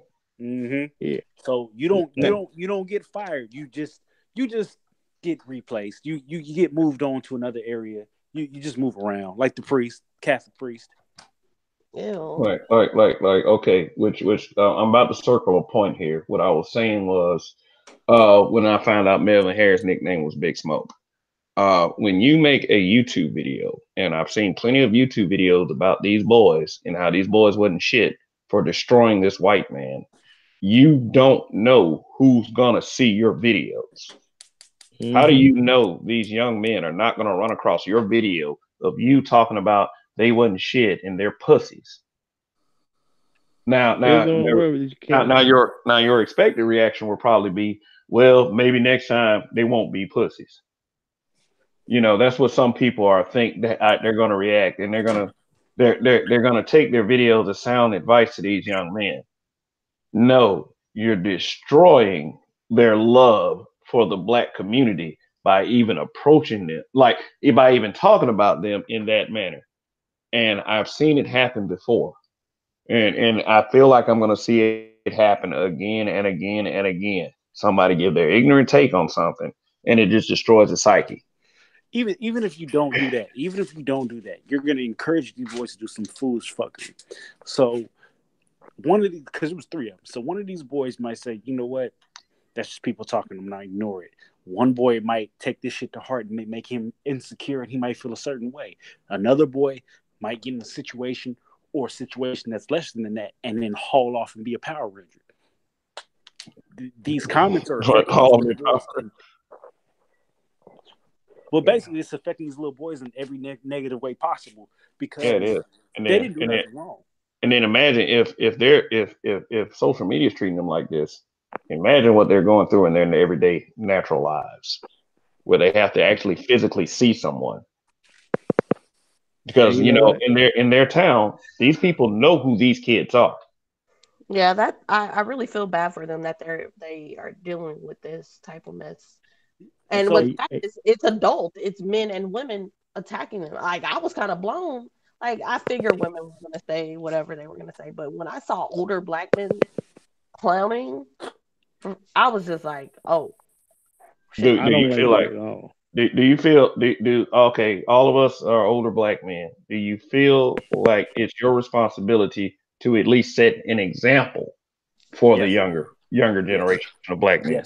Yes, absolutely. I don't think there's a lot of the not saying you guys, but there's not a lot of role models in the older black community. So like I figure like the ones spewing this hate, they're not role models. Y'all don't know what like unfortunately. No. What they end up doing, the younger people end up calling these guys old heads, old niggas. I really wish Castro was here to elaborate. Oh my God, Castro! This is what I'll say. I'm not the youngest dude on the panel. Oh, actually, I might be, but I'm not the youngest dude out there. So when I was in my 20s, I was fighting, and when I was fighting, we had a camp, and our camp was built up of people who already were fighting. We were good, and we would go to other camps, etc. But we had kids in the gym, and when we had kids in the gym, I was teaching, and I had these kids under understanding in the neighborhood that we lived in. Not everything has to be on certain levels. You don't have to go and escalate to this, that, the third. If you had a problem, we had every first Friday, Saturday of the month, we had a fight event in the ring. So if you had a problem with X and X had a problem with you, then you would come to the gym on the first Saturday, and you could either box or rap. But ultimately, the situation was squashed, and I did this as a way to quell shenanigans, because the neighborhood that we were in was known for shooting, was known for extreme fuckery going on. So you have to reach out and grab the youth and teach them a different way and teach them different paths. And in your community, you have to go out and make a difference. And I'm fully for that. A lot of these young men don't have that. I think Raymundo is teaching several young men, several young women. Kev, I don't quite know what you're doing, but this channel alone is an impact. Any black man out here listening, there's other ways more so than because I figure I'm a boxer in heart. So a fist fight is the end of the story. Fist fight you can walk away from. A gun, a stabbing, all that shit you can't walk away from sometimes.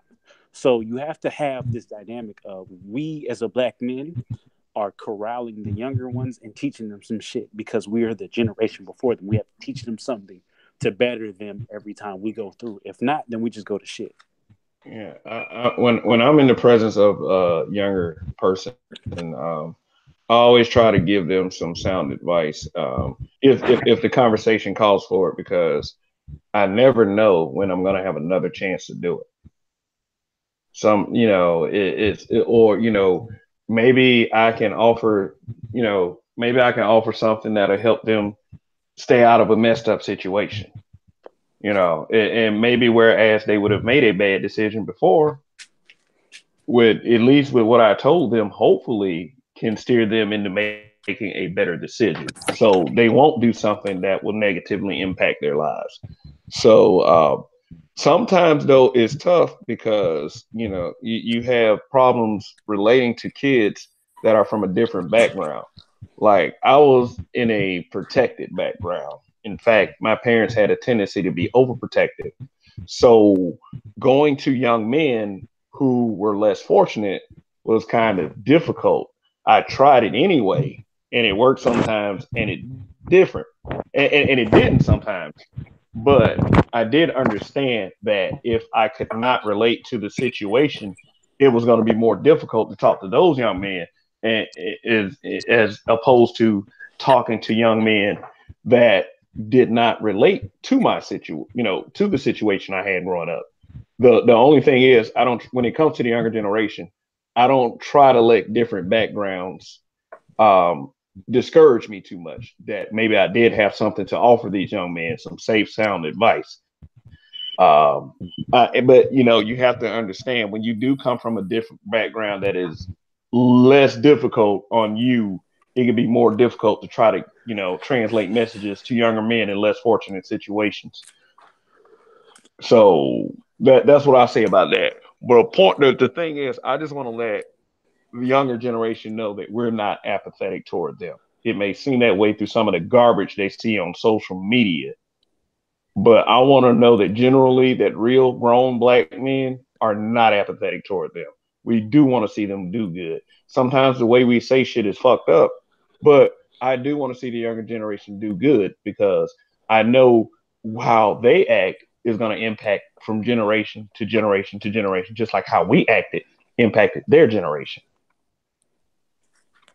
I just hate to see apathy when in our community based on everything that we've been through in this country as black people. Yeah, that's a strong thing. It's a strong, and I just want to add. So the majority of the kids that I had in there, they didn't have a father figure at home. There was a couple that had a father figure in their home.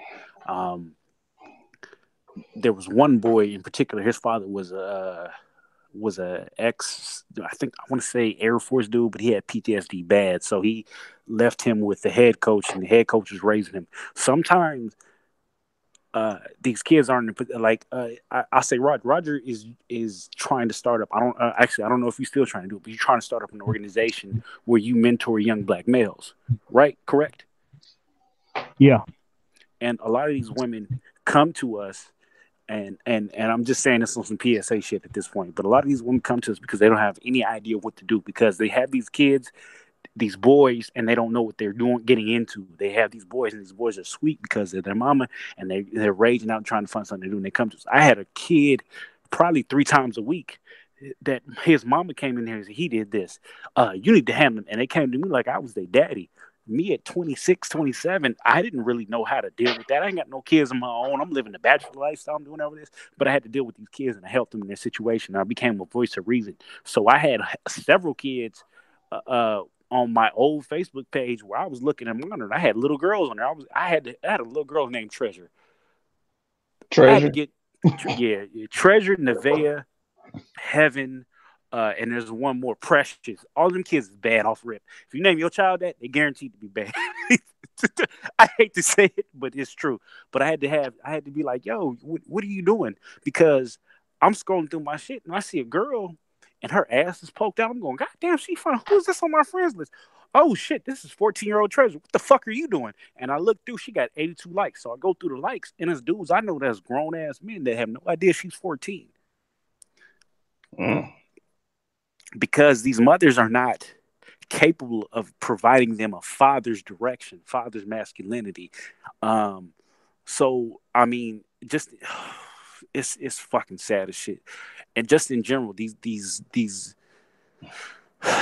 they rely on black men to be a leader for their children.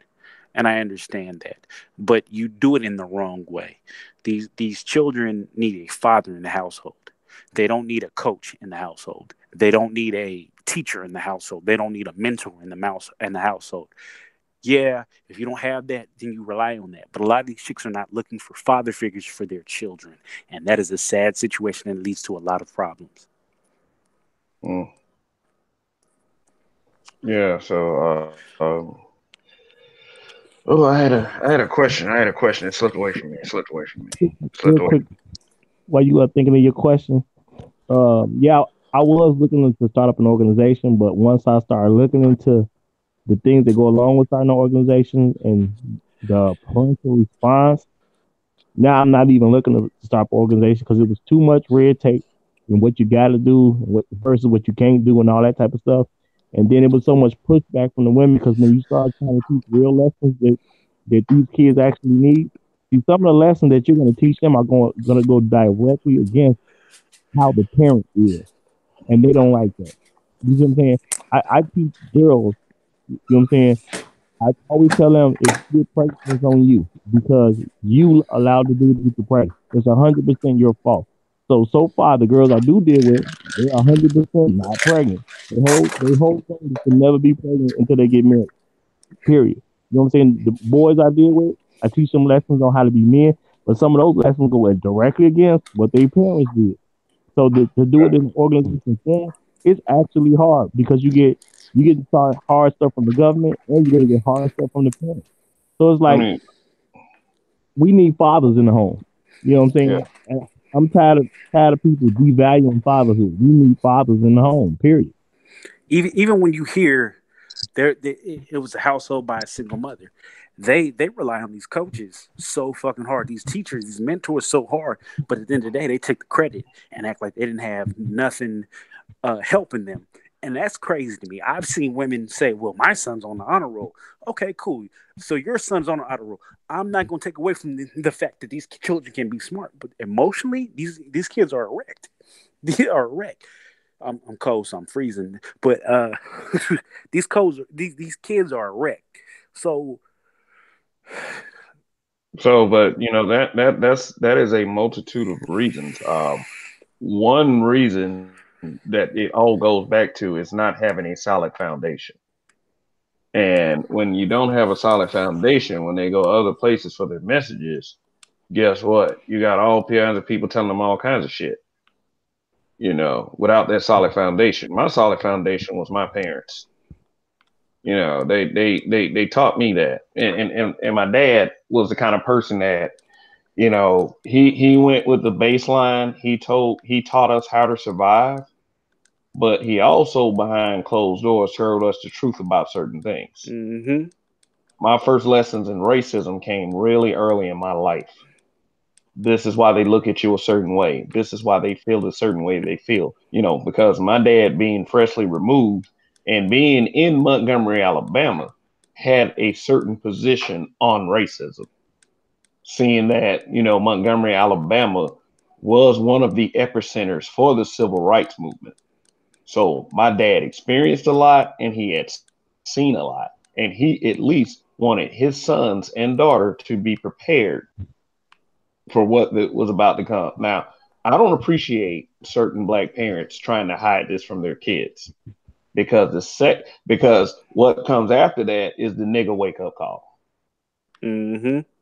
And there's some people that close to me that's like that haven't had their nigga wake up call yet. And then when they got their wake up call, it was just like it threw them into a world of turmoil because they didn't know what to think. They didn't know what to think. So I do think a solid foundation is very important. So you won't run into any surprises when you grow up. You're going to get some surprises, but it depends on how much you tell a person or how much you let them in on versus what you don't let them in on. One of these things that I hear you guys keep mentioning is father in the home, father in the home, father in the home, father in the home. I think that what is needed is for fathers, especially of daughters, to put these girls on game. Period. Absolutely. Don't. Yeah. Just let make them fully aware of what to look for when they get out here in this world. What's happening is you're not making them aware. You're letting it to catch them by surprise. And next thing you know, you got a son that's in jail or very confused about himself, or you got a daughter that just does the dumbest shit ever with no accountability. Strong, solid foundations are needed in our community. Period. It's something that I don't feel like the community can survive without. Mm-hmm. And you're seeing a lot of the effects of not having a strong, solid foundation. Whether I'm going to say this, whether it be a 2-parent home or whether it be a 1-parent home. Now, the way things are going today, 2-parent homes are needed drastically. Period. They are drastically needed because there's all these excuses out there. When people finally want to back in the call or discuss what these excuses are and how I get to the bottom of it, All there is a bunch of goddamn finger pointing. Yeah, that's what it is. A bunch of goddamn finger pointing. There's some validity to a lot of the finger pointing. There's not. There's zero accountability in a lot of the finger pointing too. But you have to look at what lies beneath. You have to look at what's real. You have to look at what the truth is. You have to, and as a black person in 2019, you have to understand that everything that you do is affecting your community. It was a chick that I was dating. I was probably 17, and I didn't think much of it. I was foolish, and I admit that, and I feel sorry for her. And every day I regret it. She had a little boy that was her brother. She walked into the house, and he was wearing a dress, and like was just trying to emulate the women in his house because. I don't know the mother situation, but there was no father around. And she said, please, I'm so sorry. I promise, please just come out. I just need a man to show my little brother, da da da. And we went out, and I invited a cousin because she was talking about paying for food, and we talked to the little boy. But even then, I noticed that this little boy was in dire need of a male figure in his life. And like to this day, that shit haunts me. But it, like, I can honestly say, I don't give a fuck what, if you're not gonna get nothing from it. You need to be able to at least mentor a black man. Yeah, there's a lot of chicks out here who are dependent on that, but the more we can do, the better it'll be. It's a crazy situation, but the more we can do, the better it'll be. Hey, y'all. I'll be back. Just continue talking. Just gonna do something real quick, and I'll come back. But to keep this conversation going, it shouldn't be any more than 2, 3, 4 minutes. Cool. So. Since Kevin is gone, fuck you, Rain. You can eat a dick now. What I do? Okay. Why you save now? The black person just left. He can't save you, bitch. He can't save you, bitch. I don't see why you laughing, Ricky Martin.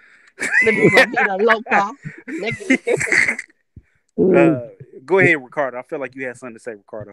No, but real talk. You know what I'm saying? Women are definitely putting men between a rock and a hard place because when it comes to helping, they are. It doesn't make a difference how you feel about it. They still doing. When you got these women having these kids without fathers, because these children need fathers in the home, not just male figures, not just mentors. They need fathers in the home. Period. Mm-hmm. And they put men between a rock and a hard place because you're trying to help. You want to help a child because we all want these fathers don't want to be fathers. So even though, but why are you sleeping with this man if you know he don't want to be a father? You possibly have the idea. Why are you having unprotected sex with women and you don't? Okay, that's cool. That's cool. Why are you having? But you're assuming he's a good man. Let me answer that question first. Seriously, the reason men are doing that because black women are not holding bum niggas accountable. That's why they're doing it. That's why they're. That's an excuse. That's a good excuse to go out and do that, though. That's a reality. Because black women refuse to hold men accountable. They simply have sex with the person they want to, and they don't care nothing about him being a father. That's the truth of the situation. They don't want an actual father in their child's life. That's what's actually going on. And it's putting real men between a rock and a hard place because we don't want to enable stupid behavior, but we also don't want these kids out here with nothing. You don't want to enable the behavior, but at the same time, if a little boy is standing in front of you, he don't have no direction. You want to help them, but it's a fucked up position because the little boy ain't got nothing to do with his mother's decisions. The little boy ain't got nothing to do with none of the bullshit his mother did, but his mother did that with the expectation that somebody's going to help her along the way, and that's a fucking terrible scenario. And that was me driving. Y'all I had that hated y'all. Well, I don't know if it was all of y'all, but that dissed stepfathers were all y'all on that panel. But so I wasn't on that show. But here's the problem: if you have to have a stepfather, there's a problem already. I don't think that's a problem. I feel like if a man wants to be with a woman, if it's not due to a man dying, If a man wants to be with a woman, there's no problem with that. I don't have a problem with a man wanting to be with a woman. However, why were you not able to have a functional relationship with the man you had a child with? I mean, there's several different factors. Yeah, and the Such main as? factor is we didn't want one. Such as, aside from them running out, because that's a rare occurrence. Aside from a man beating a woman, that's a rare occurrence. Some things just didn't work out. Like Okay. my relationship didn't work out. Which marriage was this? This motherfucker's marriage. That's a good question. Which marriage was it? Oh, I wasn't married. We were living together. Oh, we was okay. engaged, and things just didn't work out. I caught him cheating, and I said, "Oh well, shit. All right." So I moved on, and the individual I'm not gonna shoot asked you me down every day, when am I going to leave my husband to get back with him? Because he wants I'm not shooting down the fact that you were in this man's household. I'm not shooting down the fact that you were engaged. What I'm going to say is you took a gamble because you weren't quite married at that point. So you can't complain about taking the L at the end of the day. Oh no, I don't complain. Like, I just say, hey, it shit happens. It is what it is. And I chose to make that decision. It's all about what we choose to do. Nothing just happened. No, I'm just saying shit happens. Like, shit happened. Like, the things we make happen, do. But you know what? Whose fault was it that we broke up? Him cheating or me not wanting to deal with that? The breakup was yours, but the fact that you had a kid before you, I mean, the breakup was his, but the fact that you had a kid by a dude you weren't married to was yours. Oh, the child never in that position. But I mean, hey, he's fine. He's a great dad. He doesn't. I don't blame you for correcting your situation, regardless, because you at least did get married. You know what I'm saying? A lot of women don't even do that. You know what I'm saying? But the issue is most of the women that's having these kids is having problems. They ain't trying to get married and have a father involved in their child's life. They're doing everything they can to stay unmarried. That's because nowadays marriage is painted as a piece of paper. Oh, you can still get cheated on if you're married. Like, a lot of black men and women taint the image of marriage. Well, you know what? It's not about what's painted. It's about what a person wants. People give other people way too many excuses. People doing exactly what they want to do. If you don't want to get married, it's harder. And of course, it's harder for a single mother to get married. I don't want to say if it wasn't hard for me. I remember. I've never disagreed with that. It is harder, but my thing is hard. Is just because something is hard does not mean you don't do it. I get what you're saying. Like, because I'm in the position now. I found my chick and really weighed her out. But I'm currently trying to shoot the club because I'm a little old, so I don't want to be 40 with a baby. But you want to be married first? Do you want to be married first, Donnie, before you shoot the club up? I want the woman I'm going to marry first. So I'm willing to take that gamble if she gets pregnant in the meantime, because I plan on proposing to her and working everything out. But once I give her that ring, I don't give a fuck what's going on aside from her cheating or being on some whole shit, because I vetted her. But you're saying that now that either one of them can come first, shooting their club up or getting married, because you're pretty sure. But that's the I have the intention of marrying her. I'm trying, and I'm waiting for we going on a trip, so that's when I'm proposing. Otherwise, if it was just an everyday thing, she would have been proposed. I don't. But yeah. We're getting married, not on some it might happen shit. No, it's like it's definitive. Like I'm setting the date, I'm setting the time, I'm setting everything. I'm trying to get everything together. So but I'm older. So I'm not 23, I'm not 24. I'm older. I'm 31. And I know after a certain age, because she's a year older than me, I know it's a problem with pregnancy. So I'm trying to shoot the club up right now in order for preparation. But she might be pregnant on her wedding day. She might be pregnant after the wedding day. Fun. Yeah, but the main issue is that you're not the woman. What'd you say? The main issue is you're not the woman. She's the one that would be taking the gamble that you're going to be there. She's taking the gamble. I have every intention on marrying this woman and being with this woman, but I'm not taking the gamble. So she wants to question. I got a very interesting question for everybody on this panel, even the ones that haven't spoken in a while. Francois, are you still there? That nigga sleep. Yeah, it's like I think you're an hour ahead, so it's probably 5 o'clock for them. Yeah, Nicole. Nicole,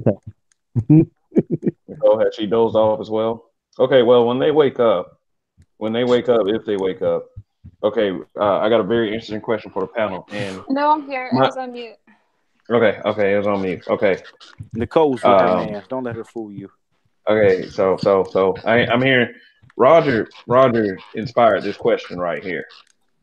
So let's see what this is right here. Who decides sex? The man? Okay, is the man or the woman? Who decides sex? When do you know is a definite green light for The sex? woman. Oh, I have to say the woman because the man would always want it. I would think from the time he meets her, right? So the woman because kind of gives the initiative on because the green light.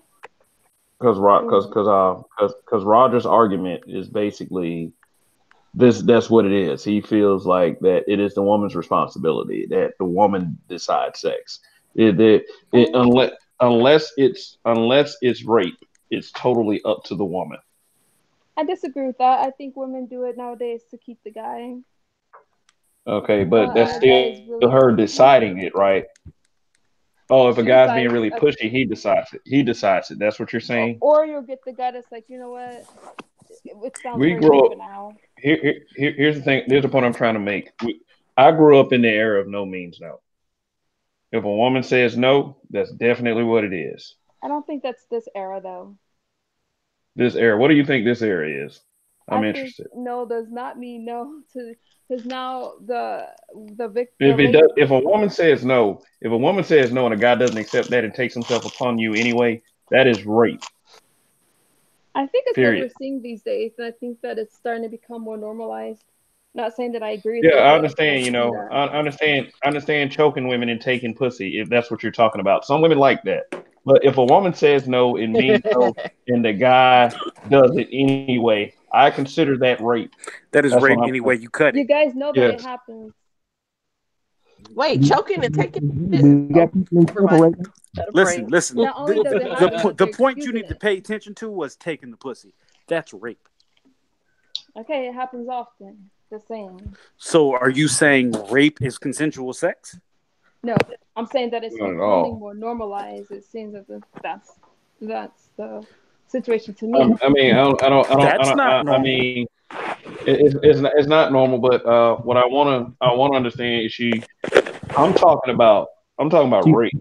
I'm not talking about freaky stuff. Practice. Mm-hmm. I'm talking about practice. I mean, like when you said that. Rain does the freaky sex. What she's trying to say.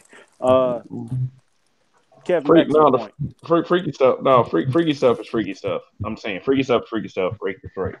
Okay, fair enough. No means no. That's all. That's all I was saying. I agree. So, and then you have, and then Donnie at some point in the conversation says these two words put together: hoe culture.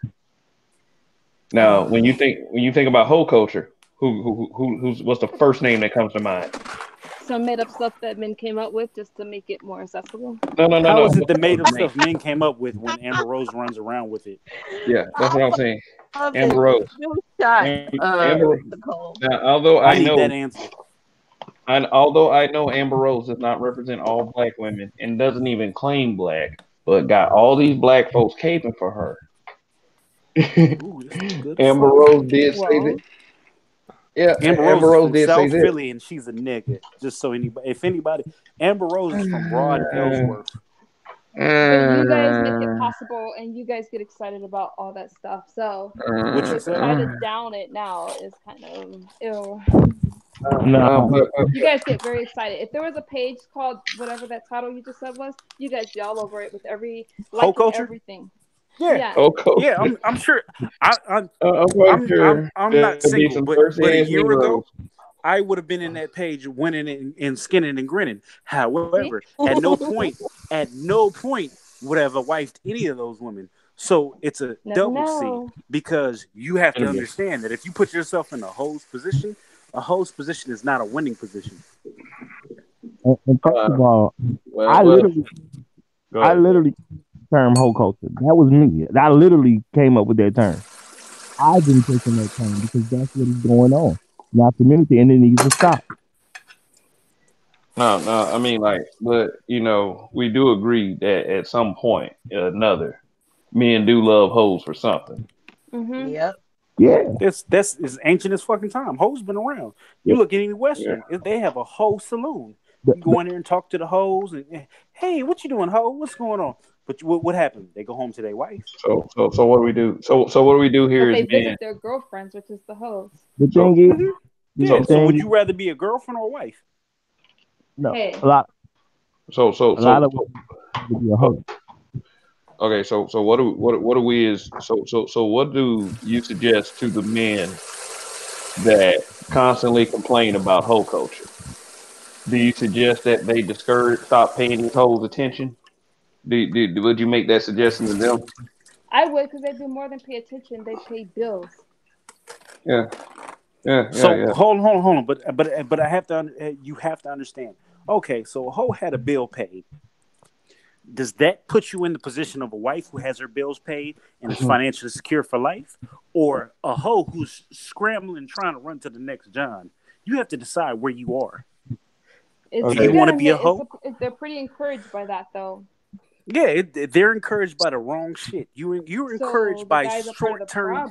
So you should be encouraged by short term wins versus long term wins. Which one is the better option? Okay. Can we get flagged for talking about hoes? Like let's just before we go get any further. Like, I'm from New Orleans, so I'm talking about hoes as in cereals. No. Yeah, women of ill repute, we can say. Use a different word, yeah. But I'm just saying that the women are not the only ones to blame. I'm just saying that guys are a part of it. But see, here's the problem. If guys are to blame, that's cool. I understand that. But who has to end up with the L at the end of the day? If we have a party at your house and we fuck that house up and leave, who's cleaning it up at the end of the day? Like, what are we? Protection, submission, apathy, black men issues. Okay, and this part of it goes to what? Probably black men issues at this point. Yeah, I would say black men issues as well. Get it together. Nicole, may I ask you a question? Yeah. Have you ever been somebody's hoe? What? What kind of question is that? Can we not go to? I'm not trying to be like mean or rude or anything. I'm just asking, have you ever been somebody's hoe? That's a weird question. No. What about you? Have you ever been somebody's hoe? That's a weird question. Define hoe. Somebody that they fucking but they have no intention of being with you. I don't think that makes you that. I don't think that makes you hoe. Make a guy one. That's fine, but I defined it. So, have you ever been with somebody who's been fucking you and has no intention of being with you? But this is the man's issue part. So that's cool. I'm just asking the question: is that a yay or a nay? I think that's not relevant. Wait, that's so not cop out. Gotcha. No, Brian, what about you? Wait, what? That's not okay. If I decide to fuck somebody just because I want to have sex with them, that shouldn't be classified as that. Agreed. That's I dating. gave you a specific definition. I'm eating a peanut butter sandwich, but specific definition. Have you ever continually fucked somebody that has no intention of being with you? But that's not the definition of that. You know what? I got a question. To you. You know what? A specific question. I have. Okay. You know what? Let me real quick. Hoe is because of women, because no man can force women to be hoes. Not legally. Yo, Richard, you're muffled. I'm saying that you're muffled. Your voice sounds muffled. Hold on, let me. Ryan, can you please take your headphones out, Ryan? Hey, I caught his ass Richard Gere. I got our name. What I'm saying is, at the end of the day, women are responsible for being hoes. They push hoe culture because no man can legally force a woman to be a hoe. So unless we're going to say that people are not responsible for their own actions, A hoe can only be made based on a woman's decision. It doesn't make a difference what you say about men. A woman has to choose to be a hoe.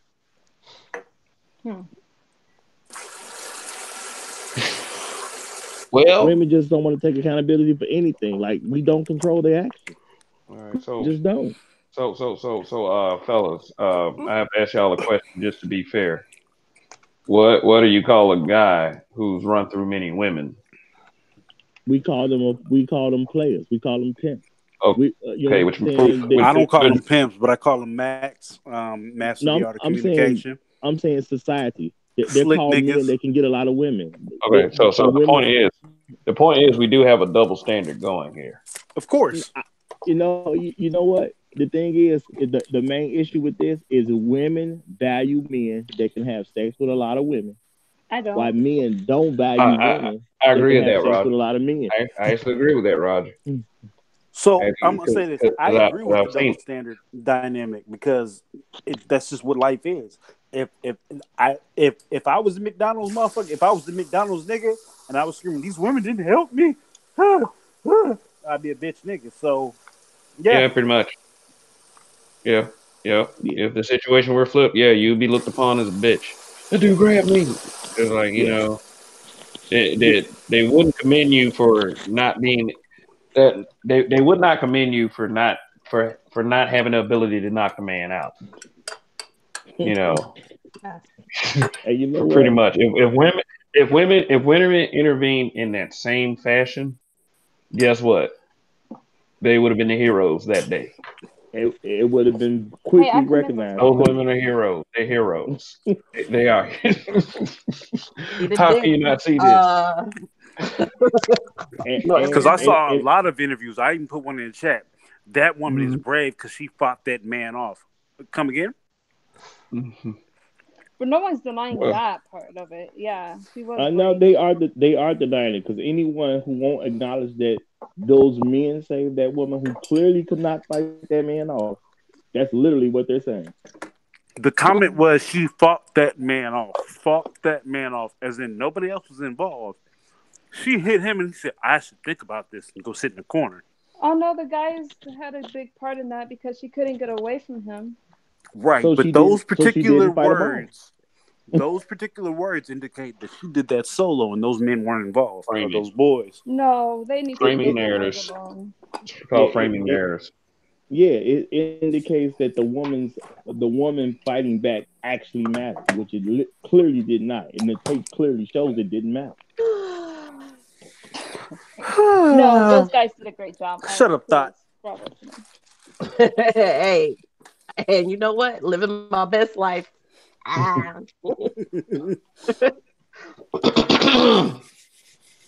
Yeah. So, all right. So, okay, go ahead, Roger. No, I was gonna say when it comes to the sexual part, the same way men don't value hoes, women value a dude that can have sex with a lot of women because they're thinking about when I get with him, he'll be able to satisfy me. Go ahead and tell a woman your version. Most of them gonna be freaked out by that. So, as a man who's had many adventures, Casanova's in the name. I can just tell you my legend is.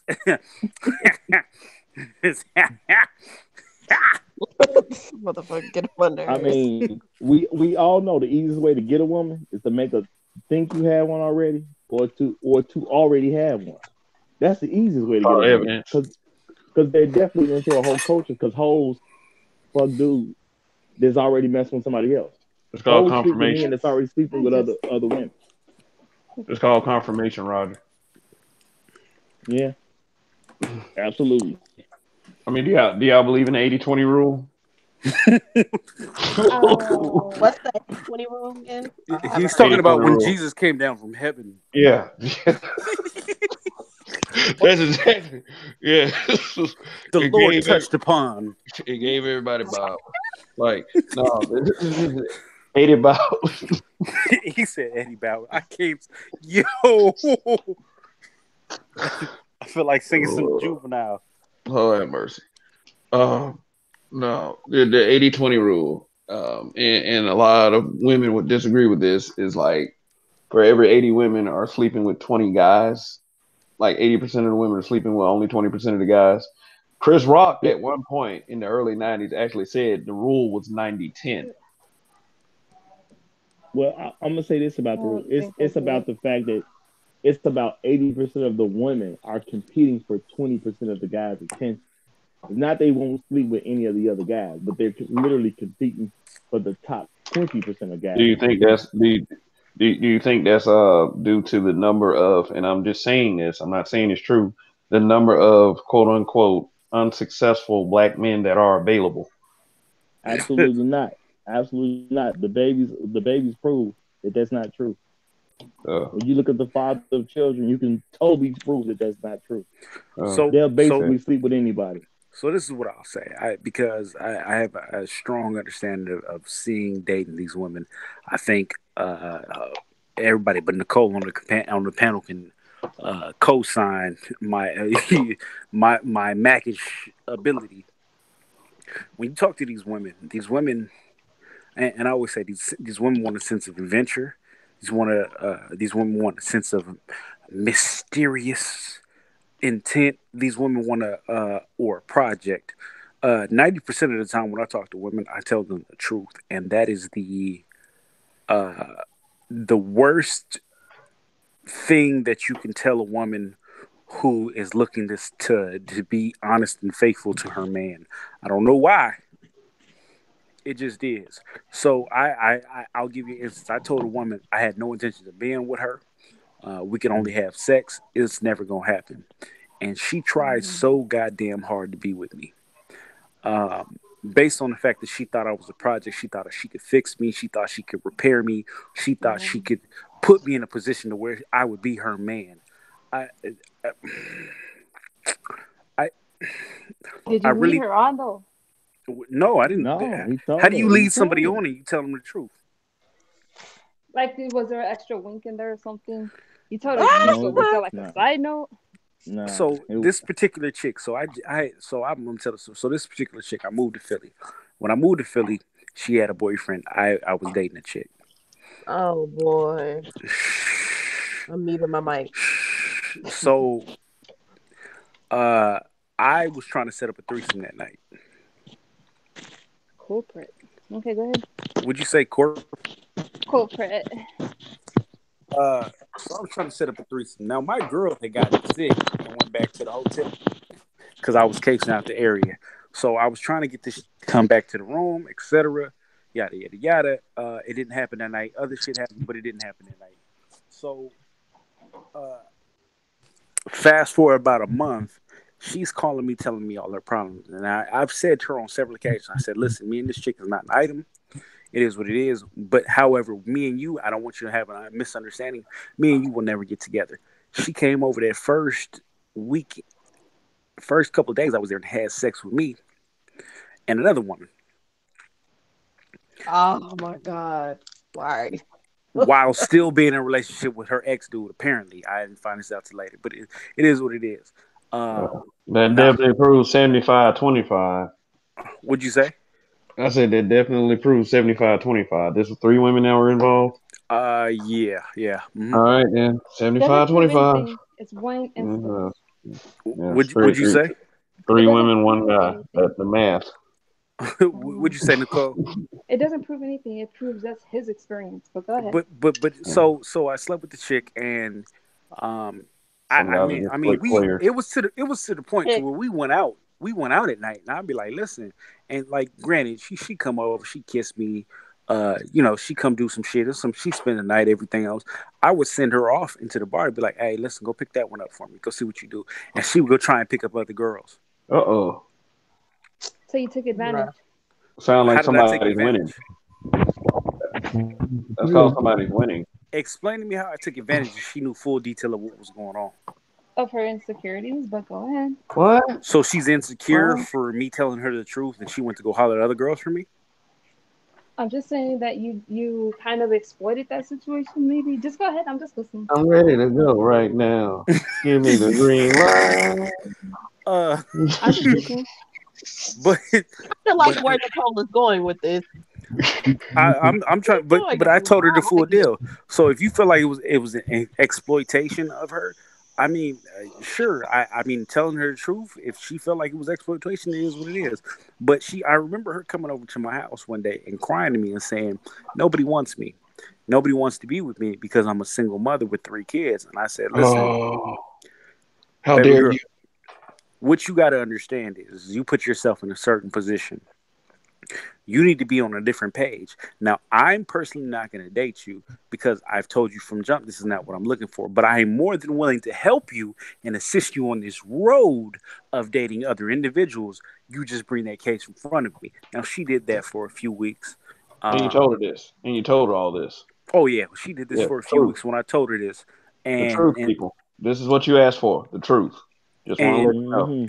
She was dating like the selection of dude. So she was dating a dude who was 39 and had just got out of jail and had roommates. His rent was $400 a month. Did he have roommates in jail? I mean, probably he was in jail. Yeah, we figured that. But he was 39 years old and had hella roommates, and the roommates were complaining of simple, stupid shit like, "Hey, yeah, somebody stole my belt," having this problem. And this dude couldn't afford to come up to the city that we live in and take her on a date. Now, I'm not downing you for having... Wait. Didn't the same dude end up sleeping with the friend?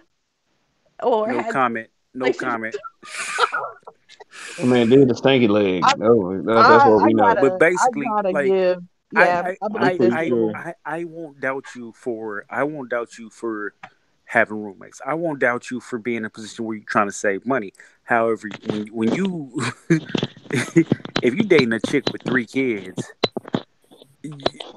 or you're a mother with 3 kids, you have to have a certain level of standard. We'll say that. Like an impromptu family reunion, but it's not. Yeah, you have to have a certain level of standard. Like it's wild. Like it was just a lot. It was a lot wrong with this chick. But this chick never put 2 and 2 together. She would never admit her defeat. She would never do anything. Now, when she found out I was dating somebody else, she had a whole fucking shit fit and was pissed off about it because I was seeing somebody else. Even though I told her it will never happen between us. Even though I told her that I would help her get her dating life on. What'd you say? She was hanging on the hope, basically. She was hanging on the hope. So, I mean, she was trying to write a book. These women have to understand, what their limitations are and what it is they can do. Not everybody's built for this. She wasn't. But yeah, y'all gotta understand. Y'all gotta get your shit together. They understand. They definitely understand. Just keep living. They know exactly what they're doing. Let's give clarity on who they is, Roger. I'm saying the women that ends up in these negative and bad situations, they know what they're doing. You know what I'm saying? They got especially one with 3 kids already. They got too much world experience themselves. Plus, I know people pretend like people don't have relatives and they don't have friends. They never met nobody growing up in school. They don't have conversations with other people. They ain't never read books. Like, people know the patterns of people who go down terrible roads. You know what I'm saying? So there is no I don't understand. You just simply went the way you wanted to go. And that's all it is to it.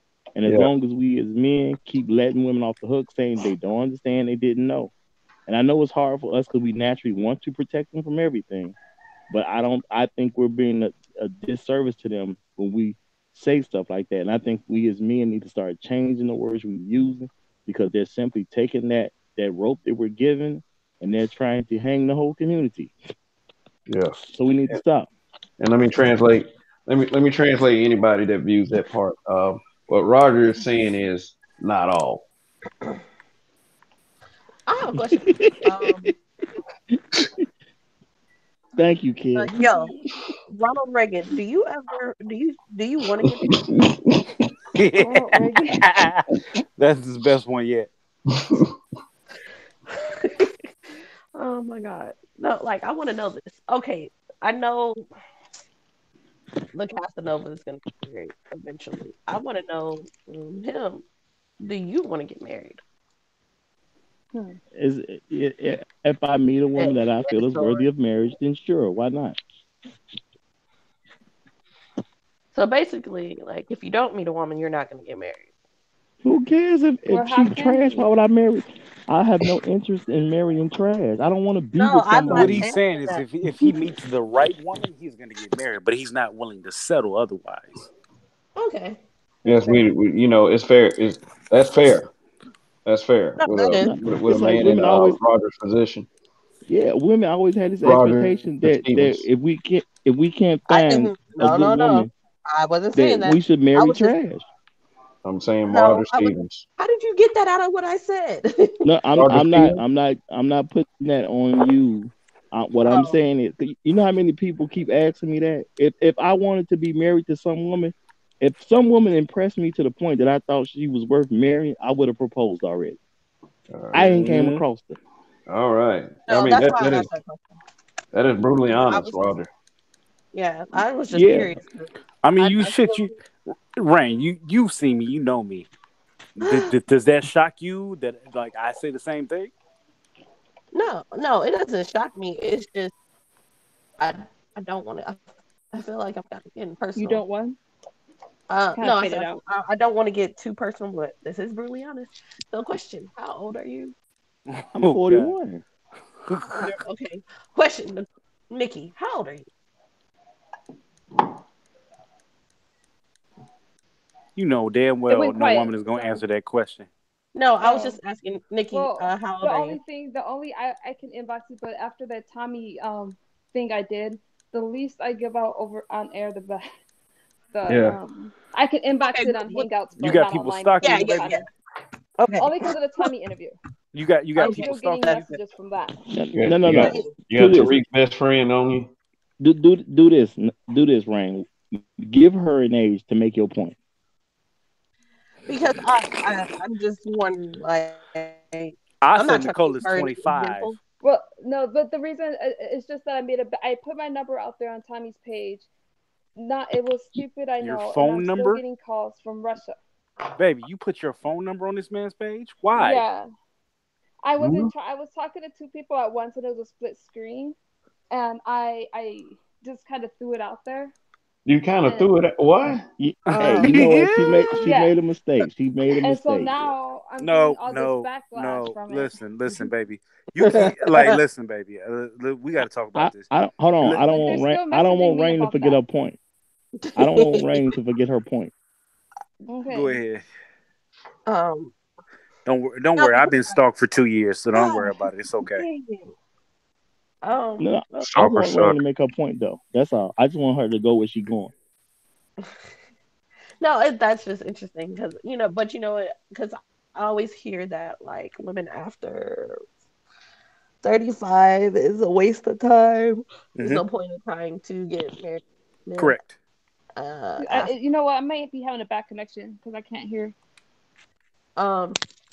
No, I was saying what they people always be like women after 30. It's 35, right? Mute. It's Mute. The point.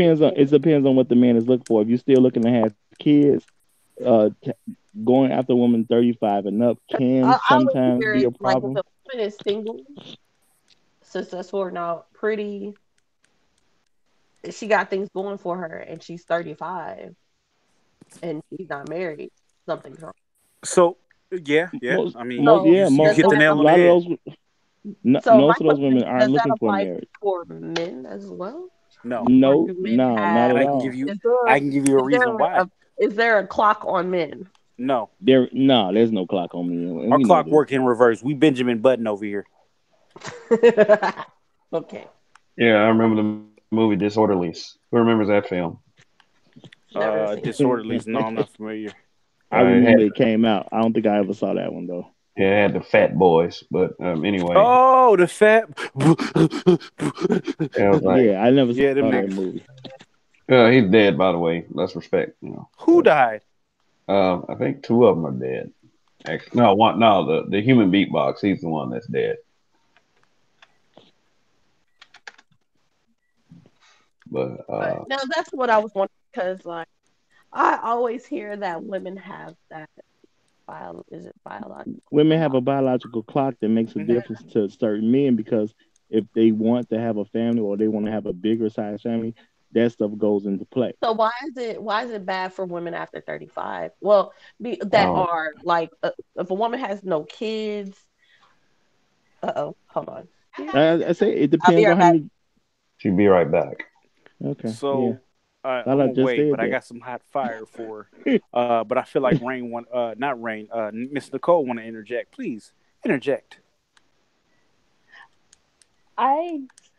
Okay, so you guys do realize why I'm not putting any information out there because I did something dumb. Just Yeah, saying, we nah, passed keep that. It's it Baby. Don't okay. secret. even, don't even worry It's about okay. that. Okay. We're I'm just done saying with because I that. don't want it to seem like I'm secretive. But anything that's not like personal, I'm open. Oh, that's all Okay. you wanted to interject? Is that it? Yeah, because I just think that yeah, it's important to be open and honest. But until that backlash that dies down, and I really wish I would have responded to him, then I have to be kind of like Can I ask really details cool. on what happened here? Because I'm still You know not really what? quite You clear on know what what? happened. He Let's edited a say lot of that. hold on. Let's save that for when we off air. Okay, I'm just gonna accept that's that she fair. made a mistake and leave it alone because Yeah, I don't yeah, I'm want to still make paying her for look that too one. bad on air. Yeah, we just say that for I'm still paying for after the that. Yeah. show. Believe me, what 2 men on this panel know about some stalking individuals, so we can sympathize with you. Yeah, but if Yep. anyone listening, I wish they stop calling me from out of the country because they're messing up my bill. Nobody's calling you from out of the country. What they're doing is they're using a phone provider, an app, basically to harass you. So, Okay. your Tommy best got a bet big is, channel. to be honest, just change your Yeah. number. But if you want to do that, then you just got to wait it out a little while. Getting Okay. this shit. Got it. Yeah. Sometimes you get stupid DMs too. Yeah, because Okay, Tommy I got a didn't think big about that. channel. He got a big channel. Yeah, these You know, guys. and you know how they put a phone number in the movie or something, and they'll just call the phone numbers in the movie. It ain't got nothing to do with anything. You know, that's why they came up with that 555 number, so when they can put it in movies without everybody calling the person with the actual So the number. number is fake. Because anything with a 555 is a fake number. It said. Well, he's the one that said, "I am calling you from Russia to tell you how stupid you are." So, That's what he said. yeah. You got to understand that, like not to be on no funny shit, but I lived in Phoenix. I seen this motherfucker Tommy. Tommy's a weird, scary ass nigga. So you have to understand that I saw this motherfucker in the fucking grocery store. He saw me. I looked at him, and I ain't had no malice towards dude or nothing. But he took off running. So any individual boy. making some statements online, and you feel like if you see another black man and they look at you for whatever reason, you start to run, then that you don't even believe what the fuck you say. Right. Right. Yeah. Yeah. So Okay. Fair enough.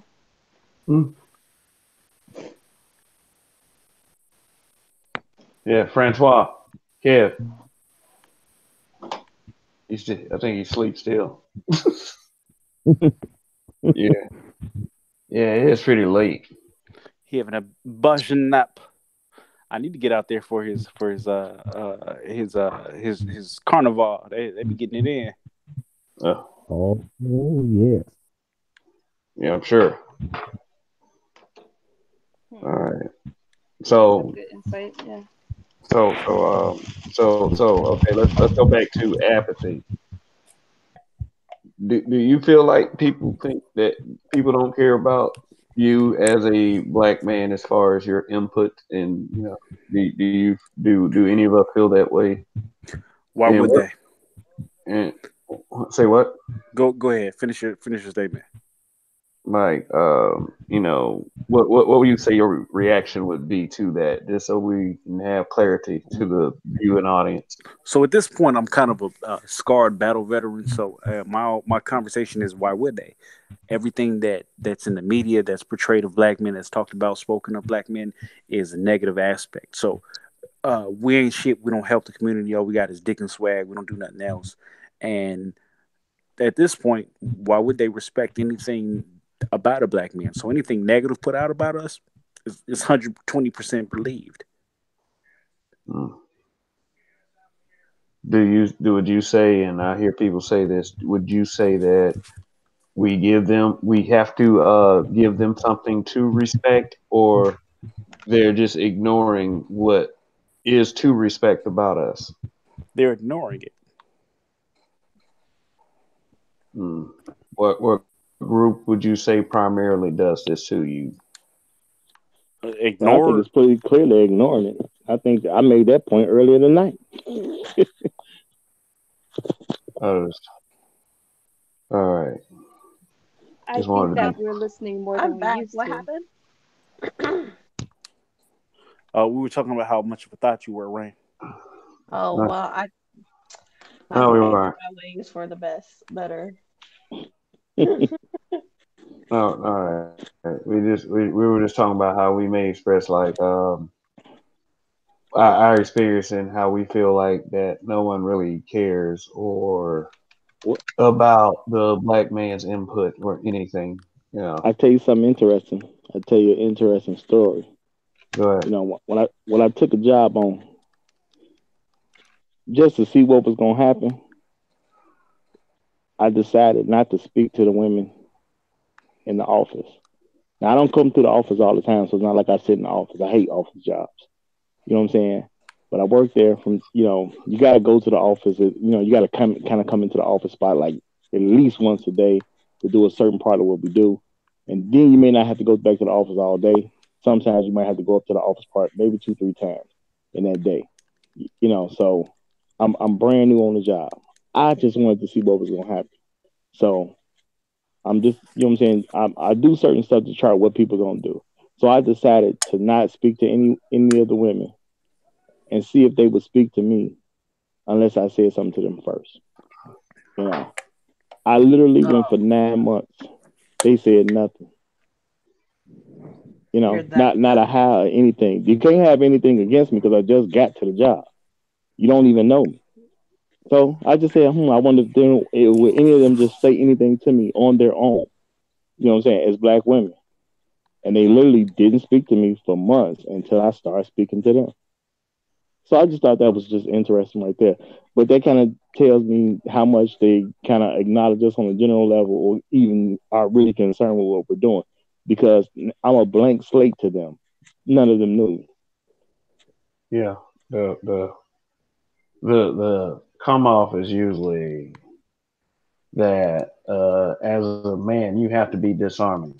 Basically, you have to be the happy nigga. You have to be the welcoming, warm, fun guy. You got to be the one that's keeps a smile on your face no matter what. You can't be, I would say, dark. you can't be someone who is kind of like to themselves.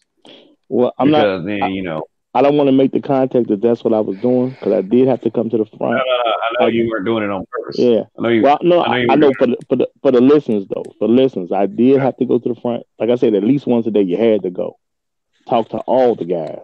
We had conversations. Nobody had a problem. You know what I'm saying? I talked to all the fellas. But I just never say anything to the women just to see if anyone would say something to me. So, I have whole conversations by their desk and everything. Wouldn't say anything. It just would. They didn't say anything until I started saying something to them. And I don't know. Maybe everybody's gonna take the attitude. Well, I'm not gonna speak to him till you say something to me first. But I find it curious. Not one of them did it on their own. So, are you faulting them for not doing that, not speaking to you? Wait a minute. Are you asking me am I faulting a person for something they did? No, I'm sorry. I'm not even gonna lie. I heard the beginning of the story and I didn't hear it. No. I mean, I fault everybody for what they actually do. I think everybody who actually does it, it is their fault. Like Rain got a vendetta against Ricky. I think we have this weird banter, but I think that's kind of people, in my opinion, that do stuff like that are kind of weird. Hey, I mean that's fine. That's fine, but there's nothing wrong with conducting the spirit just to see what's going to happen. Yeah, I just want to acknowledge something real quick. Those viewers that we got right now, I really appreciate y'all for hanging in there. They're committed. Absolutely. Thank you. Absolutely. Thank you. We appreciate that. Now continue. Yeah, shout out to the viewers. But I just feel like, what did you gain out of that, doing that? I just wanted to see if black women, you know what I'm saying, just on a general level. That's why I did it with people I completely do not know because I was brand new on the job, just to see if they would just talk to me on their own. 'Cause, like they don't really even acknowledge black men. It's like we have to. If I have to acknowledge every single one of y'all for y'all to acknowledge me, that's kind of a problem in itself. That says something about our community as a whole. Because these are all random women to me that ended up working at this place that I just happened to get a job at. You I know, think the so problem is experiment like that, and then no, turn I mean they don't know anything about me though. They know nothing about me. I just got Wayne, the let me say job. this: if you've seen an individual that just came in for the first day, he's scared, he don't know what to say. It's a whole bunch of people he don't know. Are you going? Because I know you. So are you going to sit up and say, "Hey, what's going on? Hey, yeah, hey, I'm Rain. What do you think I Hi." would Right. do? Hi, What do new guy. Something. What do you think I would do, Donnie? Oh, I think you would say, "Hey, I'm Rain. Check out my my Instagram. I'm fighting on here." But aside from that, I and for anybody, I'm not just randomly I love fucking Rain, so it's just what we do. But yeah, I think honestly I speak. You know what? I think it depends on the vibe I get from, because like sometimes I get weird vibes off people and I won't Rain do. got that vibe. Like I will look. oh, Oh, don't do that. It's not that. oh, Like I look oh, at people. oh. Guess what? Guess Uh what? What's that? Guess what? I don't like to guess what. You don't. Oh, you don't like what I'm about to bring up. Yeah, that will be into a whole nother energetic discussion, though. What is it? What are you about to bring up? Bringing up Kales. You got that vibe. Yeah, but I don't know. I I might say heard that. Rain got that vibe. I might say that for another broadcast because I think that needs to be a whole other broadcast. I think that I don't know. I don't want to tire the audience out. You know. Yeah. Listen, At we this got point, I other would channels suggest we can save jump Kales to. for next week. We can jump to other Yeah. channels just to run into another channel. Yeah, we're gonna do the channel jump thing. Like, Mm, I'm Like right gonna. now? No, No. well, no, we've done. You know, we're the habitual line steppers. We're uh, Ricky. We're you know, Ricky Martin. Living la vida loca. yeah, but we got the Roger report involved, and we got you ain't shit for watching. Really not, but it just is what it is. So Yeah. do we want to do Kales tomorrow night, or that's what I'm saying? You want to hold off on next week, or you want to do it tomorrow night? We probably could do it on another. What was Donnie's suggestion that Yeah, let's do it another night. I feel like before we do that show, we should watch that documentary. Like, we need to watch that documentary so we can give. Fuck the documentary. I'm gonna watch it, but I'm not looking forward to it. I'm not looking forward to it either. I'm not looking forward to it either. But we need full insight on this. We need full insight on this before we have this show. I would have been watching. I will sit through that damn documentary, even though I know it's probably gonna tell me nothing I don't already know. But hopefully it will. Yeah, and seeing that you said Jamila Lemieux was in there. Yeah, her. I did a nice little fat video on Jamila Lemieux. Like she knows Kales. I think I'm I think I'm at like almost 800 views on that video. Remember the one I did about Lemieux? What was it? The one I got the meme that said like 53%. Let me see. Where is it? Yeah. Whoa. 53% oppressor. I'm at 776 views on that. Yeah, because she got white daddy. Yeah. He has what? The guy that tricked the Black Panthers into thinking that he was black. But somebody tried to explain it to me in the comment section, saying that. Let me see if I can find that comment real quick.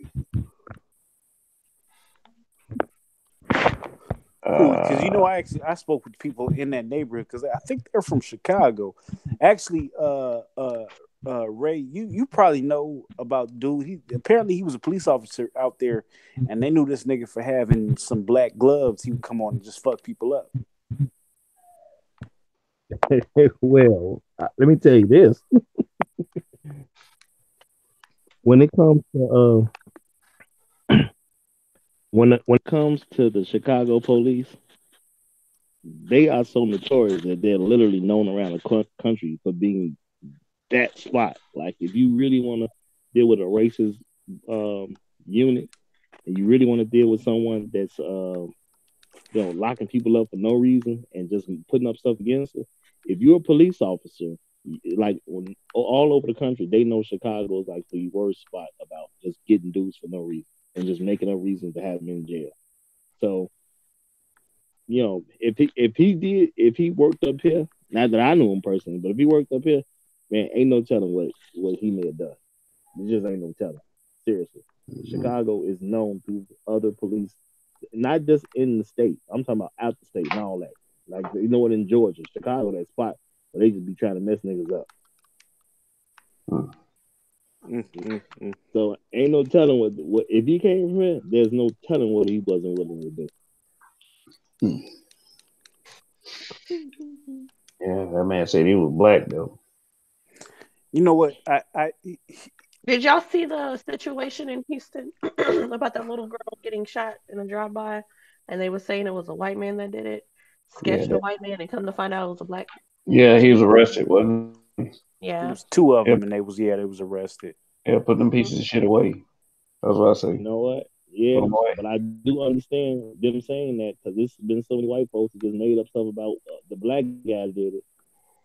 Yeah. I can't even fault a black person for. You know what? Let's do the same thing. But unlike the white folks, it wasn't really working. Didn't really work. Let's see. But I don't know about that particular shooting though. I'm unaware of it at this point.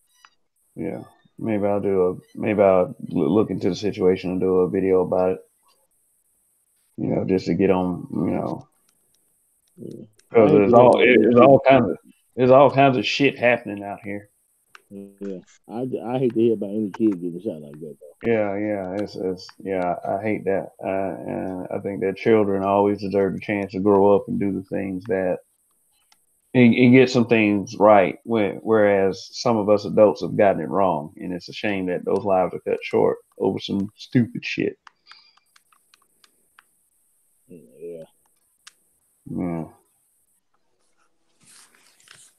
Yeah. Well, let me see. Yes. Well, I'm just big. Yeah. Remember the guy who stabbed the girl trying to get onto the train, Neil Wilson? Nah. What happened? Yeah, I know. Yeah, I remember that. The guy was this guy was a violent felon. He was a violent felon. He was released on good behavior. A violent felon on the street and committed a violent act. Like he stabbed her and her sister. Her sister survived. Her sister survived. She didn't. Okay. Yeah. Okay. There was a viral video. Remember, me and Roger discussed this before. There was a viral video that came out of a young man saying that the blood of that girl is on the hands of the black man because we weren't there to protect her. Oh my God. But it's always our fault for everything. So at this point, I can't even be surprised. He got stabbed, and we wasn't even on the train with him, man. We wasn't even there. I mean, do you see any? Do you see any point to what he said? Why is it that the men they were leaving a dinner party, I think, and the men they left a family event.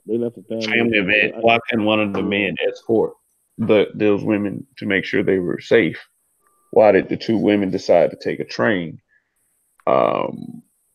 So, as black men, do you think that particular set of black men dropped the ball and things could have been different if just one of them had escorted the ladies?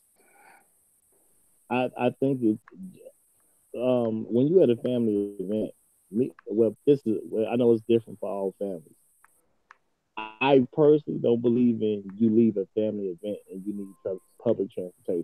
I don't understand that. Not at when you're at a family event. Public shit. transportation Basically, really shouldn't be in the question. it's always a relative to take you home. It's always. Yeah. Now my thing is didn't they just simply leave with a guy? Like I understand you want to go somewhere or be somewhere, but if you had a family event, why didn't you just get somebody to drive you somewhere? Of course, it falls Now back I don't want to blame them for anything that the white guy did to them, but I'm just not. I would have to really understand the context of how they ended up on the train by themselves. Yet they left. But they never got I on the really train. didn't understand the context. They never got on the train. Right, because it happened on the It happened on the part stop. Yeah, the part where you waited. Yeah. Yeah. I really want to understand the context of why they left a family event, yet they had no dude with them. You know what I'm saying? Because I don't want to say nothing bad about them because they were the victim. You know what I'm saying? Because No. I don't want to say anything bad about them either. But What is like I just feel like they should have been with. I feel like they should have been with somebody. But I guess that's probably just for me to be a man, and we automatically we're protective of women regardless of yeah. Flags go up with me. Flags go up. I would never even considering all things. I would never want to not be there. Like two women walking somewhere by themselves, and then this was the same.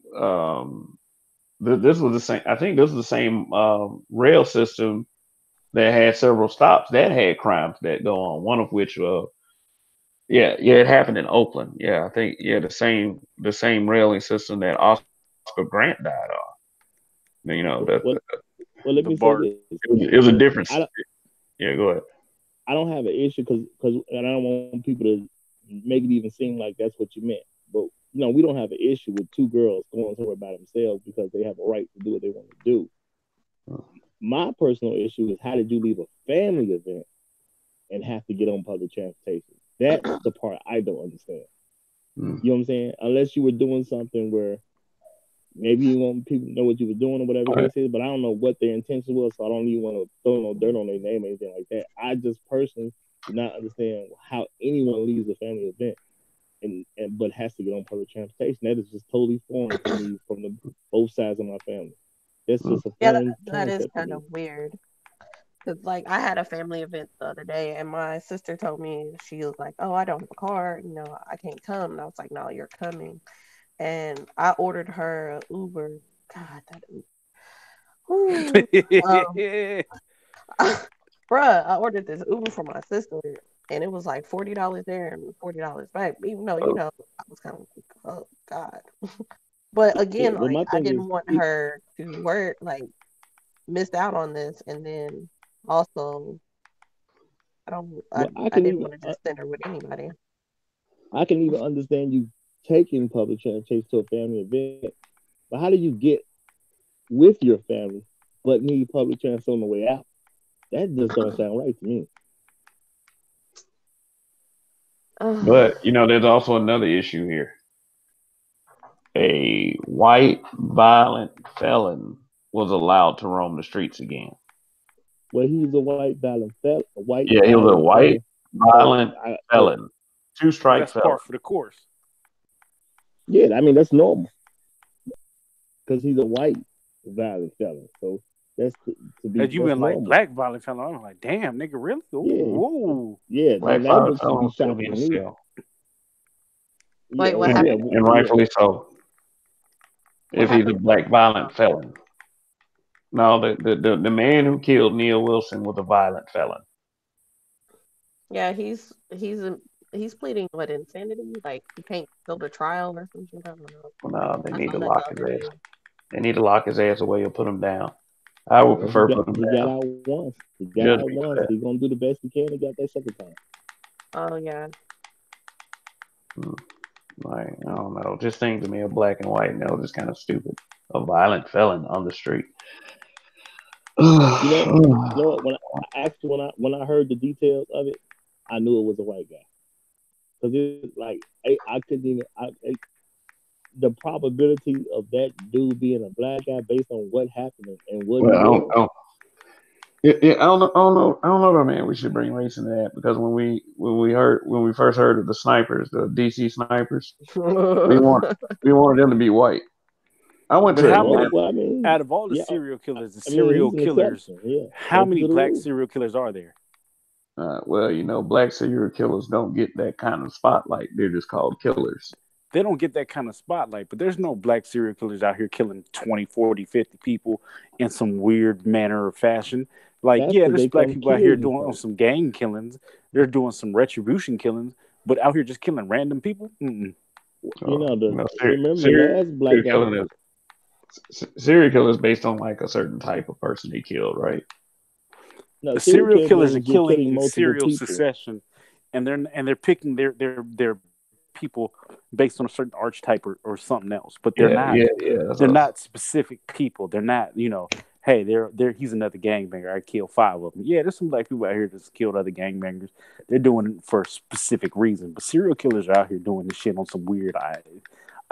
Mommy didn't love remember me. the last black guy that was suspected of being a serial killer that I can remember. They killed the man. They claimed they killed him because he was surrounded in his cabin.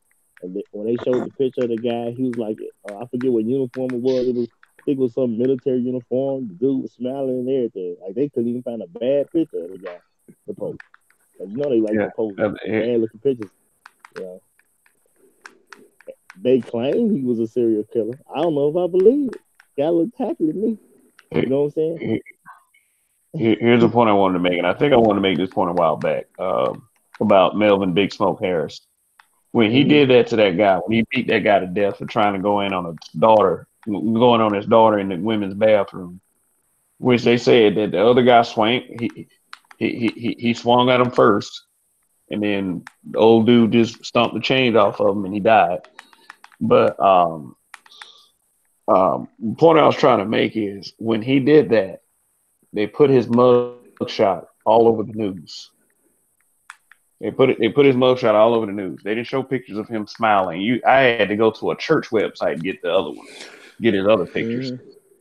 When they show these white killers, like the guy who killed Officer Terrence Calloway, which is in another one of my videos, when they show the white killers, they always show a picture of him smiling with his family, or him at some kind of dinner moment, or him being a happy guy. When they put our pictures in the media, there's always some kind of mug shot. There's always some kind of disagreeable position. There's always something. Like, and if they can't find a bad picture, what they'll do is they'll go back and find some of your relatives. That's why we got to be careful about these messages we receive in the media. When Botham Shem John was killed, now I'm going to the black man issue apathy part. The first thing, and we know about Botham Shem John, he got killed inside his apartment. Yeah, by a police officer.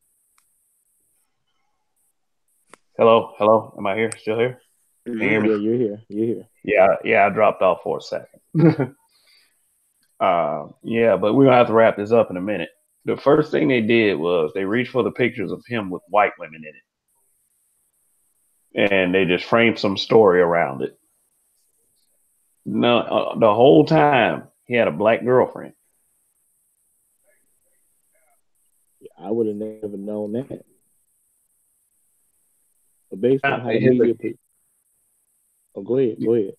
They wanted black people in particular to be apathetic toward his situation because they know once you put a picture out there of that black man with a white woman, you can say that some of the dumbest, most you can be as intellectually dishonest as you want about it.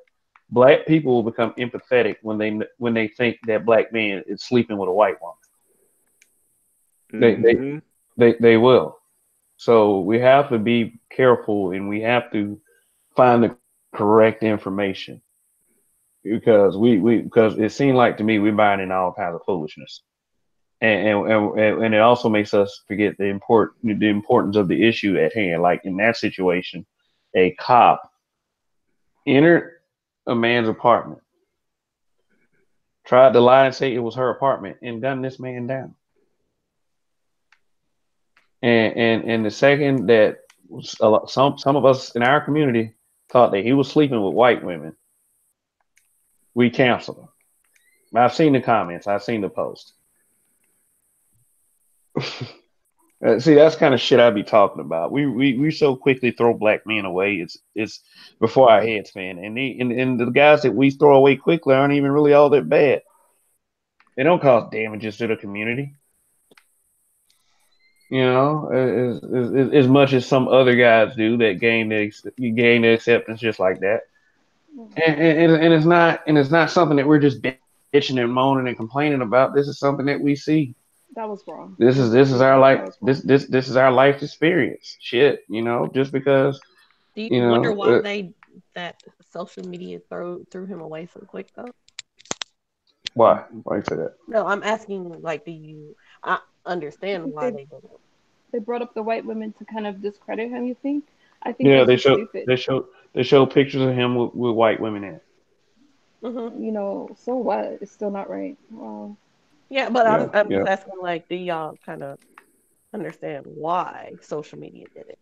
Because I feel like people, I'm not saying you pretend, but people act like, you know, they don't understand like why people on social media get on and do some of the actions they do. Like, one, we allow it, like a lot of idiots to get on and do some of the actions they do, and then two, it's like we also have idiots that log on and bash the black community, men or women, and then uplift these non-blacks, and then boom, something happens, and you see or you find out he or she is with something other than a black person, and we're like, oh well, that's what he chose. So you know what? Look what had happened to him. Like, am I right? Does this not happen? I don't think a lot matters. I think we entertain it too much. That's why the mainstream media put those pictures out. So certain black people would not care about him at a faster rate. But at the end of the day, when it comes to the black community, good men basically have no value anymore. You may value your good man, but collectively speaking, we're not very popular. And they put out all these reasons. They put out all these reasons, but you know, it is what it is. There's all kinds of shit. It's not just, you know, the reasons that you hear very often. We understand. I mean, I understand that not all thing. I do, but it's pretty like it's a challenge. It's a challenge. Having an opinion, really, honestly, is a challenge, especially for a black man. I know black women feel that way too, but you know, black men, we catch hell for that shit. Yeah, well, I mean, my thing is having a good opinion or a positive opinion. I mean, really, you know, catch it. Yeah, if you say something negative, it's fine. Or repeated talking points. You know, I want to see one day many shows to have. So, you know what? I'll wait till the end of the show to send this. Okay. Yeah, we're about to close it out in a minute. We've been on for hours. Yeah, I gained 2 more viewers. I think these people getting ready for work. I mean, yeah, that's pretty much what's happening. Yeah. They just listen to us. Yeah. I'm gonna have to turn it in myself. I'm gonna be asleep half the day. But then, you know, I try to do a feed at some point. But yeah, protection, submission, apathy, black men issues. This is what this panel was about. For the ones that stayed with us, thanks for being committed to this broadcast.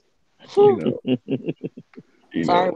if and honestly, I'd have been pleased if I'd have got one person as committed as some of these viewers were. So I'm really proud of that and really grateful to that. You know, I'm no, I'm not at the level of what is now being referred to as Greater Black YouTube, but that's cool.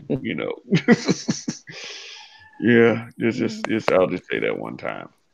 But anyway, we're gonna get some final words in. I think Francois over there moving around. I'm not even sure he's awake still. I think he might just be rolling over or something. But but let's start with Nicole. I'm not real sure if let's go with Nicole. Yeah. Final words, final Okay. thoughts. I just want to say thank you guys for the discussion. Thank you, viewers. My friend. I'm sorry if you were blocked, but thank you too if you're listening. Um, just that I think these talks are important, and that the more I hear these dialogues, I can hear that the guys, black men, want to be listened to, which I thought they were, but I will listen harder. And I think we should hear what they have to say because they've been silenced for so long. So I'm glad that they're starting to reach out. And if you have friends out there, especially Caucasian, you see that they're mistreating these guys, they can also speak up.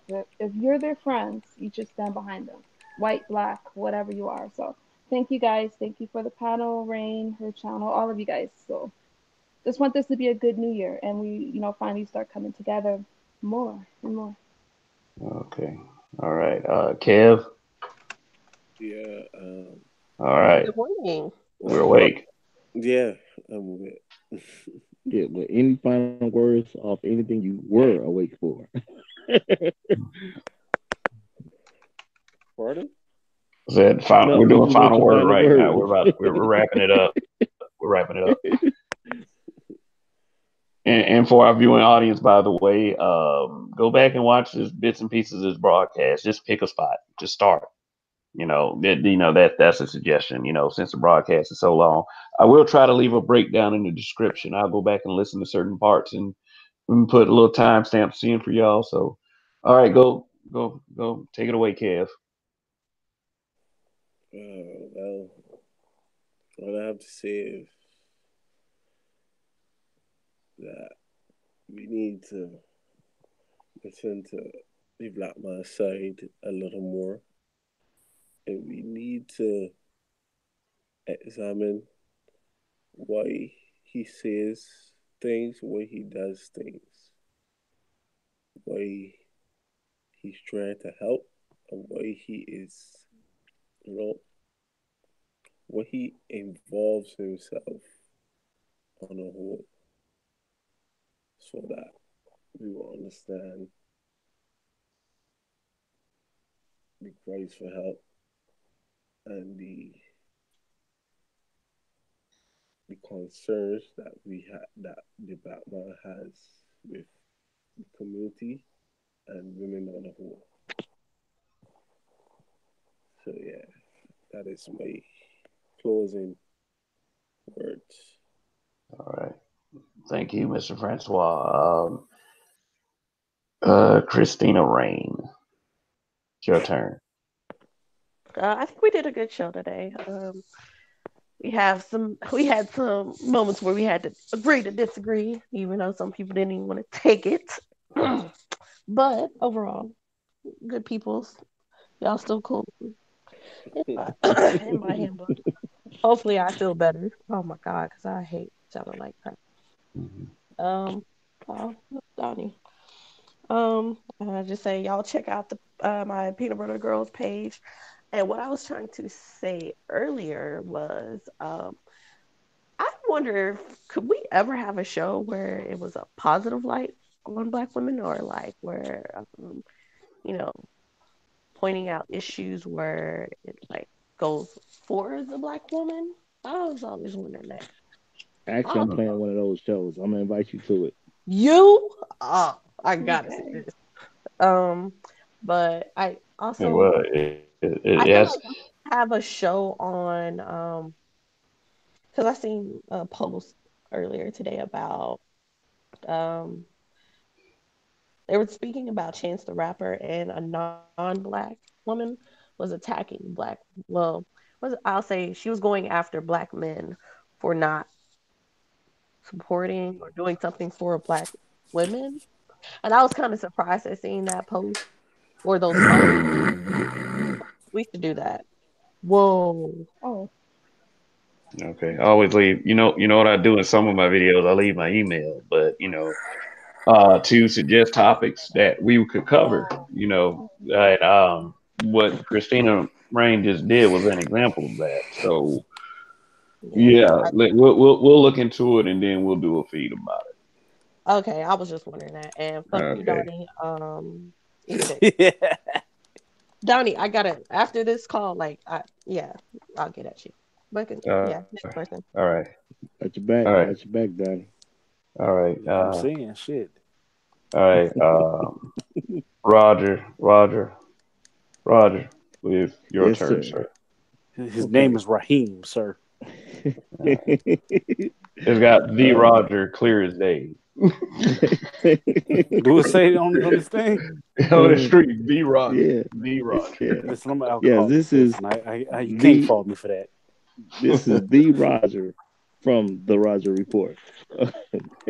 Now, what I have to say is, when it comes to what's going on with us as black men, we should be focusing on teaching the boys and the young men, before they're actually adults.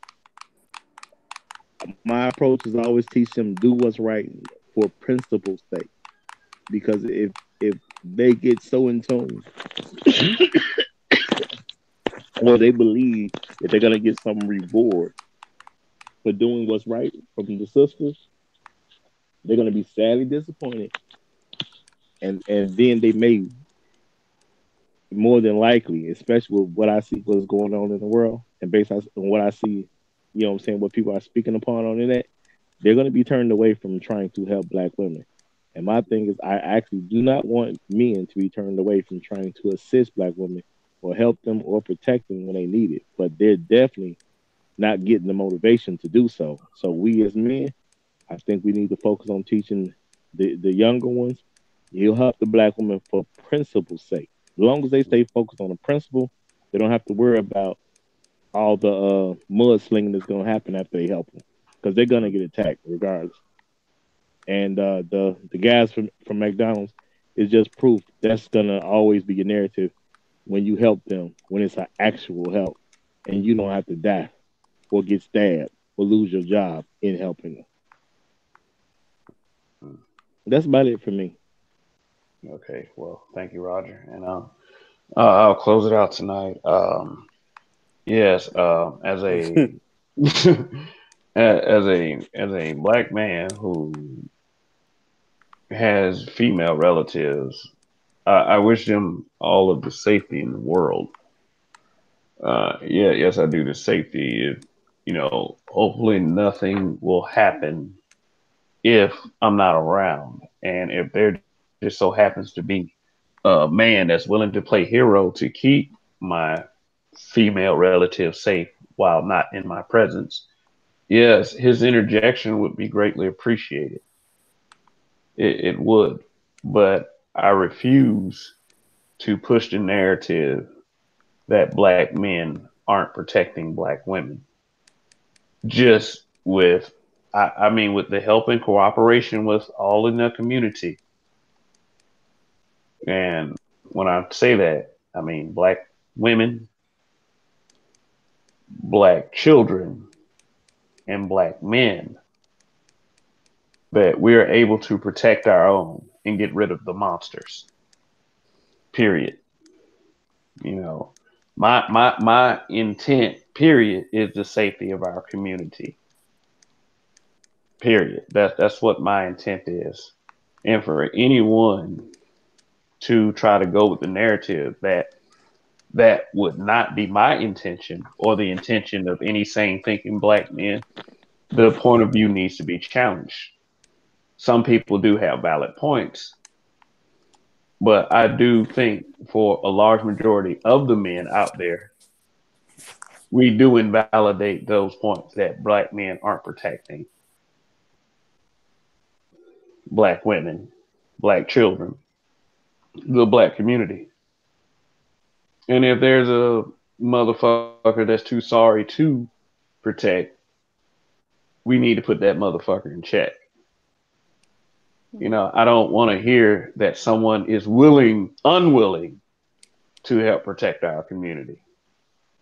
I don't want. That's how I feel. I don't want to hear anyone saying that they're not willing to protect, you know, or they don't have a responsibility to at least someone. I mean, it could be a family member, you know. But anyway, at the top of all of that should be the betterment of our community, whether it's be through our actions or through the narratives that we intend to push. You know, but everybody has their own opinion about stuff. But that's pretty much it. That's pretty much it from me. I appreciate my panelists for showing up once again. Joe from BMT, who he stopped by for a second. He was with us earlier. Mr. Francois, I appreciate it again. Nicole, I appreciate you once again. Miss Rain, Roger from the Roger Report. Donnie from You Ain't Shit for Watching, and myself, Kevin,